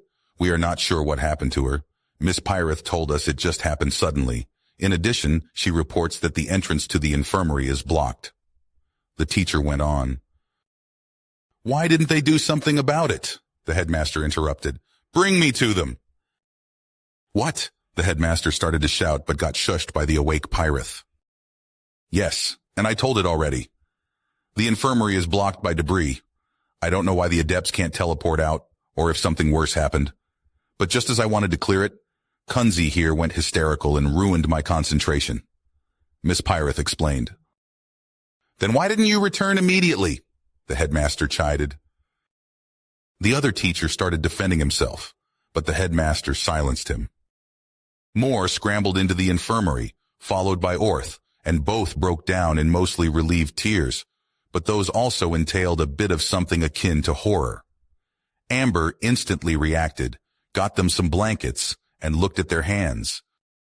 "Did you dig with your hands?" she asked, trying to keep a calm voice. "At first, Orth got rid of the stones and I used my magic to remove everything else, but then, and because of, we had to remove the rest with our hands. We needed to get you." Moore tried to explain in a shaky voice. Amber quickly glimpsed at the other boy, who got even more pale and pressed his lips together. Amber nodded towards another adept, and with a few head jerks, she got the adept to look at what had the boys so shaken. The other adept crawled out of the hole the boys had dug and noticed the crumpled remains of someone on the ground. She had to hold back a horrified scream and quickly crawled back. The adept leaned down to Amber, who was still tending to the boys, and whispered, "It seems like there was a failed teleport attempt, and with how shaken those two are, it wasn't long ago. Meaning, it's probably Adept Amberin," she said, and Amber nodded. "Listen to her. It's not your fault. It was just bad luck, but remember, you must get out of this. You need to be able to protect your friends, right? Wouldn't all that hard work be for naught if you just give in to horror and panic right now? the human asked, calm and soothing, and Moore took a deep breath, trying to steel himself. Good man, after all this is over, you can cry and panic all you like, but until this crisis is over, we need to be able to act, the human added. You're right, still, I don't know if I can, Moore answered. I know you can. I believe in you. You are stronger than that, the human reinforced, and finally Moore nodded. Thank you, Amber. It was just horrifying how it almost dropped on me, Moore said, still shaky but doing everything to fight down the horror. Dropped on you? She asked, shocked. Amber ruffled Moore's head. And you two still continued on? Now I understand how your hands ended up like this. Come on, let's fix that up first, Amber said. I'm proud of you. You two did very well. You are real heroes, Amber told them, and both seemed to latch on to this, regaining a bit of confidence. The teleport thing should be fine. Another teacher already left earlier, Moore said. Very good. You are very helpful. Now let's fix up your hands and then get moving, Amber said, but the boys shook their heads. We can do this later. It's more important to get you to the most badly hurt, Orth said. After the first adept clambered out of the infirmary, taking a blanket with him, the boys followed soon after, and luckily the adept had enough foresight to cover the offal on the floor. Therefore, their reaction was less extreme than the first time. The human put one of Moore's hands on Orth's shoulder the whole time, and both boys gathered strength from that touch, while Amber nodded at that proudly. Those two would come out fine after this was over. Finally, the adepts invoked the teleport, and with a bunch of pops, the group appeared in the gathering hall, just to hear the headmaster order the next teacher to go find them. You did it. Great work, boys, she said. Amber and her adepts quickly got to work, healing the students with the worst wounds until she finally got back to the two boys and took care of their hands. To no one's surprise, both had fallen asleep from exhaustion, covered in their blankets. Then, at Amber's touch, Orth awoke and asked, Where's Safine and Claire? I'm finally able to write a bit ahead. Reworking 22 chapters did a number on me. I'm going to ask the headmaster. You need to rest up. Healer's orders. But now sleep was something that would not come to Orth anymore. He had first nodded off because of the exhaustion, and therefore, it was pleasantly dreamless. But now his memory showed him pictures of that bloody, crunched body again. At Orth's fidgeting, Moore also awoke, looking around a bit confused. Aren't they here? He asked, looking around. While the boys were getting more nervous by the second, Amber walked right to the headmaster and demanded to know where the two students were. The headmaster almost wanted to shout at her, but he thought better of it. Instead, he sent her to the teacher, who was keeping track and trying to regain a semblance of order in the huddle of students. Miss Amber, what can I do for you? I'm very busy right now, getting a sense of who's where. He greeted her. I need the status of two students, one Safine and one Claire, she said calmly but sternly. Just a moment. I need to look over my lists. Do you have the family names and years of those students? He asked, and Amber shook her head. While the teacher was looking, the headmaster came closer, wanting to ask Amber about the hurt students. Miss Amber, how are we on injuries? He asked her. Everyone here is through the worst. We only healed the most serious wounds for now to save our energy for emergencies. We will still get to every student, but it will take a while. 2 of my adepts are seeing to that right now. They are in a rotation of healing and regaining energy, she reported, and the headmaster nodded. So, no losses here? He wanted to confirm. Found them, the teacher said suddenly. Miss Safine Sapphire and Claire Celestine. They are still missing, he added and flinched as the headmaster rounded on him.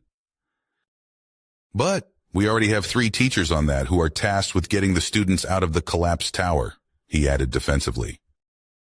How long are those gone? The headmaster asked, skeptical. I know Peter Seaton. He has a good talent for healing magic. He's a good choice. She agreed, but the headmaster looked over where the 2 boys sat when the last name was mentioned. He didn't look at them, but at the 2 figures next to them and cursed. How are you such a pencil pusher? You know we have a hysterical Miss Kunze sitting over there, and you never, not even once, thought that this might have something to do with her soul partner? The headmaster really wanted to scream and punch this administrative idiot. The teacher looked confused and said, "I don't understand," but Amber caught up much faster. "Hysterical and her soul partner is overdue?" she asked. "How did you not connect this?" they shouted at the teacher, who only wanted to escape this situation. The headmaster let out a pained sigh, draining his aggression away. Quickly, a team of mages was assembled, including the headmaster himself and an adept of Amber's retinue. "We have some missing students and some may be alive. In addition, whatever is responsible for this atrocity may still be in that tower. We will go up there and get everyone out. But remember, we probably can't teleport back out. Keep alert. We don't know what destroyed the tower. It might be a monstrosity. That means we will go in as 4 teams with 2 members each," the headmaster ordered. "Now for team composition, Miss Amtis will go with me. Miss Pren and Miss Spinell, you are a team. Miss Sugalty and Mr. Maliki, you will build the next. And finally, you are the final team, Mr. Magnesitor and Miss Hemington. Priority is getting everyone out. Destroying whatever is rampaging is secondary. And stay safe," he continued to a gaggle of nodding teachers. With a bunch of pops, the 8 of them were gone, reappearing with a whump back on the top of the destroyed tower. "Fan out, find everyone you can," the headmaster ordered, and all of them scattered. Claire looked up, tears in her eyes, finally noticing the woman looking over the broken edge of the staircase. Claire wanted to stay calm and answer, but her emotions got the better of her, and a crying voice answered. "Safine, I'm not powerful enough," Claire howled. Miss Sugalty recognized the precarious situation. "Mal, get over here and help me," she called back. She dropped down to the 2 girls, and the other teacher was close on her heels. "We need to get the stones away," Maliki said, and without waiting he turned them all to dust. "And you didn't tell us?" She started but then waved it off, instead concentrating on Safine's injuries. "We need to get her stable and then out of here. This is something only the adepts can cure," she said, letting her magic flow to at least stabilize the most grievous injuries. Maliki kneeled next to Claire and laid his arm around her. "Good job. You saved her," he said soothingly, but Claire just threw herself against his body, crying. "I got her," Sugalty shouted. "But we need to be quick now. I don't know how long my treatment will last." Maliki nodded, got up, carefully picked up the hurt Safine, and with a gigantic leap, he was gone. There was a commotion in the gathering hall as all available healing adepts rushed to the entrance, and Moore and Orth got up to take a look. They finally reached the building entrance and the cluster of nosy students. There, they found a sidelined Claire. "Claire!" both boys shouted, and she raised her head, tearing up and charging them. Orth got hit by her almost tackle, being the one further forward and therefore the first target. The force of Claire's impact threw them down to the floor. Moore just got on his knees to get down to them. After a few short moments, Moore got a hug himself. "Claire, what's happened? Where's Safine?" Orth asked, and Claire started to sob again. "Calm down. Now that she's with the adepts, she will make it. Safine is more tenacious than you think." Orth tried to calm Claire while she continued to cling to him. "I'm going to ask," Moore decided, and tried to force his way through the mass, but couldn't make headway. "Calm down. She will be fine. Remember, she isn't that malnourished girl anymore, even if they don't see that. Her body has now reserves," the human said calmingly. "But I need to know," Moore complained. "She's alive, or the adepts would have already stopped treatment, and that would be pretty obvious. Let them work and calm down. Safine will need support from all 3 of you," the human chided, and finally, Moore nodded and returned to his friends in defeat. Soon after Safine and Claire were brought to the gathering hall, the teachers brought in more students. The healing adepts did what they could, and in a feat of monumental magic power, all the students brought were also saved. What was not communicated to the students was that not every missing student had been found, and a lot were still missing without hope of being found alive. After Safine was released from the healer's attention, Her unconscious form was brought to Orth, Claire, and more. The three friends used the boys' loaned blankets to make Safine more comfortable. They marveled at their luck, that everyone in their little group was still alive. The headmaster was gathering his little group for a last pass, in the hope of finding a few students they had missed when they heard the silent splat-splat of footsteps and a voice. "Hello, hello, Amathine," the entity smiled broadly. "Just the one I was looking for." It giggled. The headmaster turned around. "Mr. Ruby, why?" he asked. "Shh! Stay quiet. The adults are talking." The entity shushed. "We need to capture it. We might be able to reverse whatever Ranbor has done to himself," he conveyed. "I'm with the headmaster," Amtis said. It started to laugh eerily. "It's very naughty to exclude someone you are speaking to," it continued. "What are you?" the headmaster asked, giving an almost unnoticeable nod to Maliki, who was already shuffling over. Maliki acted fast, catching the entity in a stony grasp and leaving only its head free, just as Amathine created a sphere of vacuum around this stony prison. The entity laughed silently, stopping after a second and saying something. Then it got annoyed that no one could hear it, its stolen body slowly running out of air. The headmaster smiled, giving a grateful nod to Maliki. "Good job. It was easier than expected.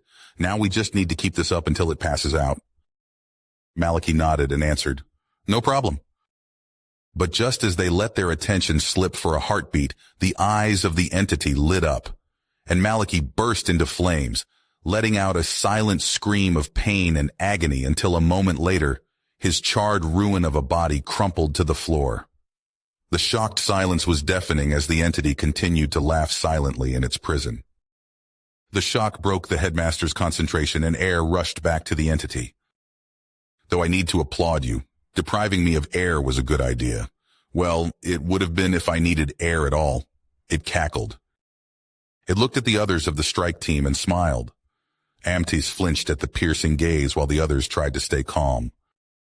"Now who's next?" the entity asked sweetly. The headmaster again moved first, now supported by the remaining 6. Everyone unleashed a stream of water magic, cutting, drowning, and battering the stationary creature. This barrage of attacks generated an obscuring wall of steam, and while 4 of them kept up the pressure, the headmaster and Sugulti combined their power, creating a lance of ice and hurling it into the fray. The strike team was rewarded with a pained scream of pure fury, followed by an exploding wave of steam and heat, tumbling them around. The entity walked out of the carnage, grimacing, with the melting lance of ice lodged in its body. "You are dead," it raged. "I wanted to save you for last, Amathine. I wanted to be polite and show my thanks because without your limiter, I might have never amassed enough power to completely take over. But that's over now. You hurt me." It continued to wail. As the teachers tried to get back on their feet after being thrown down, the entity fixed Amtis with its fiery gaze. She just had enough time to throw up a defense of water, but because no one was able to support her, it got broken a heartbeat later. With this, the second member of the strike team was incinerated and turned into ash. Any trace of amusement was wiped from the entity's face, replaced with a hateful expression. It walked slowly to where the headmaster had fallen, flames generating in its hands, forming long whips of licking heat.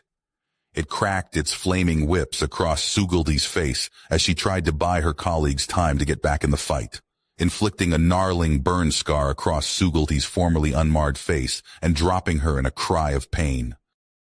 Amathine scrambled back to his feet, re-engaging with a barrage of vacuum slices. But this would be no more than a distraction, and that was all it was meant to be. He just wanted to give the remaining teachers enough time to disengage and get away. This thing was too much for their power. They would need more mages. The remaining teachers got up, Himatan limping over to Sugilti, trying to help her. The others were getting ready to rejoin the battle. The headmaster recognized this error and shouted a warning. "Get away! Get help!" he ordered, stunning the teachers into indecision, which would cost them dearly. Himatan was first to react, trying to get Sugilti to safety. This, in turn, drew the entity's attention to the fleeing woman. With a double lash, both fire whips caught around both of their necks, and with an audible snap, the entity pulled back, snapping both their necks in the process. The headmaster's eyes opened in panic as the hand of the entity was placed on his chest, burning a hand-shaped wound through his robes and onto his skin. He screamed in pain, still not telling anything. But the entity now had time and patience. It would get the information, and if the headmaster croaked before that, it would just have to go look. Right now, it wanted to enjoy inflicting pain.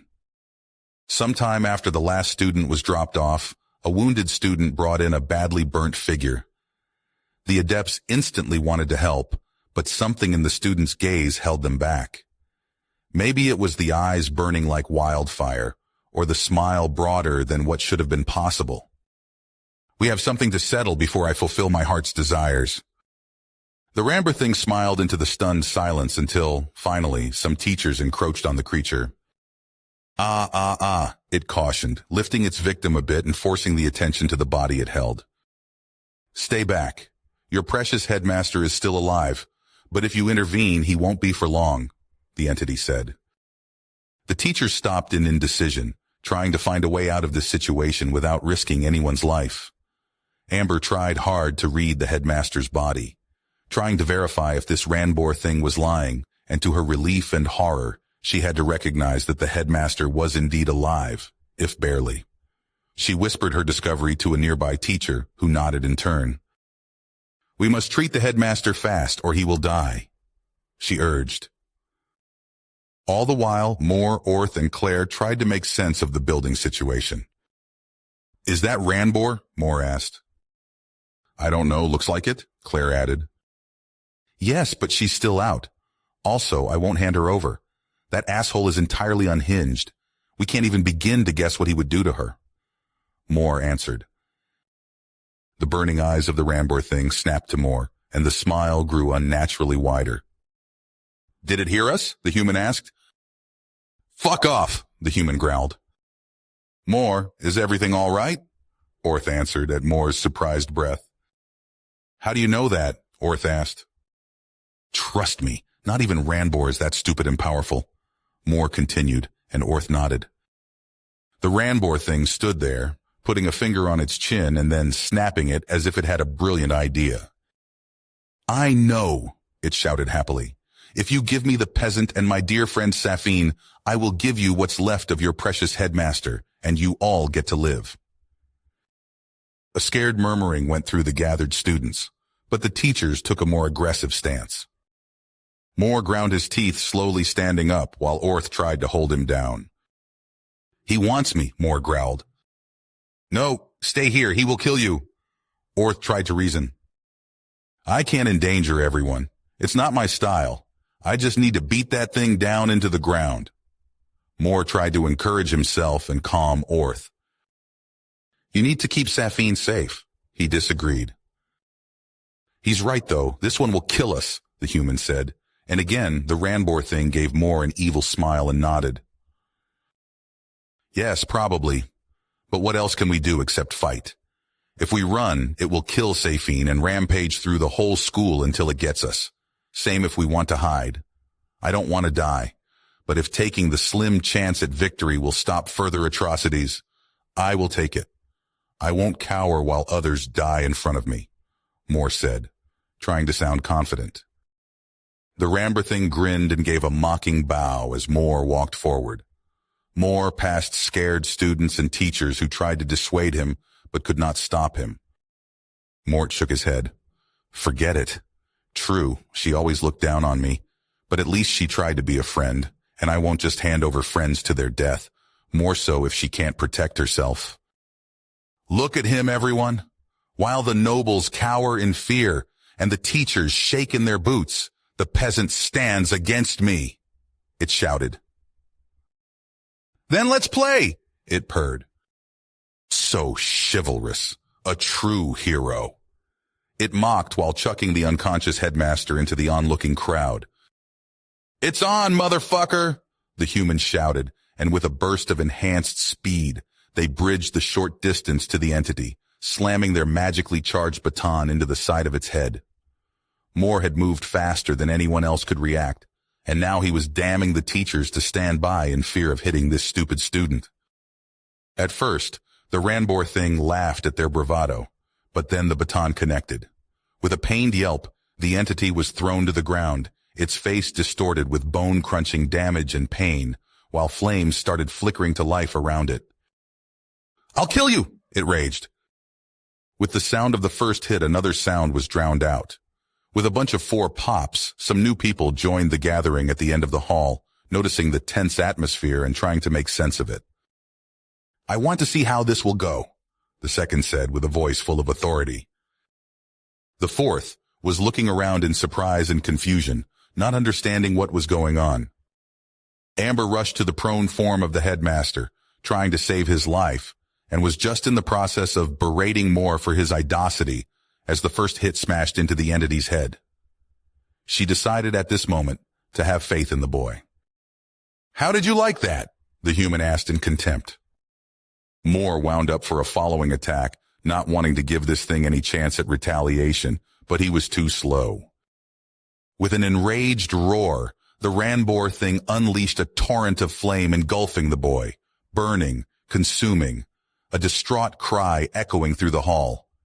Then there was a swoosh, parting the fire prison, and an unharmed Moore charged out of it, his wooden baton smoldering but still holding strong. "Fuck, this thing won't hold forever. We need to keep up the pressure," the human commented, contorting Moore's body into another strike. Moore supplied this movement with magic enhancement, but they were too slow. The entity had already gotten up in a burst of flaming energy, evading the incoming strike. Moore followed up with a quick thrust, launching his baton right into the stomach of the entity, forcing it into a pained gasp. Moore jumped back at this, firing 3 quick rocks to buy himself some time.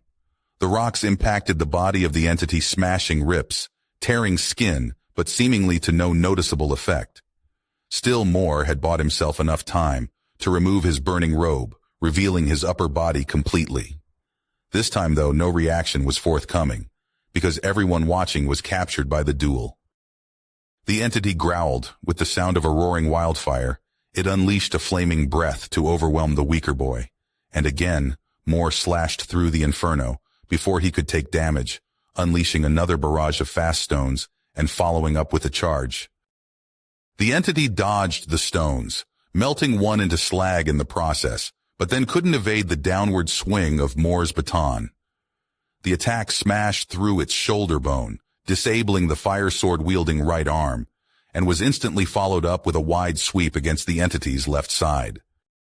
The entity slid out of the follow-up, regaining ground and screaming like a wounded beast, just as the first crystal fell out of Moore's smoldering baton with a silent clink, shaken loose by the impacts and the slow burning of the wood. In the breathless moment of the battle, this silent noise sounded almost deafening to Moore, distracting him for a heartbeat. That distraction almost cost Moore his life, as the entity changed its tactic, dismissing the sword in favor of a burning whip, lashing out, capturing Moore around the neck. Moore had expected a sword strike and had raised his baton in defense. That way, though, was not completely helpless. In a strained groan, Moore used his strength to press his baton against the fiery bond and then escaping. He again got himself some distance, on hand going to the now burned streak across the back of his neck, coughing, his eyes tearing up from the pain. "Fight through it! Don't let yourself be distracted!" the human shouted, and Moore took a deep breath, trying to ignore the pain. Moore refocused as the flaming whip lashed towards him, sidestepping it. He closed the distance, swinging his baton in a two-handed baseball swing, his thundering strike folding up the entity, losing another crystal in the attack. Moore continued his attack with a kick that he instantly regretted, the touch of the entity's skin, leaving a burn mark through Moore's pants and on his skin. With a pained howl, Moore hopped back, holding his pained leg. The entity in turn burst into flames, every cut and open wound of Ranbor's body adding to the inferno. The heat was almost unbearable. Still, Moore held his ground, rubbing his burnt leg and casting a quick healing spell to heal it up a bit. The entity unleashed a tidal wave of fire, trying to overwhelm the boy and still getting denied by the power of Moore's baton. Moore, back in the fight, rushed forward again, kicking one of the crystals on the floor towards the entity, forcing it to dodge and following up with another two-handed swing, aiming right for the entity's legs. The heat of the entity, giving Moore an instant sunburn on his exposed skin, still Moore clenched his teeth, finishing his magically powered swing with every bit of force he could muster, breaking both of the entity's legs in the process. But instead of it falling to the ground, it started to hover, not relying on its legs anymore. The entity unleashed another firestorm, forcing Moore back. Safine awoke, dizzy, recognizing shocked gasps from nearby students, and Claire's despairing sobs. In confusion, she looked around, seeing Orth standing there, his knuckles white, his jaw clenched, shaking in helpless rage. "What's going on?" Safine asked in a quiet, pained voice, surprising Orth and Claire. "Safine, you're awake!" Claire cried, hugging the confused girl, and after that returning to uncontrolled sobbing. Safine looked to where Moore brawled with the entity, recognizing the beat-up form of Ranbor, but had to agree with Orth. Whatever that thing was, it was not Ranbor. "Why is Agaton fighting it?" Safine asked. "Why aren't the teachers doing anything?"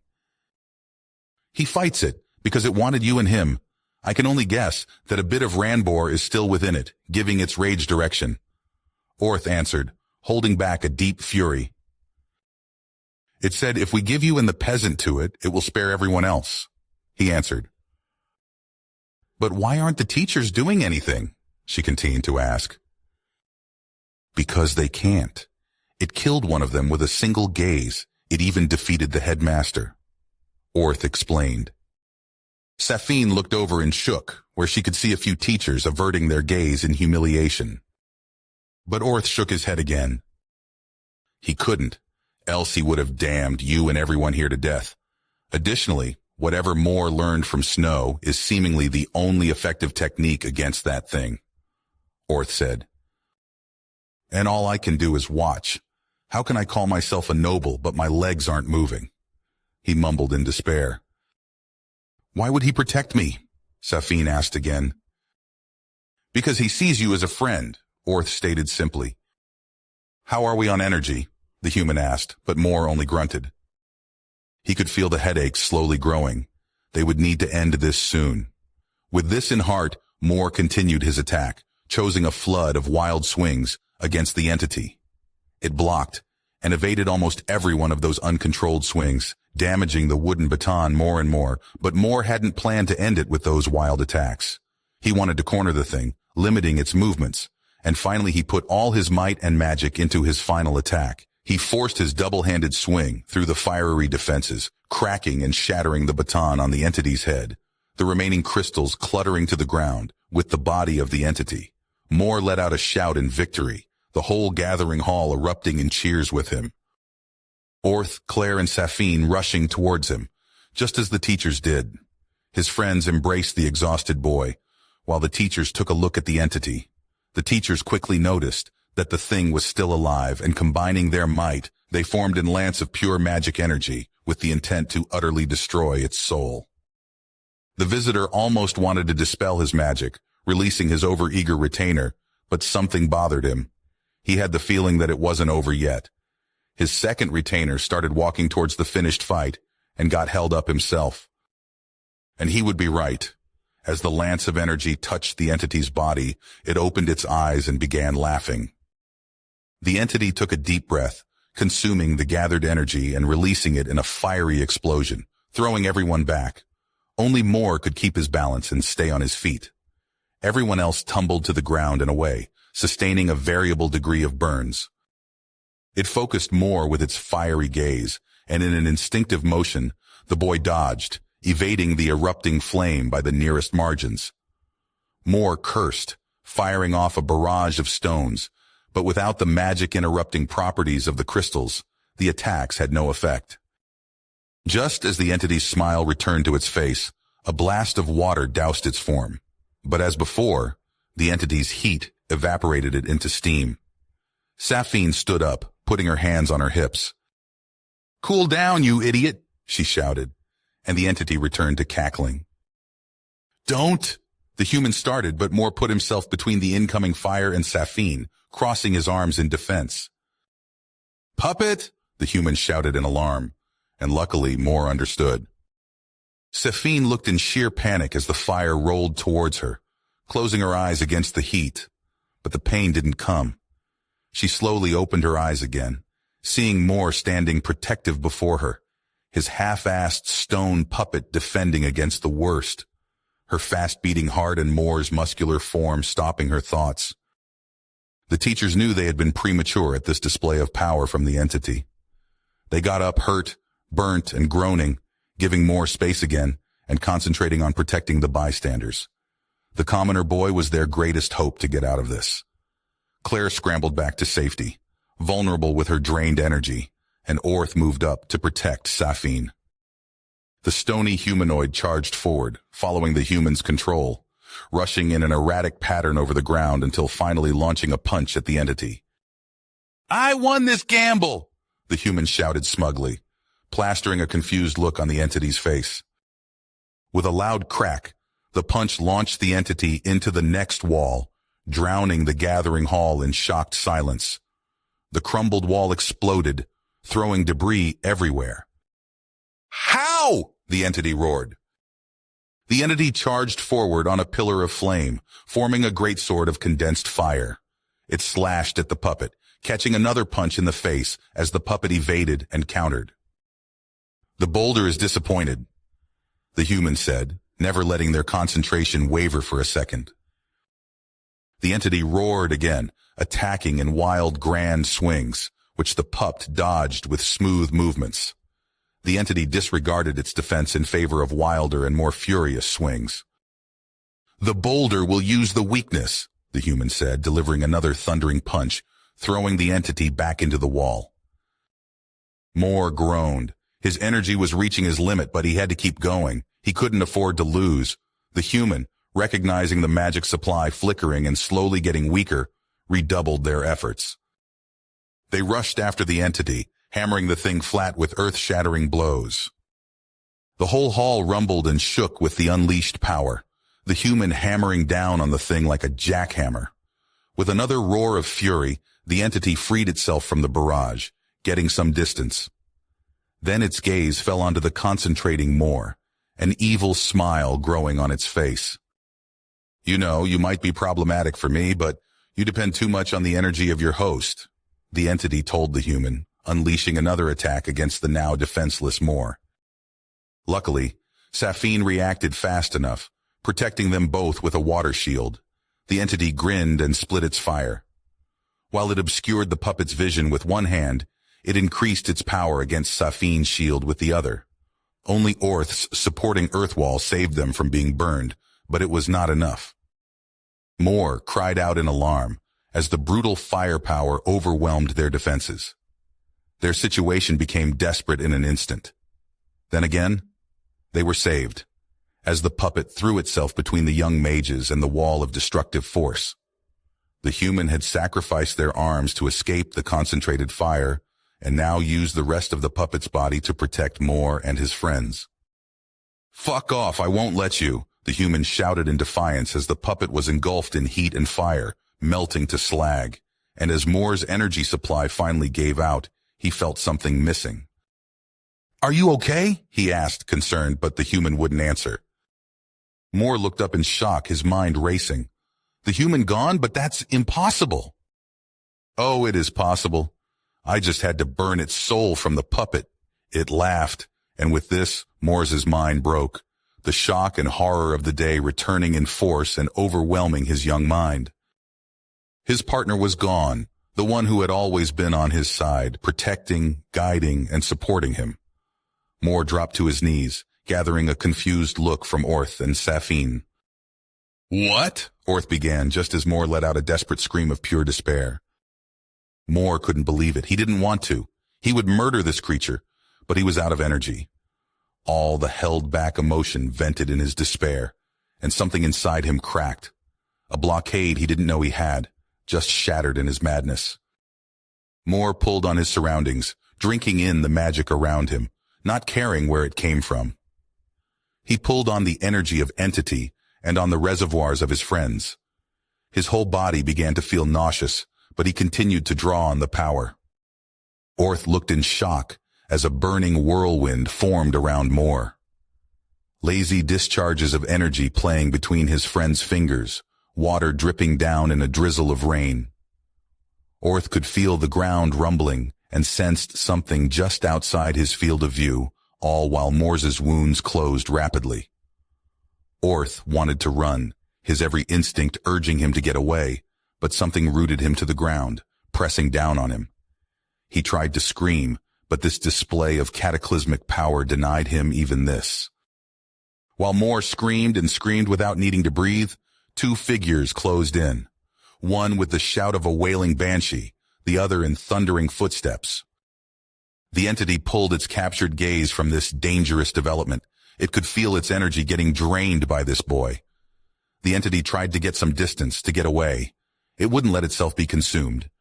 Then, a hail of icy thorns pierced it on its whole body. "Hands of my boy!" the banshee woman screamed, freezing the lower half of the entity to the spot. Meanwhile, the other, a man in black stone armor, fought his way step by step through the unleashing magic of Moore, putting a hand on the boy's shoulder. "Calm down, son," Morricon said calmly. Moore's outburst devolved into pained sobs at his father's firm touch. Morricon dispelled his black armor and gathered his son in a hug. "I'm proud of you," he simply said.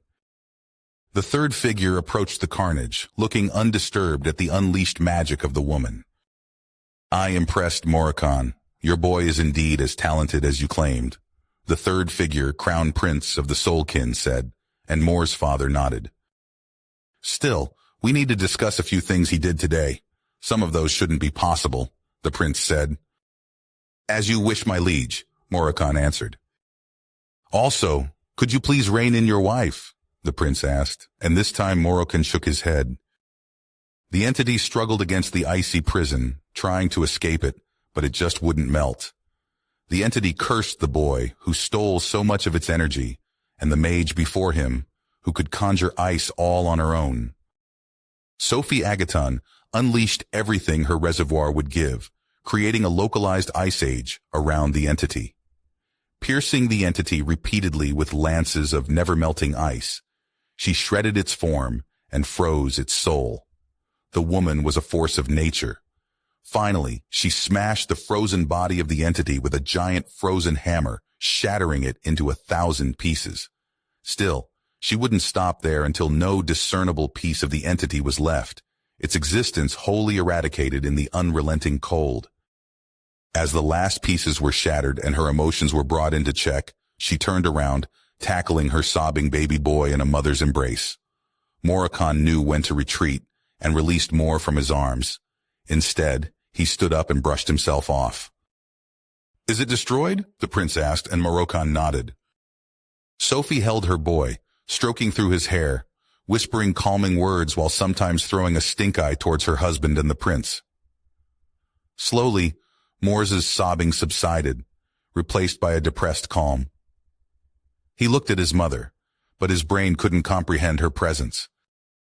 Moore opened his mouth to speak, but then closed it again, falling deeper into despair. "Please come back," he begged, already missing the human's irritating remarks and bad jokes.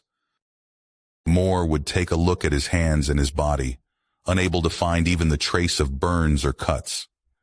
Nothing but pristine skin, and it creeped him out. He wanted to be hurt, to feel the pain, to know that he fought with all he had. But it was denied to him, denied by something he didn't understand.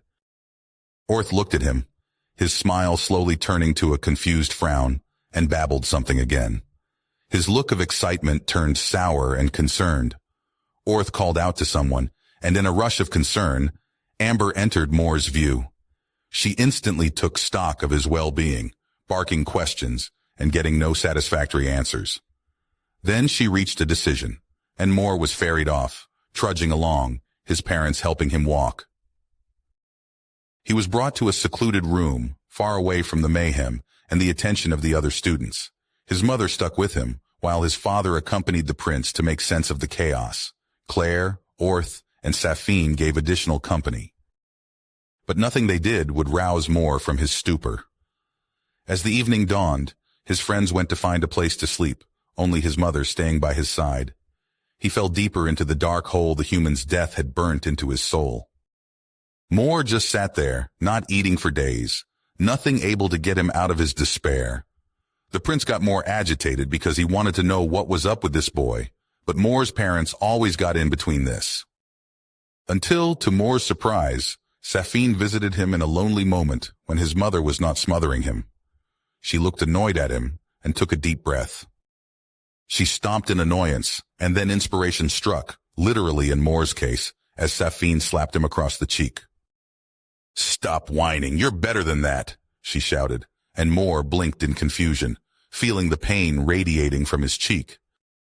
Safine sat down before him, forcing Moore to look at her. "And this human, was this important to you?" She continued, in a calm voice, trying to lure Moore out of his despair. "You wouldn't understand. It was my first friend, the one who helped me get stronger and stand up for myself. Without the human's help, I'm nothing," Moore stated, his body racked by sobs. Safine pulled Moore close, embracing him in a tight hug. "Let it out, but remember, you have Orth, Claire, and me. You're not alone anymore.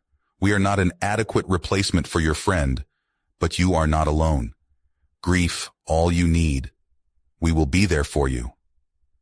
She whispered softly, and Moore broke out in tears, crying, letting his emotions run free. "Bad timing?" a voice asked from the door. Safine looked around in surprise as the prince shuffled into the room. "I had to wait for a good opportunity and sneak in. His parents are very protective of him," he continued while Safine turned bright red at the awkwardness of the situation. But she couldn't escape as the much stronger Moore clung to her, crying. "This is not how it looks," she started, and the prince chuckled. "I just wanted to help a friend." She tried again, but the prince just raised an eyebrow in disbelief. "I'll leave you two alone. I think if I just let you go on, I might get the answers I'm seeking." He grinned and silently closed the door again, leaving the exasperating Safine and the crying Moore behind.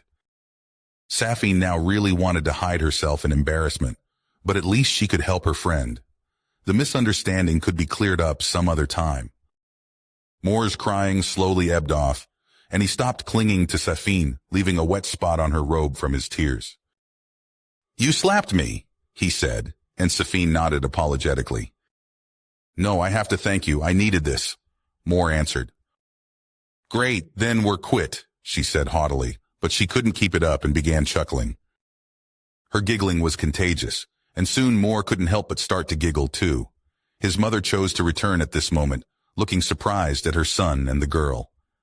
After a closer look at her boy, she looked furious at Safine. Sophia took a deep, outraged breath, getting ready to scold this stupid girl, but was stopped as Moore started to laugh. Safine looked awkward and slowly got up. "Well, I think I have to go," she said, but Moore freed himself from his mother's smothering and said, "No, I have much to explain, and you, Orth, Claire, and my parents have to hear it." "I would like to hear this too," the prince said, opening the door and revealing Moroccan and Orth. Moore nodded, then stopped in confusion for a moment. Moroccan looked at his boy and sighed. "I will go and get Claire. You want her to hear your story too, right?" Orth said, and Moore nodded thankfully. With this, Orth left while everyone else sat down on the floor, even the prince. "What did I miss?" Moore asked while they waited for Orth and Claire. "The headmaster survived thanks to you," Safine begun. "Amber wanted us to thank you for this, even if your action was stupid," she continued with a smile. Moore nodded and also smiled. That's good news, he thought. Well, the headmaster decided that the school year was over and everyone would return home. There was just too much damage done and too many people wounded or killed. Safine almost whispered the last word, but still, it plastered a grim expression on Moore's face. Okay, but why are you here, Your Highness? Moore asked. Well, Moore hadn't answered to my letter, Sophie protested. Ah, Moore said, remembering the moment. The prince started to laugh at this strange situation. It's fine, Moro. I did want to come here and take a look at this school. We're just a bit ahead of schedule, he said. Also, now I know that my sister will be in good hands. Well, you were chosen to be the guard for Her Royal Highness when she joins the school next year. Of course, I would have tested your ability on your break, but I was sure it would be fine. But then your mother thought something was wrong and pressured the prince to take her here, Morricon said. I still don't understand, Moore asked again, even more confused. It's rather simple. The Agatons are the royal family's guards going back since the founding of the Soul Kingdom, the prince revealed, and Moore looked at him in disbelief. Of course, no one is allowed to know this. This means the Agatons aren't given any titles and live as commoners. This serves another function as the connection between the common people and my family. It's a rather handy practice and has stopped a riot on more than one occasion, the prince continued.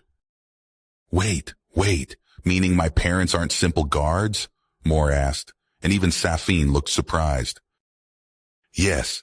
Did you never wonder how you were allowed to come to this school? The prince asked. Because of my mother's talent? Moore asked back. Only a guise. It was also a test of how you would do. I wouldn't have revealed all this to you if you had failed. Being an Agaton is an honor, and the position is only given to the most promising mages. The prince said. He is right. Neither your mother nor I was born an Agaton. I was adopted into the family, and your mother followed me. To hide this secret, my records were removed from my original family, Morricon explained. Sophie just shrugged. I was in love. Of course I would follow you. Still am. Sophie agreed, getting a cringe-worthy sigh from the prince before he let out a cough and resumed. The only problem is your small energy reservoir, but well, you are probably just a late bloomer like your father. And even if that's false, you proved your ability today. More than enough, the prince added. Moore looked in confusion at his father, who looked away in shame. Yes, he did. The prince laughed. He went to school with me. But even with his strong earth affinity, he was as weak as anything. Moore looked in confusion, but then also had to laugh at this. Is it a problem that I heard all of this? Safine asked, and the prince looked at her like he had just noticed her. I know, the prince said, all smiles again. You two just need to bond and become the next generation Agaton, he said, as if it were the most normal thing in the world. What? Safine and Moore shouted. I should have cleared that misunderstanding right away, Safine thought, lamenting. And why not? Am I not good enough? She asked, insulted, her pride speaking faster than her brain could follow. That's not what I mean, Moore stated, but for this tale, I want Orth and Claire here. They waited a few more minutes for both to return, Safine in embarrassed silence as her thoughts had caught up with her mouth, the rest in interested confusion. Finally, Orth and Claire entered and took their places. Good to see you up again, Moore. Claire greeted him warmly and Moore nodded with a smile. As I joined this school, I had big problems with Ranbor and his flunkies. They tormented me at every chance they got. He began his tale, his mother holding him closer again. I didn't want to be used anymore, and neither lives in constant fear.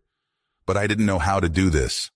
Then I made the worst mistake in my life and took my greatest chance. I tried to replicate a soul-bonding ritual, like in the children's stories. And, well, it succeeded, he said, with an earnest look. A surprising gasp was going through the room, the prince staying silent and attentive. And now you think you can't bond anymore because you already did? The prince asked, erupting in laughter, and Moore confirmed it with a nod. This is too funny. What you young ones don't know is that there are two rituals, and it seems you did the second by accident. One is the traditional, binding two soul-kin together. The second is a forbidden one because it would bind your soul to a bodiless being, and history tells of soul-kin going out of control because they would be taken over by this being. The question, therefore, is, why didn't it happen to you? The prince explained. Because the human just wanted to be my friend and have fun? Moore offered while the prince shrugged. Is what happened to Ranbor the same? Orth asked, and the prince nodded. Still, I need to find out where this Ranbor got the technique from. From the boy's reaction, he's clear. No sense giving your secret to your enemy. He continued in his thoughts. Well, it's done now if I understand it correctly. Therefore, I will just overlook this. Just don't try to repeat it. What you did was very stupid, the prince stated, and Moore nodded ashamed. So all your body training and strange movements were because of this human? Orth asked, and Moore nodded. Yes, I'm sorry I have hidden this from all of you. The human was also the one who beat Snow, Moore confessed. It could move your body? Claire asked, surprised, and Moore nodded again. Very interesting, he said simply. I almost want to talk to this human. It sounds very different and interesting. Moore smiled at the memory. It told me that it comes from a planet called Earth, and there, no one has magic. No magic at all? Orth asked. I didn't do anything. Mother killed it, and Father came to protect us kids, he stated. You don't remember? Orth asked, and Moore just looked even more confused. I don't know. I can't remember. There was only despair and... Moore said, trailing into his failing memory. There was a sullen silence for a moment, but then the prince broke it with his next question. Moore snapped back, getting a rueful smile. The human told me how. It didn't allow any kind of objection and said that our knowledge of our bodies reeked of laziness. And well, it was right. You only have to push through the pain. Moore shook his head and answered, No, I'm very grateful. Yes, sometimes I hated humans for their stubbornness, but the results speak for themselves. Also, moving my body is even fun right now. You're all in on this? The prince asked, and the young mages all confirmed. Yes, please keep it that way. This information is not allowed to leave this room, just as everything else we discussed. He looked at Safine at this, and the girl looked away, embarrassed. Orth and Claire just looked in confusion at this reaction. Human? He asked, thinking he might have imagined it. Who else? What did I miss? The human asked. I thought you were killed, Moore shouted, both in his mind and aloud, surprising everyone else. More? Claire asked carefully. I thought you died. The Ranbor thing said it killed you. Moore scolded. You didn't answer me, Moore growled. Yeah, because I was busy not dying. It's pretty hard to get back if your bridge is gone, the human argued back. I just woke up, because it was hella exhausting. I just passed out once I got back. The human growled. I was worried, Moore said. The others watched the silent argument, Moore gesturing wild, sometimes in a typical Soulkin way and sometimes in an altogether alien way. I just wanted to waive your offense because your bonded creature had died. Therefore, it wouldn't be a problem anymore. But now that's impossible. Meaning you will have to answer to me, the prince said sternly, shushing Moore's parents' attempted protest. Moore gulped at this, now getting really nervous. I want to speak with young Agaton alone. I have to decide, without any influence from you all, what I will do. The prince continued, and no one dared to protest. Everyone filed out of the room, leaving Moore and the prince alone. Now, Moore, if I interpreted everything right, this human can hear and understand us, right? He began, and Moore nodded nervously. That's not how this works, but I guess both of you wouldn't know that. Listen to me. I will explain exactly how this ritual came to be and how it works, but you will swear to never share this secret. Do you understand? The prince said. Good. This specific ritual, which you somehow did without knowing how, was created by our ancestors at the end of the second cataclysm.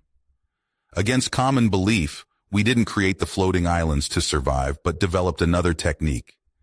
It was called elemental possession and is the basis for creating the first affinities: earth, water, fire, and wind. Our ancestors would use this technique to bond with the magical powers of the elements and strengthen themselves to survive, but it had a catch. The first technique was crude, meaning the longer this had to be done, the more our pre-soul kin mind would influence the elements, giving them a will of their own, the prince explained. Yes, me too, Moore agreed. The elements use their will to free themselves, Moore simply stated, and the prince nodded in agreement. Indeed, because of this, the pre-soul kin were almost eradicated. The ancient leaders then decided that this technique was to be forbidden, but the threat of the monstrosities would not allow our most powerful weapon to be left aside. In grim determination, the sacrificial were created. The most adept mages would use the elemental possession and launch themselves in suicide attacks against the monstrosities, killing as many as they could before either dying or getting overtaken and then killed. The prince continued on. Moore sat there trying to imagine the dread, fear, and desperate situations, shuddering at them. The pre-soul kin could hold back the monstrosities, but barely.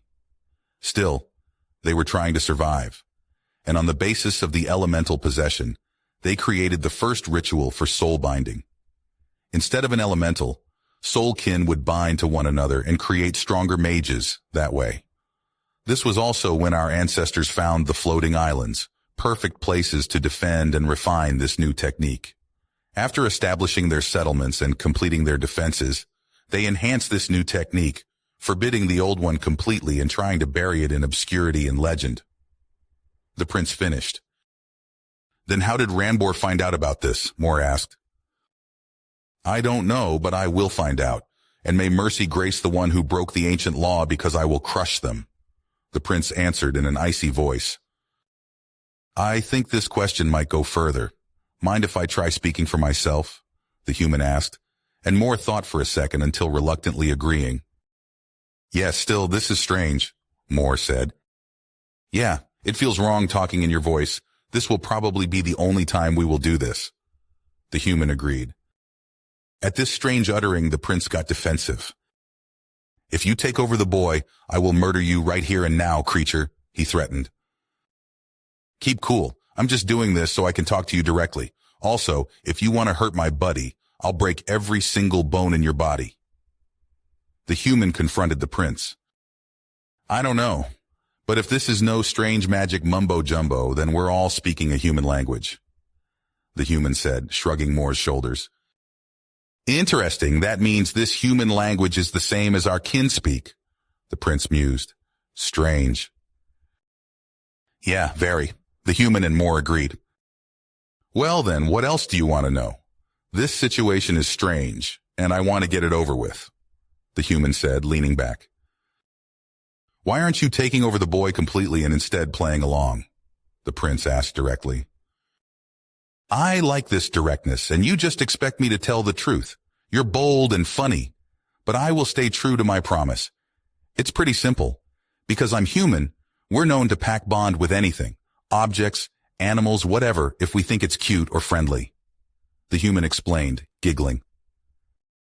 Animals are the monstrosities of my world, but not as dangerous without your stupid magic rules. But to explain, in human evolution, we work together with other creatures, hunting and living together. Those later became our pets, and we now treat them like family. But if a human is lonely, they might bond to anything to escape that loneliness. Even something like a ball. The human explained further. You got it, the human said. And I see little Moore here as my packmate, meaning I will personally kick everyone's butt who wants to hurt him. Even without a body, the prince teased, slowly relaxing. No, I will give you the benefit of the doubt. Moore seems to trust you, so I will defer to his judgment, the prince said, receiving a surprised, interested look. Simple. As the next ruler, you must delegate and trust your subjects.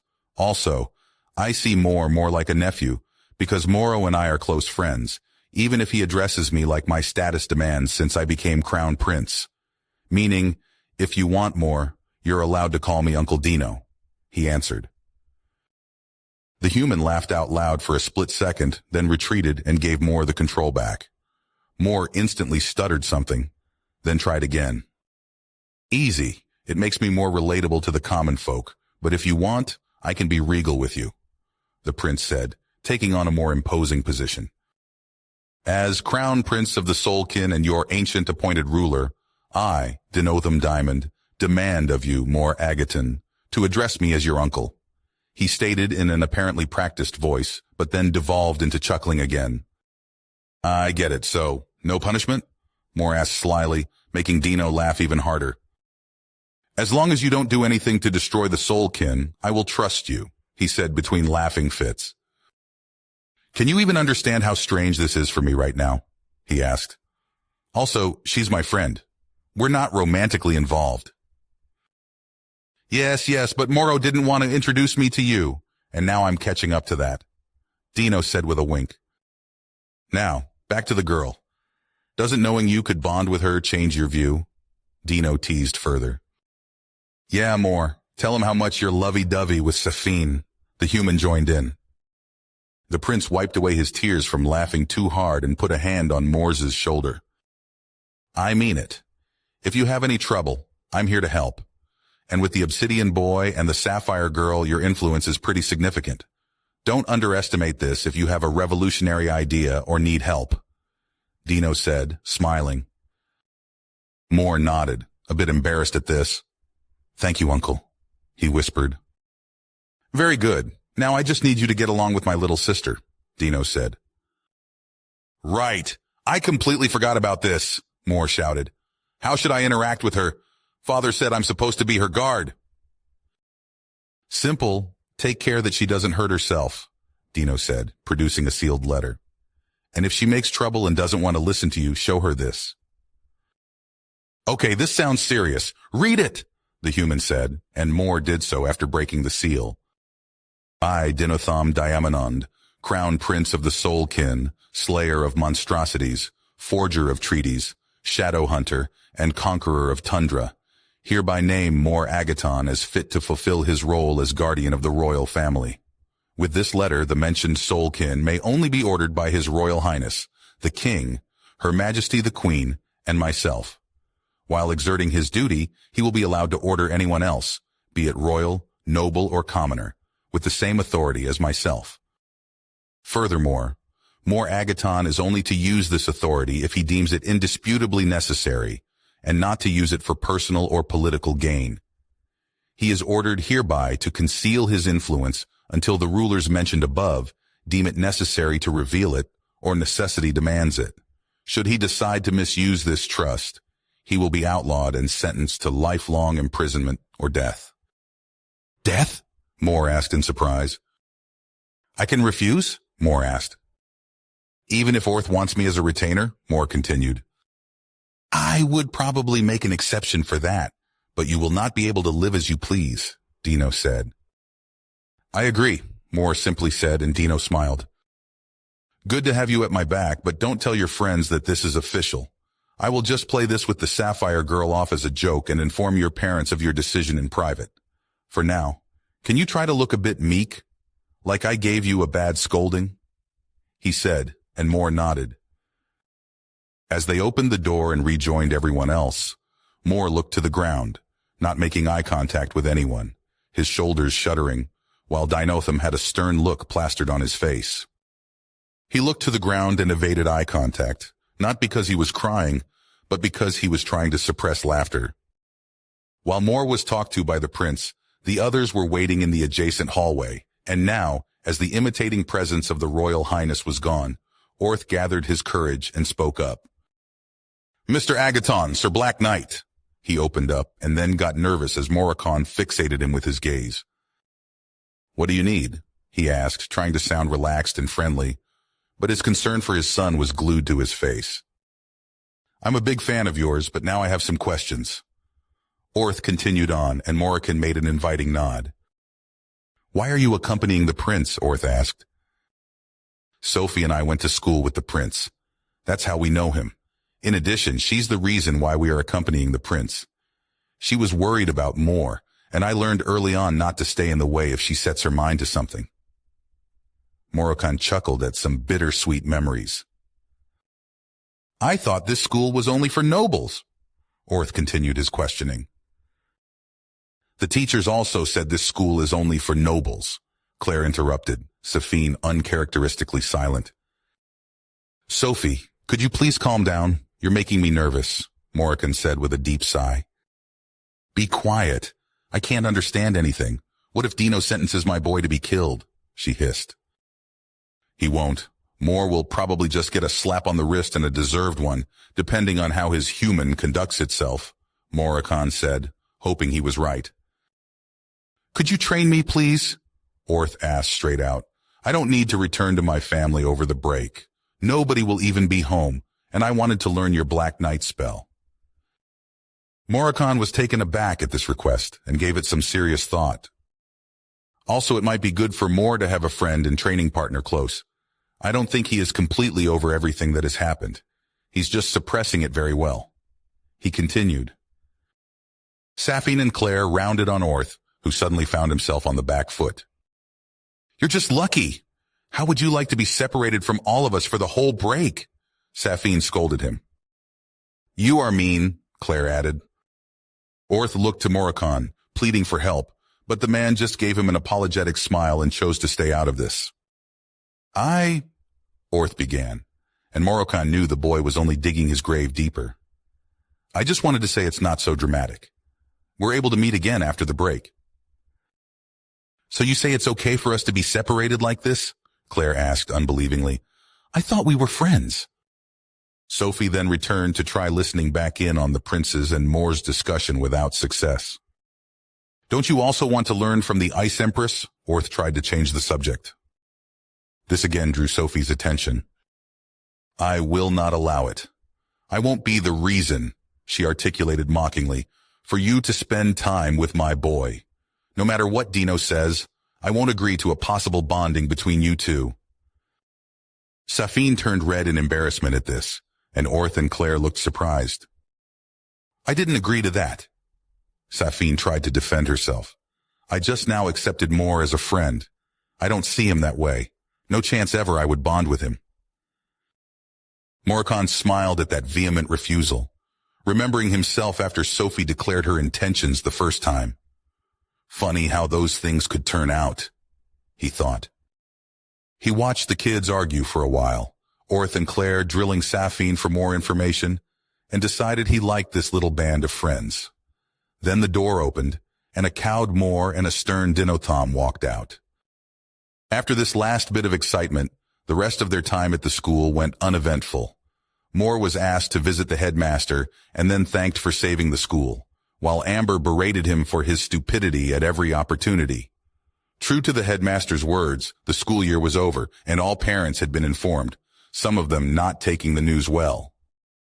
With that, Moore was swept away from this chaotic first school year, and while he napped in peaceful silence, his dreams let him wander through everything that had happened. The good, the bad, the awesome, and the crazy. A wild ride with lots of hardship, but also lots of opportunity. Sophie and Morricon watched their son's sleeping face, filled with pride that he had accepted the prince's offer. Both knew he would go far, as they always had believed. After the excitement of the last weeks finally went away, and the boredom of days of travel with the same conversation partners set in, Moore almost began to vibrate with suppressed annoyance and curiosity. He wanted to ask his parents why they had never told him, and what else they had kept from him, but with his orders and the presence of his friends and the prince, he couldn't. Moore was stuck with the bad solution of glaring at his parents, but those either didn't notice or chose to ignore it for now. Calm down. You look like you want to kill your parents. The human tried to calm down Moore. Maybe I do? They hid all of this from me. If I had known earlier, I might not have had such problems with Ranbor. Moore huffed. And why didn't they tell the school? The teachers could have helped me, Moore growled. No one is allowed to know this, remember? This is the hand you got dealt, so work with it. The human reminded Moore. No card games? The human asked, exasperated. You need thick paper or a better carton. I don't know anything about any carton, but would the paper from our school supplies do? Moore asked, excitedly going through his hand luggage and getting interested looks from everyone else. No, it would be too flimsy. The human stopped this enthusiasm. Come on, I'm bored. Moore whined. We can't. Any good games would distract the wind mages flying this thing. Moore continued whining. Are you shitting me? Let me guess. Every game of yours needs some kind of magic. the human complained. Yes, also, the more interesting the game, the more magic is required, Moore explained, and the human let out a deep sigh. Sometimes I'm really annoyed with your world, they said. Everyone else watched this quiet argument, as it was the best source of entertainment while they were traveling. Moore's wild gesturing and mimics were funny to watch, and soon, everyone would try to guess what the human and Moore were discussing. Making a human game, Moore answered, and then everyone's interest was truly caught. Can I help? Orth asked, and Moore nodded but continued painting the lines of the game board. Moore handed over a handful of stones to Orth and gave him the human's instructions, and Orth got to work. A few moments later, and with the bare minimum of earth magic, Orth returned the pieces, which the human then checked. Good work, Orth, Moore relayed the compliment. Now we need to label those pieces. Maybe Orth can carve them according to our writings, but just writing would be boring. The human said, thinking, I know, we use symbols. Moore listened and then drew a bunch of symbols on a third piece of paper, writing some words next to them. There was the symbol for illusion magic, with knight written next to it. The symbol for healing magic was designated as bishop, continuing until Moore drew the symbol for the royal element and wrote king next to it. After that, he handed the pieces back to Orth, and with the human's instructions, every piece was carved carefully on both sides. How do we play? Moore asked aloud. Simple. First, we need to go over how all those pieces can move. The human began a long explanation while Moore continued to write down the rules so they wouldn't forget them. After the explanation had finished and the first board had been set up, Moore explained the rules again to everyone. The goal of this game is to beat the king? The prince asked, and Moore nodded. Then I will play first, Dinotham declared. Morokan want to try? But to his surprise, Moore interjected. This got a bunch of laughter from the travelers, and Morokan accepted the challenge. Then show me what you can do. As prince, strategy is my forte. The prince taunted, but Morokan just let out a sigh. Then, Your Highness, please make your first move. The first game was clumsy, filled with wrong moves and mistakes, but in the end, Morokan took the princes and king, winning the first bout, much to the amusement of everyone else. With this new distraction, the travel time went by much faster and more pleasurable. The prince even asked Moore if he could keep the game for practice so he could beat his old friend next time. This got him a raised eyebrow and a provoking smile from said old friend. After the glider reached Diamond Isle, the little group of travelers split up, everyone returning to their homes, even Orth, as he wanted to inform the house servants of his arrangement. This surprised Moore, as this was the first time hearing about this. Questioning his parents, his father just shrugged and mumbled something about, forgot it. As the sun set over the main isle of the Soulkin, Moore and his parents reached their tiny home, snugly placed between their neighbors' houses. With a strange sense of belonging, Moore opened their front door and took a deep breath. It felt like he had been gone for much longer than this shortened school year. He stood inside the door for a second before carefully stepping in like he couldn't believe he was home again. His gaze swept over the furniture and the walls, and his mind was flooded with innocent memories and happy times. Moore let out a deep sigh. Those times were definitely over. Are you okay, son? Morokan asked, and Moore shook his head. No, father. I'm angry, he answered. All this time I was living my life knowing nothing. How much was true? How much was a lie? Were we a real family, or is this just something you needed to pretend? Moore, his mother started to say appeasing, but Moore shut her up. No platitudes, mother, I want the complete truth, he said coldly. Keep out of this, I need to know what was real, he said. I don't know, Moore said, and the human sighed but stayed quiet.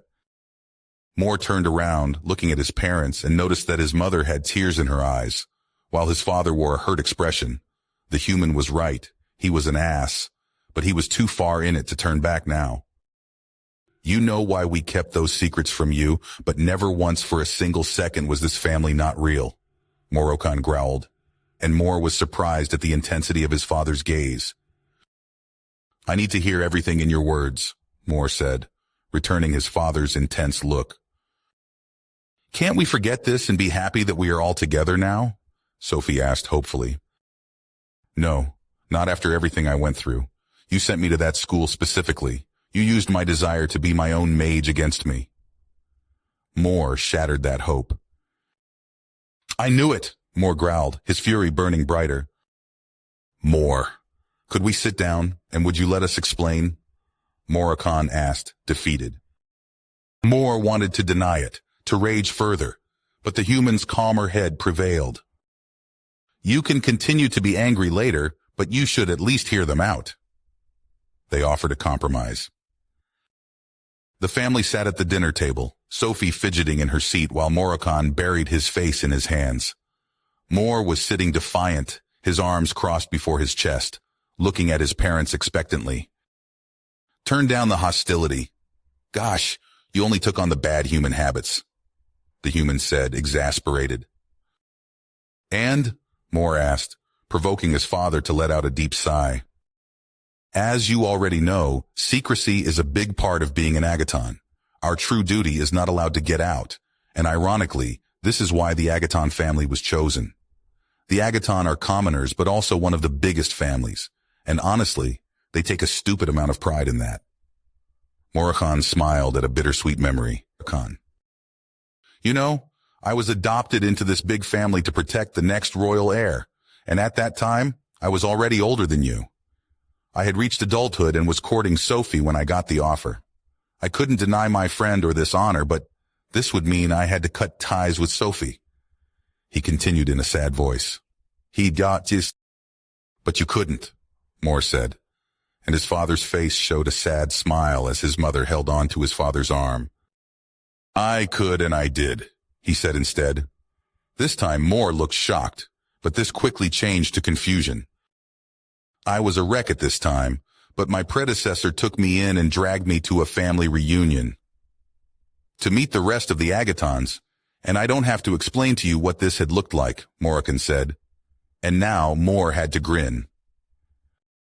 Someone explain to me, the human demanded. Well, our family has two crucial qualities. They are many, and they are loud. Family festivals are always wild, but very fun. And as long as someone says you belong there, you will be treated like you have been part of the family forever. Moore explained, and the human laughed at this. They welcomed you into that chaos and fun without hesitation, Moore said, and Moroccan nodded. They almost made me forget my pain for those moments, but well, he continued, looking over at his wife. Sophie giggled and continued the story. She came in like a thunderstorm, literally. I had to defend against 3 lightning strikes, and the party devolved into confusion and quite a bit of panic, Moroccan continued. Moore looked at both of them in confusion. Well, Moroccan started. I think you can guess how this turned out.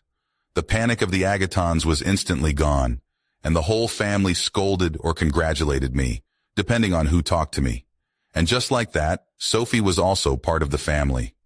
In that turmoil, I was just asked if we would like to do the bonding ritual right there and then, he said. I didn't let him a choice, Sophie stated proudly. But what has this to do with me? Moore asked, his anger almost forgotten. Well, normally, I wouldn't have been allowed to have children because it would distract from my duty. But then, it was already too late, and instead, the king ordered me to raise you just like any other commoner. It was a happy time, and I prefer the easy and fun way of the Agaton family to the constraints of a noble life.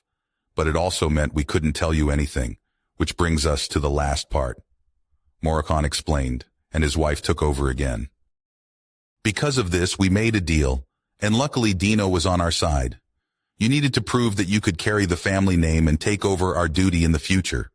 But we didn't want to lose you and accepted, even if we were still forbidden from telling you anything. Please forgive our willfulness, Moroccan added. I understand. You could have explained this to me earlier, but I get it. I wouldn't want to be taken away from you either. Sorry for being so angry with you, Moore said. And Morrican felt a tenseness leaving his body, which he didn't notice beforehand. Sophie, in turn, almost jumped over the table, gathering her boy into a tight hug. She cried in relief, happy everything had turned out well. And now, what did you agree with Orth? Moore asked, as he fended off the smothering attacks from his mother. I will train him, and therefore he will live with us, Morrican simply stated with an indulgent smile. Also, I want you to be responsible for our food while you are here. Your mother and I will join you boys in your training, both of them, magic and body. He added, surprising Moore even more. After the Agaton family had put aside their problems, they spent an evening chatting. Moore told about his time at school, while his parents looked horrified a lot of the time. But his parents also told Moore about their missions and adventures. Then, late at night, Moore fell into his bed, content that finally everything had been said, and a new understanding between him and his parents had been reached. Because of that, he slept well and awoke well-rested after a dreamless night. Ready to get back in action? The human asked, and Moore grinned while he stretched his body, getting out the morning stiffness. Think, my parents can keep up? I think we should start with the intensive training. I mean, we don't need to think about any homework and lessons, so we have more time, Moore said jokingly. You're evil, I like that idea, the human agreed. Wait, that was a joke, Moore shouted, alarmed. I should have stayed silent. He complained, and the human let out an evil laugh. Sometimes you will learn, but I won't accept any backsize. Until your next school year starts, it's 100, 100, 110 for you and anyone who can keep up. In addition, it's as much food and sleep as you can get. How long is your break anyway? The human declared, Moore cursing his stupidity all the while. About 4 months because we got off one early, Moore grumbled. You summoned me pretty early in the school year, right? The human asked. So you're using a 12-month system? The human wanted confirmation, and Moore nodded. Another strange coincidence. Your calendar is set up like our human one. The human mused, but Moore just shrugged at that, not really caring. Moore left his room in a grumpy mood, finding his mother already up and smiling as she noticed him. But that smile then turned into a frown. Is everything all right, Moore? She asked, and Moore let out a sigh. Then just refuse it, his mother stated, and Moore groaned. Yeah, you won't get out of that one anymore. Next time, remember to not be evil. It will just bite you in the ass, the human declared proudly, and Moore let out another sigh. Just as Moore opened the front door, a surprised Orth stood there, one hand raised to knock, a smile growing on his face. Good morning, where are you going? Orth asked, smiling. Finding a way to get rid of the human, Moore grumbled. Because I hate it. I'm going shopping and it wants me to do my running while I'm at it, Moore said, dejected. You can try, but the human no longer goes easy on me. Just stop when you can't go on anymore, Moore decided. Great, Orth said. Where's your butler? I need someone to put my luggage away. We don't have one? Moore said, surprised. Commoners don't have staff. We need to do everything on our own. Now it was Orth's turn to look surprised, and realize that this might differ significantly from what he knew. With that, Moore took off while Orth knocked on the open door and entered the little townhome.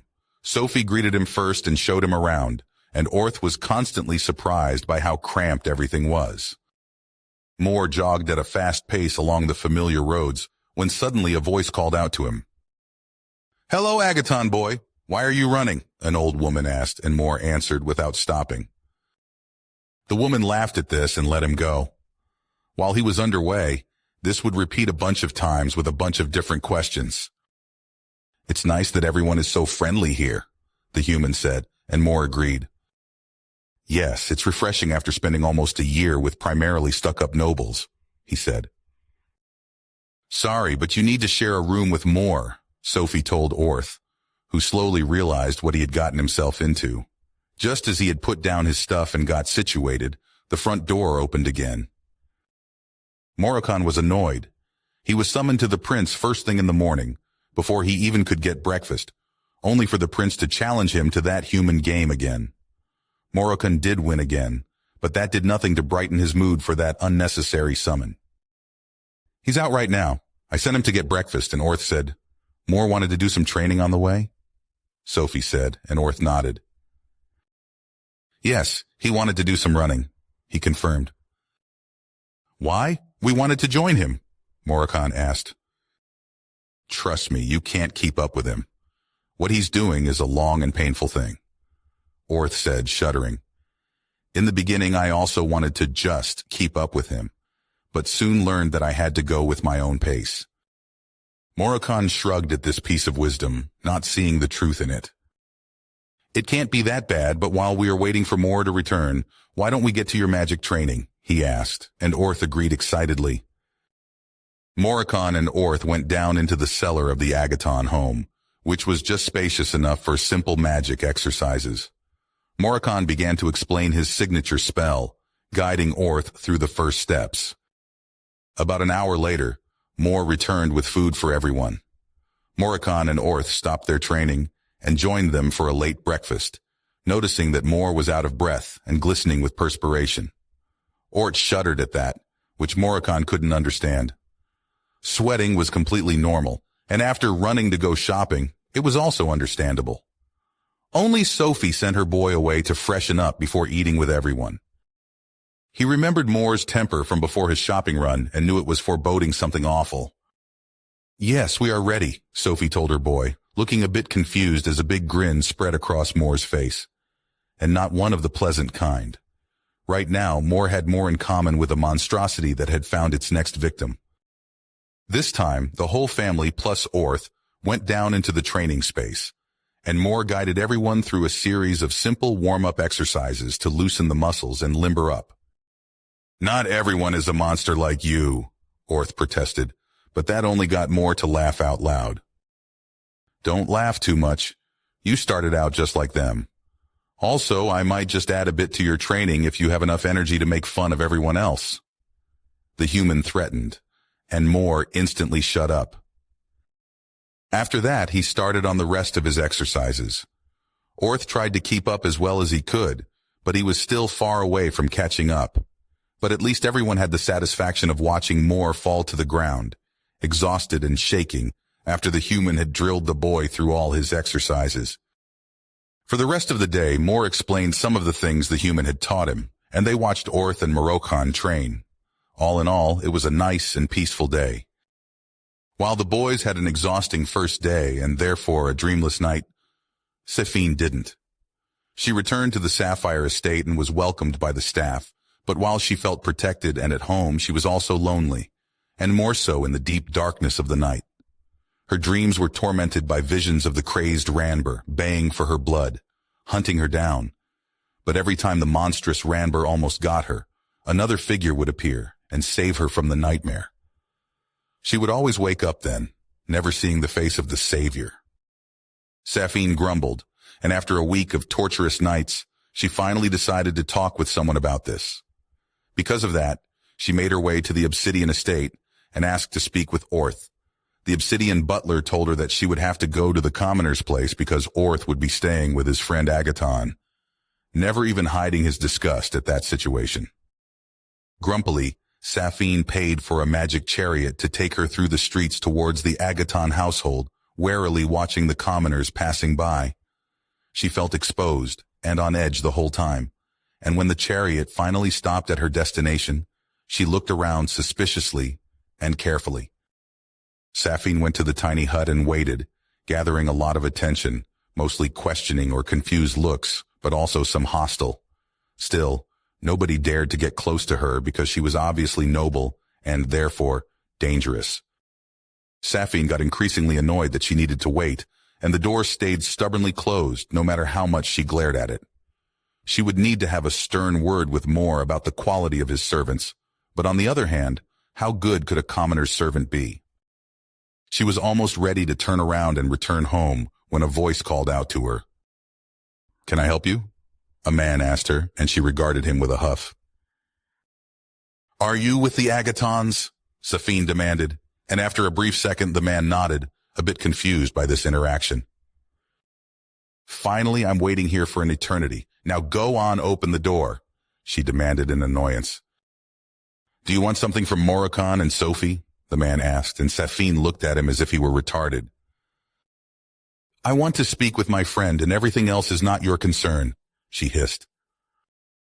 The man simply shrugged and then knocked on the door. Listen, girlie, if you want to visit someone, you knock on their door. I get it that you are a noble and therefore think yourself above the likes of us, but I didn't think your entitlement goes that far. You're standing here like you are lost, and honestly, it is probably only a matter of time until someone might have tried something. The man sighed, and Safine took a scared look around. It took a few more moments until the door opened with a creak, and Moroccan's figure appeared, covered in sweat and clearly out of breath.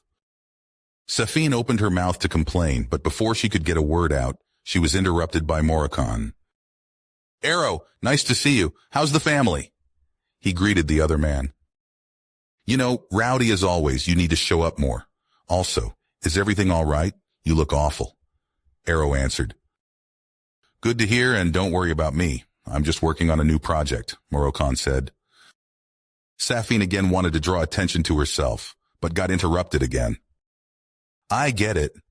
The young ones have to learn, but your boy is the reason I came over. In 3 weeks, the rest of our kids are coming home, so a family get-together is planned. I also heard that your boy made it to the fancy pants school, just like you. You must be proud, Arrow went on, and Moroccan smiled. Excuse me, Safine shouted and was finally noticed. You're Moore's friend. Moroccan recognized her before continuing. You're probably here to see them. Just go in. The boys are in their room upstairs. I need to talk with my cousin some more. Arrow, do you want to join me for some refreshments? I'm sure Sophie would be delighted to see you. While the men went to the kitchen, Safine was directed upstairs to the room where the boys were allegedly in. Hello, Sophie. Arrow greeted the woman as he and Moroccan entered the kitchen dining room combination. Arathan, she called out and gave him a quick hug. It's good to see you. How are the kids? Yes, without my Moore here, it was very lonely. I'm happy he got to go home earlier. Sophie agreed. What's up with that, anyway? It seems the Fancy Pants school ended their year earlier, but nobody is saying anything, Arrow asked. Moore said there was an incident, but the teachers handled it. Still, they had to end the year early. It seems a lot of damage was done. Moroccan explained, and Arrow nodded. I understand. Well, there are a ton of high-gifted stuck-up nobles, so it's no wonder things might break if a family feud is happening or maybe even an accident. He mused. Moroccan shrugged. Whatever it was, the nobles probably don't want it to get out, so we won't hear anything.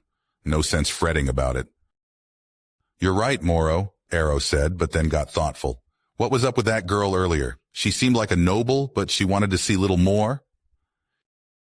Yes, Moroccan answered before his wife could intervene. That girl! Tell me you sent her away, Sophie shrieked, but the silence she got as an answer told her everything. I won't let her have my boy. Sophie started to run towards Moore's room, but Moroccan stopped her. He grabbed her arm, pulling her to him and holding her close.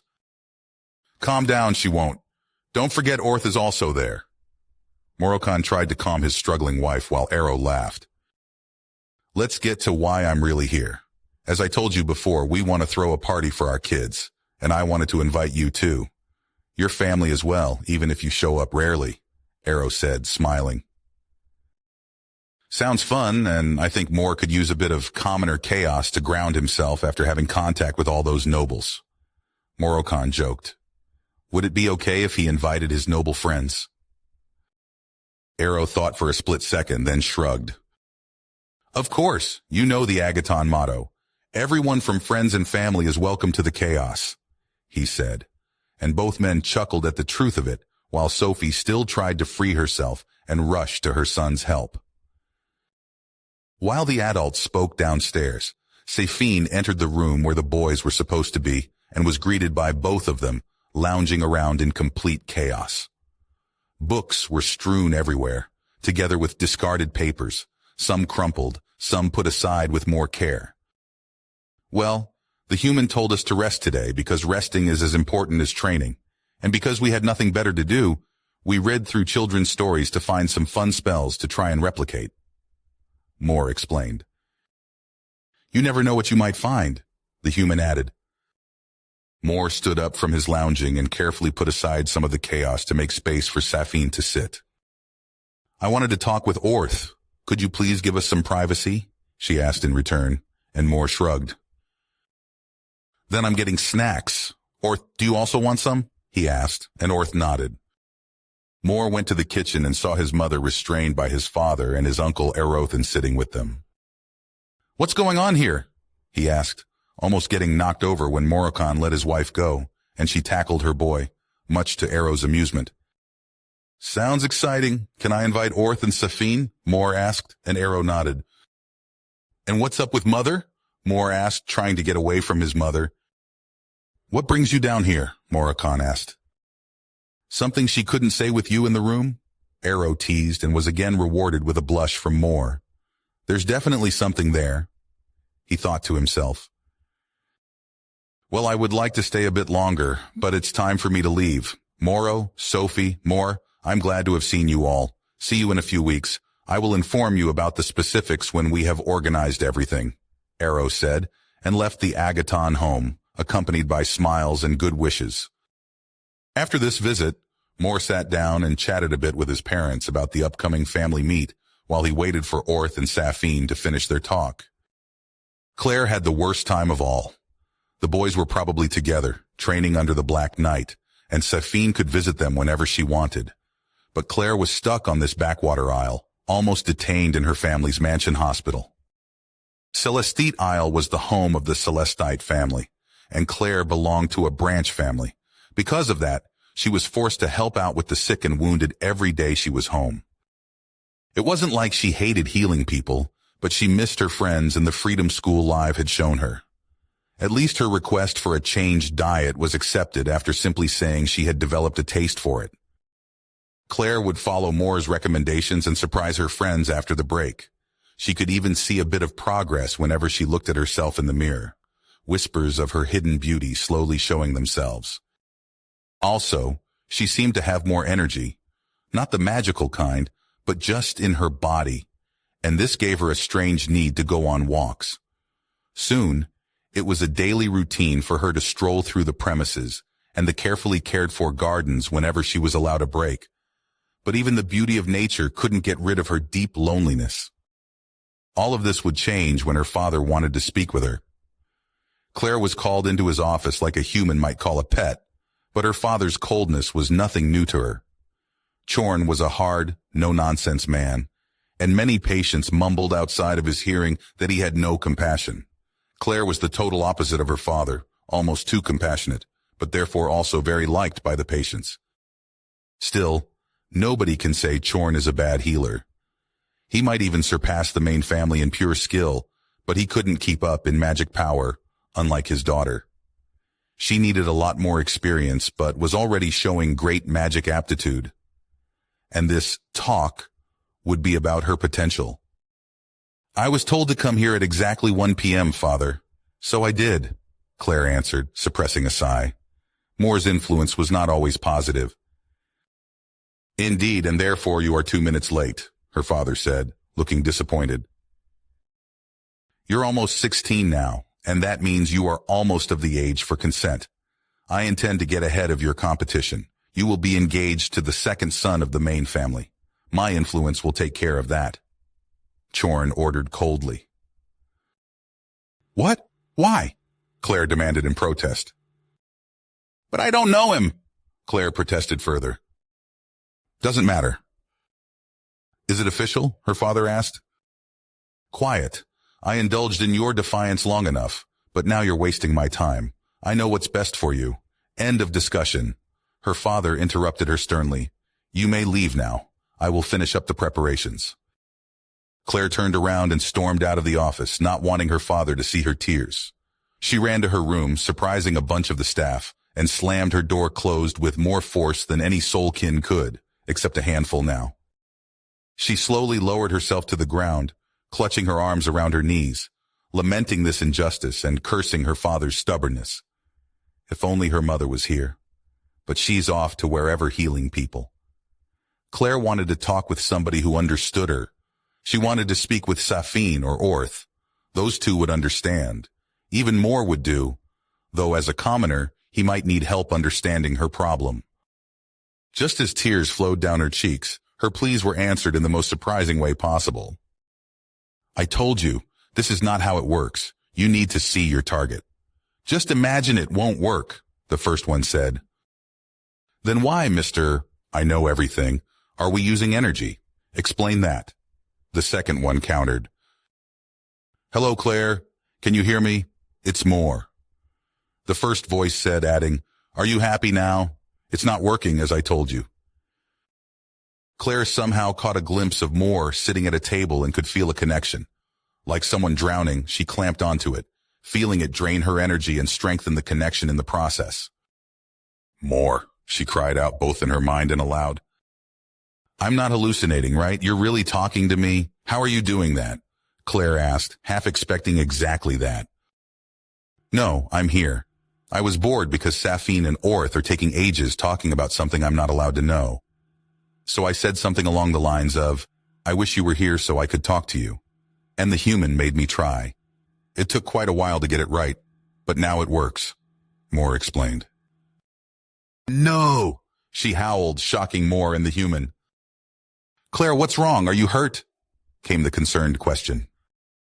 Yup, that won't fly. Ask her if she wants assistance. I won't stand for anyone getting his or her right of consent ignored, the human growled. But before Moore could repeat that question, Claire already answered. Yes, please help me, she said, surprising the human. Back on Diamond Isle, Moore opened his eyes with grim determination. His parents gave him a strange look. Moore? Why are you looking like that? His father asked. Claire needs my help, he states without explanation. Why do I have the feeling our boy did something impossible again? Sophie asked, and Morchan nodded. Indeed, this boy could destroy Soul Kingdom or lead it to never-seen prosperity, he said. Then we can only hope we raised him well, Sophie answered. Moore almost flew up the stairs, crashing against the door, then started to furiously knock. Orth! Safine, we need to leave. Claire is in trouble, he shouted, and instantly the door was ripped open. She doesn't want to be bonded. No, no, Moore answered in quick succession. Bonded? Orth asked in alarm. But she's not 18. Don't know, it's something with her father. Now get going, Moore shouted, and finally his friends moved. Do we have transport? Moore asked his friends, and both shook their heads. Then we need to go with the public gliders, he decided. I can't fly with commoners, Safine protested, and Moore almost rounded on her. Calm down, Orth said. There's another problem. The public gliders almost take a month there, and then everything might be over. Could you please help us, Mother? Moore asked, and Sophie pulled him into a hug that he didn't fight this time. Yes, your transport fee is paid, she beamed. With that, the little group left for the glider airfield, and Morrican wished them luck and waved them goodbye. The Agaton glider was simple yet robust, and with Sophie's incredible affinity for air, the traveling band could aisle hop before Sophie ran out of magic power. If Morrican were with them, it might be easier here because the giant distance to her husband removes the shared reserve advantage, but he had to stay back in case of an emergency. That left them with having to hop from aisle to aisle and, to Safine's horror, staying more than once with Moore's extensive family. Orth found this extremely funny because no matter on what aisle they stopped, another Agaton family would just take them in, no questions asked, and treat them like they were expected. Moore, in turn, talked at every opportunity, his energy withholding with Claire, and tried to teach that spell to his friends and mother, without much progress. The first major hiccup came on the third day, when Sophie told her son that the next aisle was further away than expected, seemingly moving away. This would generally be no problem, but with only Sophie able to fly the glider and her energy not lasting, they had to make a decision. Either they land on the ground and take a break there, risking a monstrosity attack, or Sophie has to show Safine how to fly this thing. Moore's lack of affinity and magic power, in addition to his call-in with Claire, removed him as a candidate. Orth was right out because he couldn't use strong enough air magic as an Earth affinity mage. After Sophie recognized that she had to work together with Safine, her sour face would have made Moore laugh, but no one wanted to spend a night watching out, or worse, defending from monstrosities. It was the only other option. Safine would need to take over until Sophie could recover enough energy to finish the flight. However, this was overly optimistic, as Moore had to stop 2 fights between the women, and they almost crashed. Again, the humans' out-of-the-box thinking saved them, and as always, some trial and error was involved. If you had a strong air affinity, it would be just enough, right? The human asked. Probably, Moore said, not getting what the human was going for while breaking up the next argument. So, if we could give your magic to your mother, she could use her affinity to get more value out of it. The human explained. And how would we do that? We only know how to enhance the natural magic regeneration, but that wouldn't do, Moore said. You're just as much at fault, Mother. Can't you two not get along? Not even when our lives are on the line? He scolded them both, and both of them mumbled some excuses. Orth had an oh shit face at Moore's outburst, and Moore himself let out a sigh. Luckily, the human got an idea that spares us your childish behavior. I will give my energy to my mother. With her strong affinity, it should be enough to get us to the next aisle. Right, Mother, Moore said, and Sophie nodded. Mother, don't fight me, please, he mumbled, and Sophie tried to override her instincts. Moore could feel the effect. The resistance lessened, and his energy flowed more freely. Sophie could feel her energy returning, her reservoir refilling, while Orth and Safine watched in unbelief. How about we try augmenting with energy from our surroundings? It might not be much, and not offset your mother's demand, but at least it would help. The human suggested, and Moore nodded. Moore emptied his own reservoir, and when the headache set in, he switched, drawing energy from around him, and closed with his eyes still closed. Somehow easier. Like I can pull harder. I can't explain it, Moore said, and the human thought for a second. With Moore's effort, they reached the next aisle and turned into an inn for the night because it was pretty late, and they didn't want to bother the family. But when they all sat down for a late lunch, mainly light snacks before retiring to bed, Sophie started to ask her boys some questions. Moore, enough is enough. You need to explain to me what you did. 2 impossible things in a few days are definitely too much. She opened, and Moore almost choked on his food. Coughing, he said, I can guess you want to know how I can speak with Claire, and how I could transfer my energy to you, right? His mother nodded at that. Those crystals I used against the Ranbor thing were filled with magic energy, and Snow taught me how to fill them. I can fill them with my own energy, or the energy of my surroundings. Sadly, I lost those crystals in the fight, but I thought a Soulkin's reservoir was similar, so I tried it, and it worked. He continued. I thought filling your reservoir was only stuff for the last school year, Sophie asked, and both Orth and Safine nodded. It is, and we told Moore as much, Orth said, and Safine agreed. I know, and that technique is different. For example, I can't fill my own reservoir. That's still something I have to work on. Still, it seems somehow useful, and giving away energy to someone who might be more effective with it is a great boon, Moore said, and his 3 companions nodded. Yes, but the technique is very exhausting. I don't know why, because it doesn't use my energy. It seems to have something to do with guiding the energy around to where I want it to be, and if I do this extensively, I get extremely tired. Interestingly enough, though, this only applies when I use external energy. If I give my own away, I don't have that problem, but my energy also needs to recover after today. He explained further. So today, I can't do it again. I'm just too tired to concentrate on anything strenuous, Moore confessed. And with that confession, his tiredness seemed to take over, forcing a big yawn out of him. I get it, his mother says. Then I better regain my energy on my own. For a short moment, though, it seemed like Safine wanted to protest but then relented without anyone noticing. While Moore was instantly dragged into a dreamless sleep and his mother recovered her energy, Orth still had something to talk about with Safine. Using the sleeping arrangement, he took his chance. "You were uncharacteristically docile today," he said, and Safine looked at him in surprise. "No, it just occurred to me that you didn't start to argue with him every time Moore broke up your arguments, or even make a snarky remark," he said questioningly. "You're lying. This has something to do with what you told me earlier. You know, before we went to help Claire. This is because of your dream, right?" he asked. "I told you already. A strong person saving you from fire? It seems like your memory has the moment ingrained that Moore saved you after our defenses broke. He threw himself between us and this attack," Orth said casually while laying on his cot. "And I told you that is impossible. Yes, I can stand Moore as a friend, but he is still just a commoner. No matter what a prince said in jest," Safine hissed. "Also, if you don't stop with your teasing, I will throw you out, and then you can sleep on the streets." Orth sighed. Moore is a good man. He has a bright future ahead of him, and with his human pushing him to incredible heights, it is only a matter of time before he joins the nobility. Do you really want to dismiss those feelings just because of what he is now?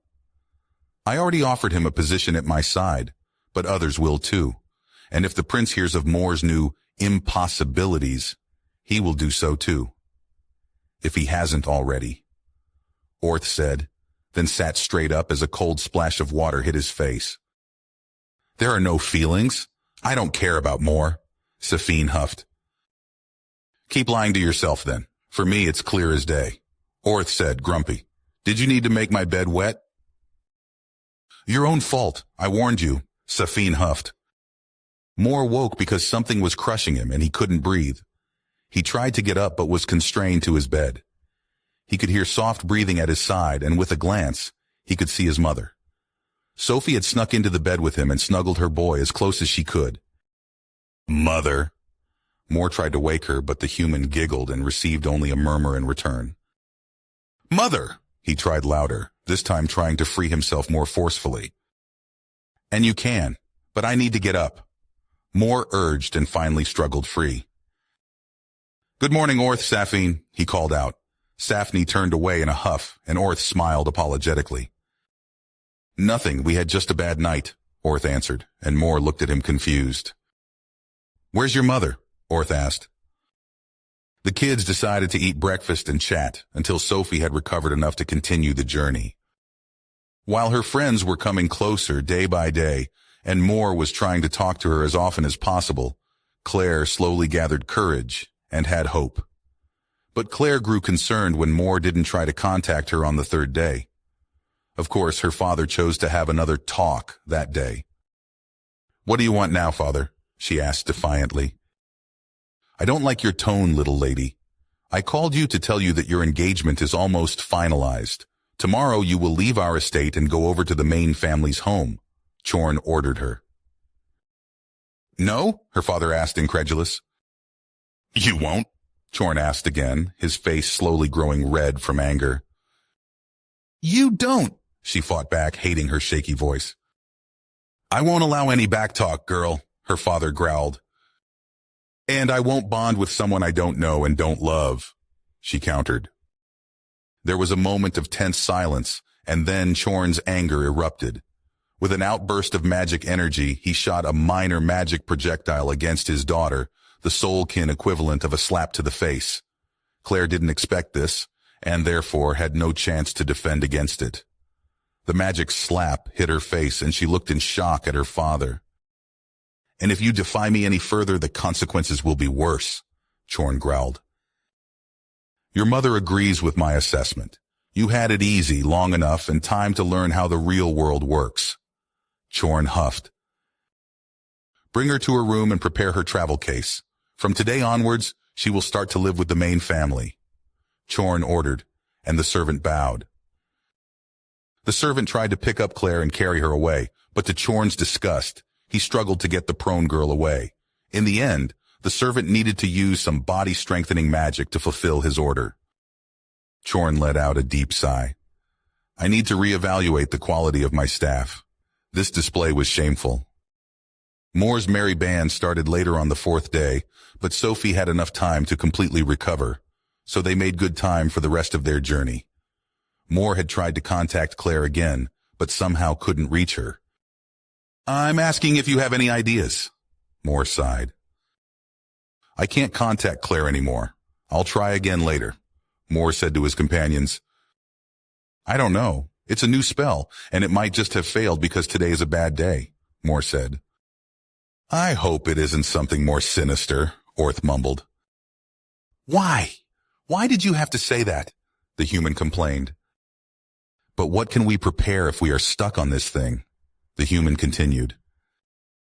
We can plan and prepare on the breaks. We still have 3 days to go, Moore explained. That's the big question. We know that Claire is in some kind of trouble with her father. And we have 2 influential nobles, my mother, our glider, and of course, us. Moore mused, and the human got thoughtful. Meaning, if we need to get her out, we could either spring her or let our nobles diplomacy their way around, the human said thoughtfully. Yes, but that would depend on the situation.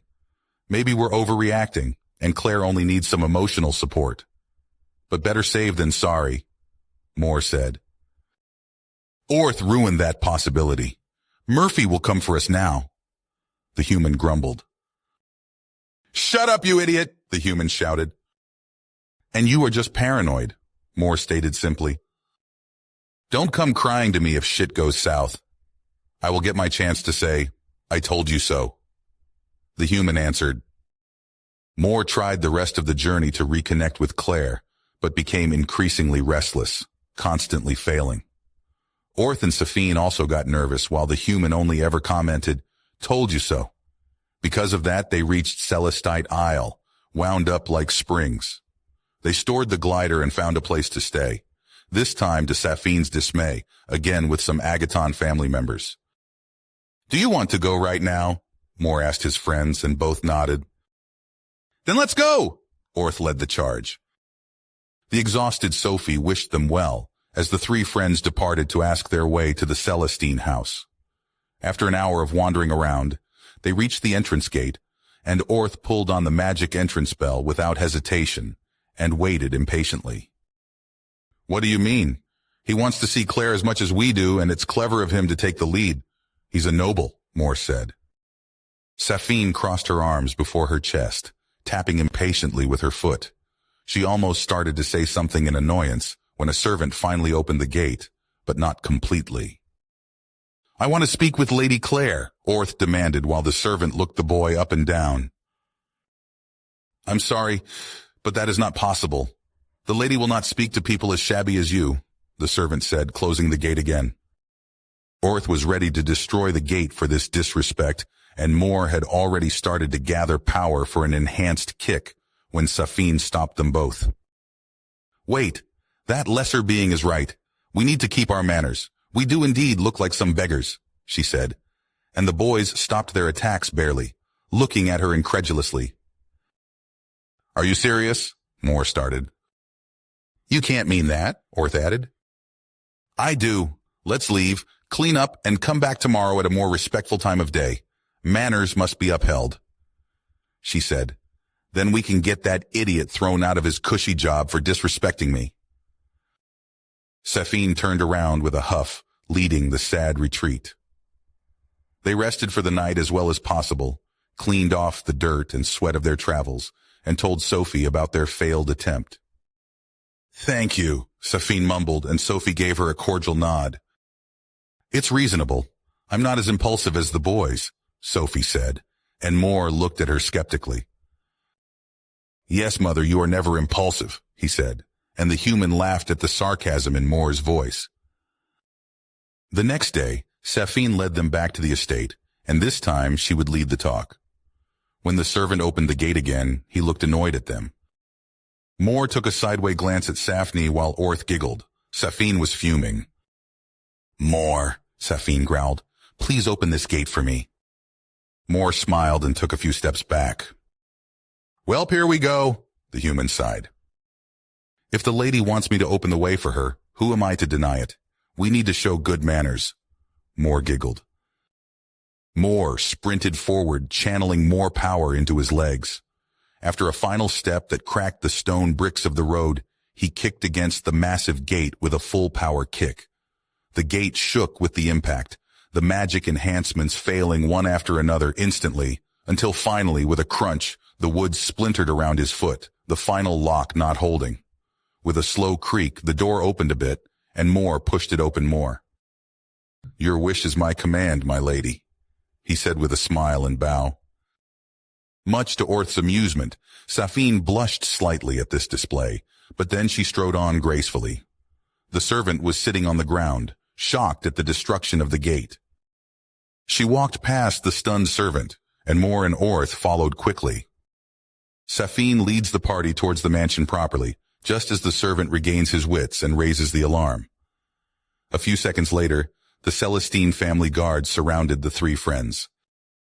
Much to the human's amusement, Safine seemed not cowed in the slightest, but instead, she looked annoyed by the whole situation. Orth was his calm self again, letting Safine sort those poor bastards out. Moore was the only one nervous and a bit scared at this bout of consequences. If you're shaking in your boots now, why did you kick in the gate for Safine? The human sighed. Idiot, the human simply said, and Moore couldn't really argue this time. No, Safine stated. We are not. The leader's surprised face would have been funny in any other circumstance. With a less sure voice, the leader continued. But maybe you are smarter. Bring me to your Lady Claire, she ordered. Why should I do that? The leader asked. The leader wanted to say something, probably stupid, but one of the guards was faster. Wait, Agaton? Are you Sophie's boy? I think he was called Moore, he said in surprise. Of course. My wife is also an Agaton, and your parents are a kind of celebrity in that family. I was told everything about the Ice Empress who married a commoner, the guard happily explained. What are you talking about? Safine and the guard leader shouted in unison. Well, Sophie was of nobility herself and almost married to the Sapphire family, so maybe their story is true, the guard said. It is true. Mother brought us here because we wanted to visit Claire, Moore added. How about we let the master decide, sir, the guard said. The leader let out a deep sigh. It seems I don't have a choice now, but either way, it will have consequences for you. You disregarded your duty as Celestine guard and disobeyed my commands. He then turned to the three kids. Don't make any trouble. I will bring you to the master, and he will decide what to do with you. Why can't you bring us to Claire? Moore asked, but got no answer to that. The kids were brought to the office of Chorn by the guards, and the leader knocked at the door. Want to kick that one down as well? The human joked. Shut up, Moore growled, and the human laughed. Sapphire and Obsidian indeed, and who's the third? He stated. He's a part of the Agaton family, a commoner, and of no concern right now, Safine said self-assuredly. Moore almost wanted to complain about that assessment, but luckily, the human stopped him before he could be stupid. So Moore just stood there, his lips pressed together. We became good friends in school and wanted to visit her. Safine half lied. I see. I sadly have to excuse my daughter. She is not available right now. I fear you have made your travel for naught, Chorn said sadly.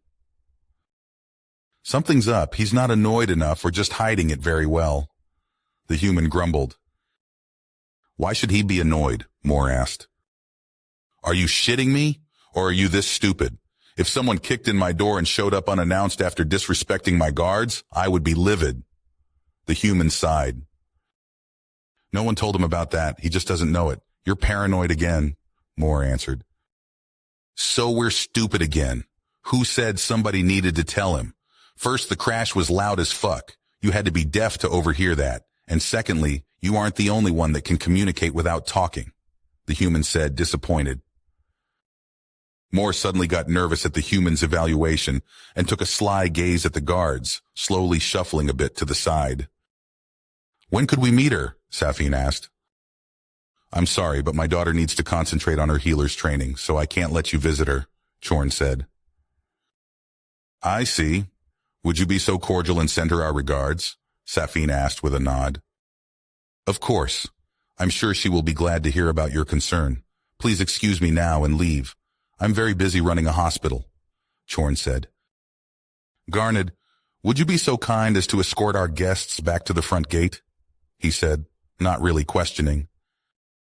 "It was delightful meeting you, Lady Sapphire, Lord Obsidian. I bid you farewell," Chorn said, and the kids were herded out of the room again. But before the door could be closed, Safin halted for a second. While they were escorted back off the premises, Moore grumbled. He believed the human was right and something was up, but what could he do? The guards ushered them back onto the streets through the destroyed gate and stood guard at the breach. "Well, nice to meet you," Moore said, offering his hand to the friendly guard. "Of course, I'm Stan Laramark. Nice to meet you too," he said, friendly, almost grasping Moore's hand, but a cough from the guard leader stopped him in his tracks. Moore shrugged, and the kids went away, but just before they went out of sight, Moore turned around and waved. "If you want, we're staying with the Agatons. Bring your wife and come over. I'm sure my mother would be delighted to meet extended family." Moore sent Stan a telepathic message, and in the distance, he could almost see the guard nod with a smile. "Who are you, and what did you do to Moore?" the human asked.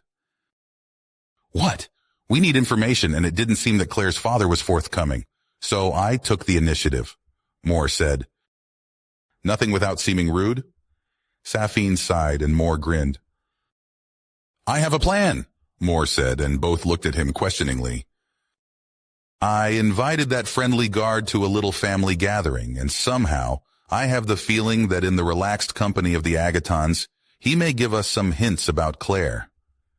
You know, helping soothe the concern of his lady's friends," Moore said, smiling, and Safin grinned. "Because we use a secret technique. We make him drunk," Moore said, and after a short, thoughtful pause, even Orth had to agree. Moore's plan went off with barely a hitch. Stan and his wife just arrived later than expected, but after they got settled in, the reason was revealed. He had to stay longer and got scolded by his leader for being friendly with intruders and putting his master in a bad spot. Worse, he was docked a week of pay for his out-of-turn speaking. Safin wasn't good at showing concern for Stan's troubles, but the boys made up for that easily.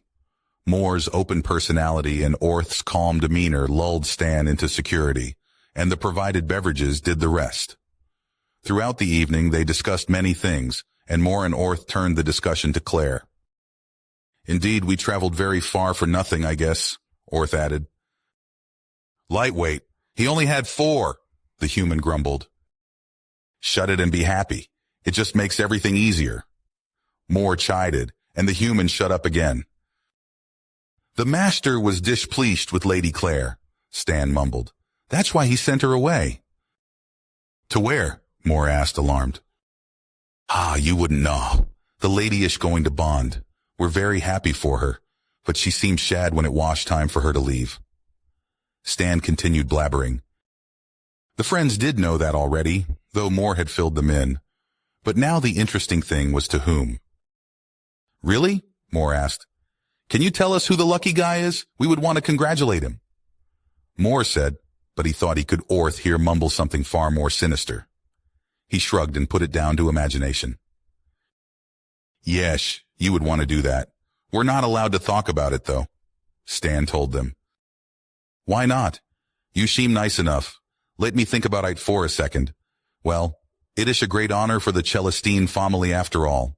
Also, I hear the second son of the Celestite family is nice enough."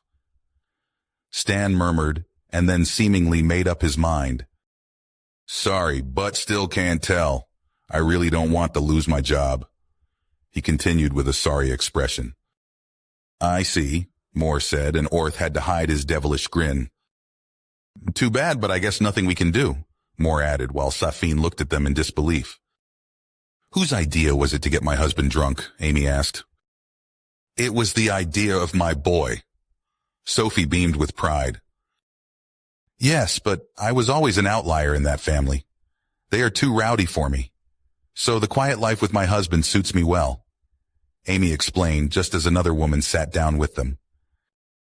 True, we're living on the same aisle, but you never show up to any family gatherings, Amelia Agaton, their helpful hostess, said, joining in. Where's the rest of your family? I thought they wanted to stay. Sophie asked Amelia, and the woman gave a sly grin. I couldn't let those clowns interfere with such a delicate plan, Amelia joked, and the three women laughed. But as you know, the kids are still in school, and I just sent my husband off with his buddies, meaning he will probably come crawling back in the early mornings. Amelia continued. Right, I forgot. Moore came home with his friends earlier because something happened on the Amethyst Isle, and they had to end the year early, Safine said. Nothing new. The nobles are always hiding something. Amy sighed, and the other women nodded in agreement. Well, it was nice meeting you, but now that my husband has spilled his secret and your little investigators seem to get restless, I think we should take our leave, Amy said with a smile. Yes, it was very nice to meet you. How about next time you come to the big gathering? Arrow is hosting a family festival on Diamond Isle for our returning kids, Sophie said, smiling, and adding, This includes you as well, Amelia. I'll think about it. Stan and I don't have kids of our own, but I guess meeting the family isn't a bad thing.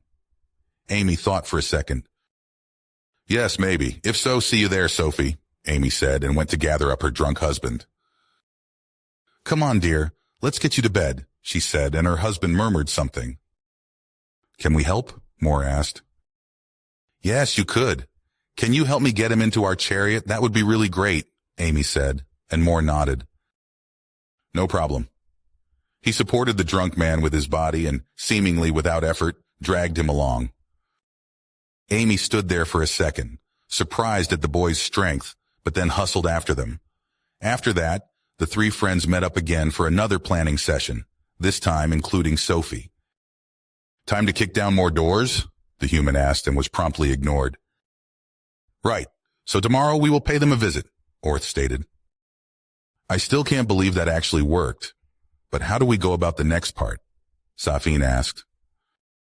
Yes. If we barge in like today, we're in real trouble. This is now high nobility, almost on par with you two, Moore said. Almost, yes, but we're not adults yet, so technically the Lord and Lady Celestite are above our standing, and for Orth it would probably stay that way. Safine mused. That was unnecessary, Orth grumbled, but knew Safine was right. No, something is wrong. I know it, Moore grumbled. Well, I was once nobility and am pretty famous. Maybe it is enough to gather their interest. Expediting the whole process, Sophie offered, and Moore shrugged. Seems like a worthwhile gamble. If it doesn't work, we can try your plan, Safine, and then we still have plan C, he said. Abducting Claire, Moore stated, and everyone else looked at him shocked. Tell me you're joking, his mother demanded. Can we make that plan B? I like it, the human offered. No, this is our last resort, Moore stated. How do you even think that will work? Can you even guess how many mages there are? Orth blurted out. Yes, many, but I don't need to fight all of them. I just need to get in and out without being detected, Moore said. And how do you do that? His mother chided him. Easy peasy, because Soulkin are wimps and only rely on magic bullshit, the human said. Easy, because no one would expect someone to enter by mundane means, so I won't use any magic for that, Moore explained. That is crazy, but crazy enough to work, Orth mumbled. Yes, this is no game. He could die, Safine added. Yes, they usually constantly fight, but now, Moore agreed. She's right, Sophie shouted. I would rather see you bonded to that girl than executing your stupid plan. They spent a mostly restful night and were ready to implement their next plan in the morning. If you finished this story, please subscribe and like the video. Then leave a comment that says, I liked the story, and I will heart every single one of them. It really helps me. Thank you for your time.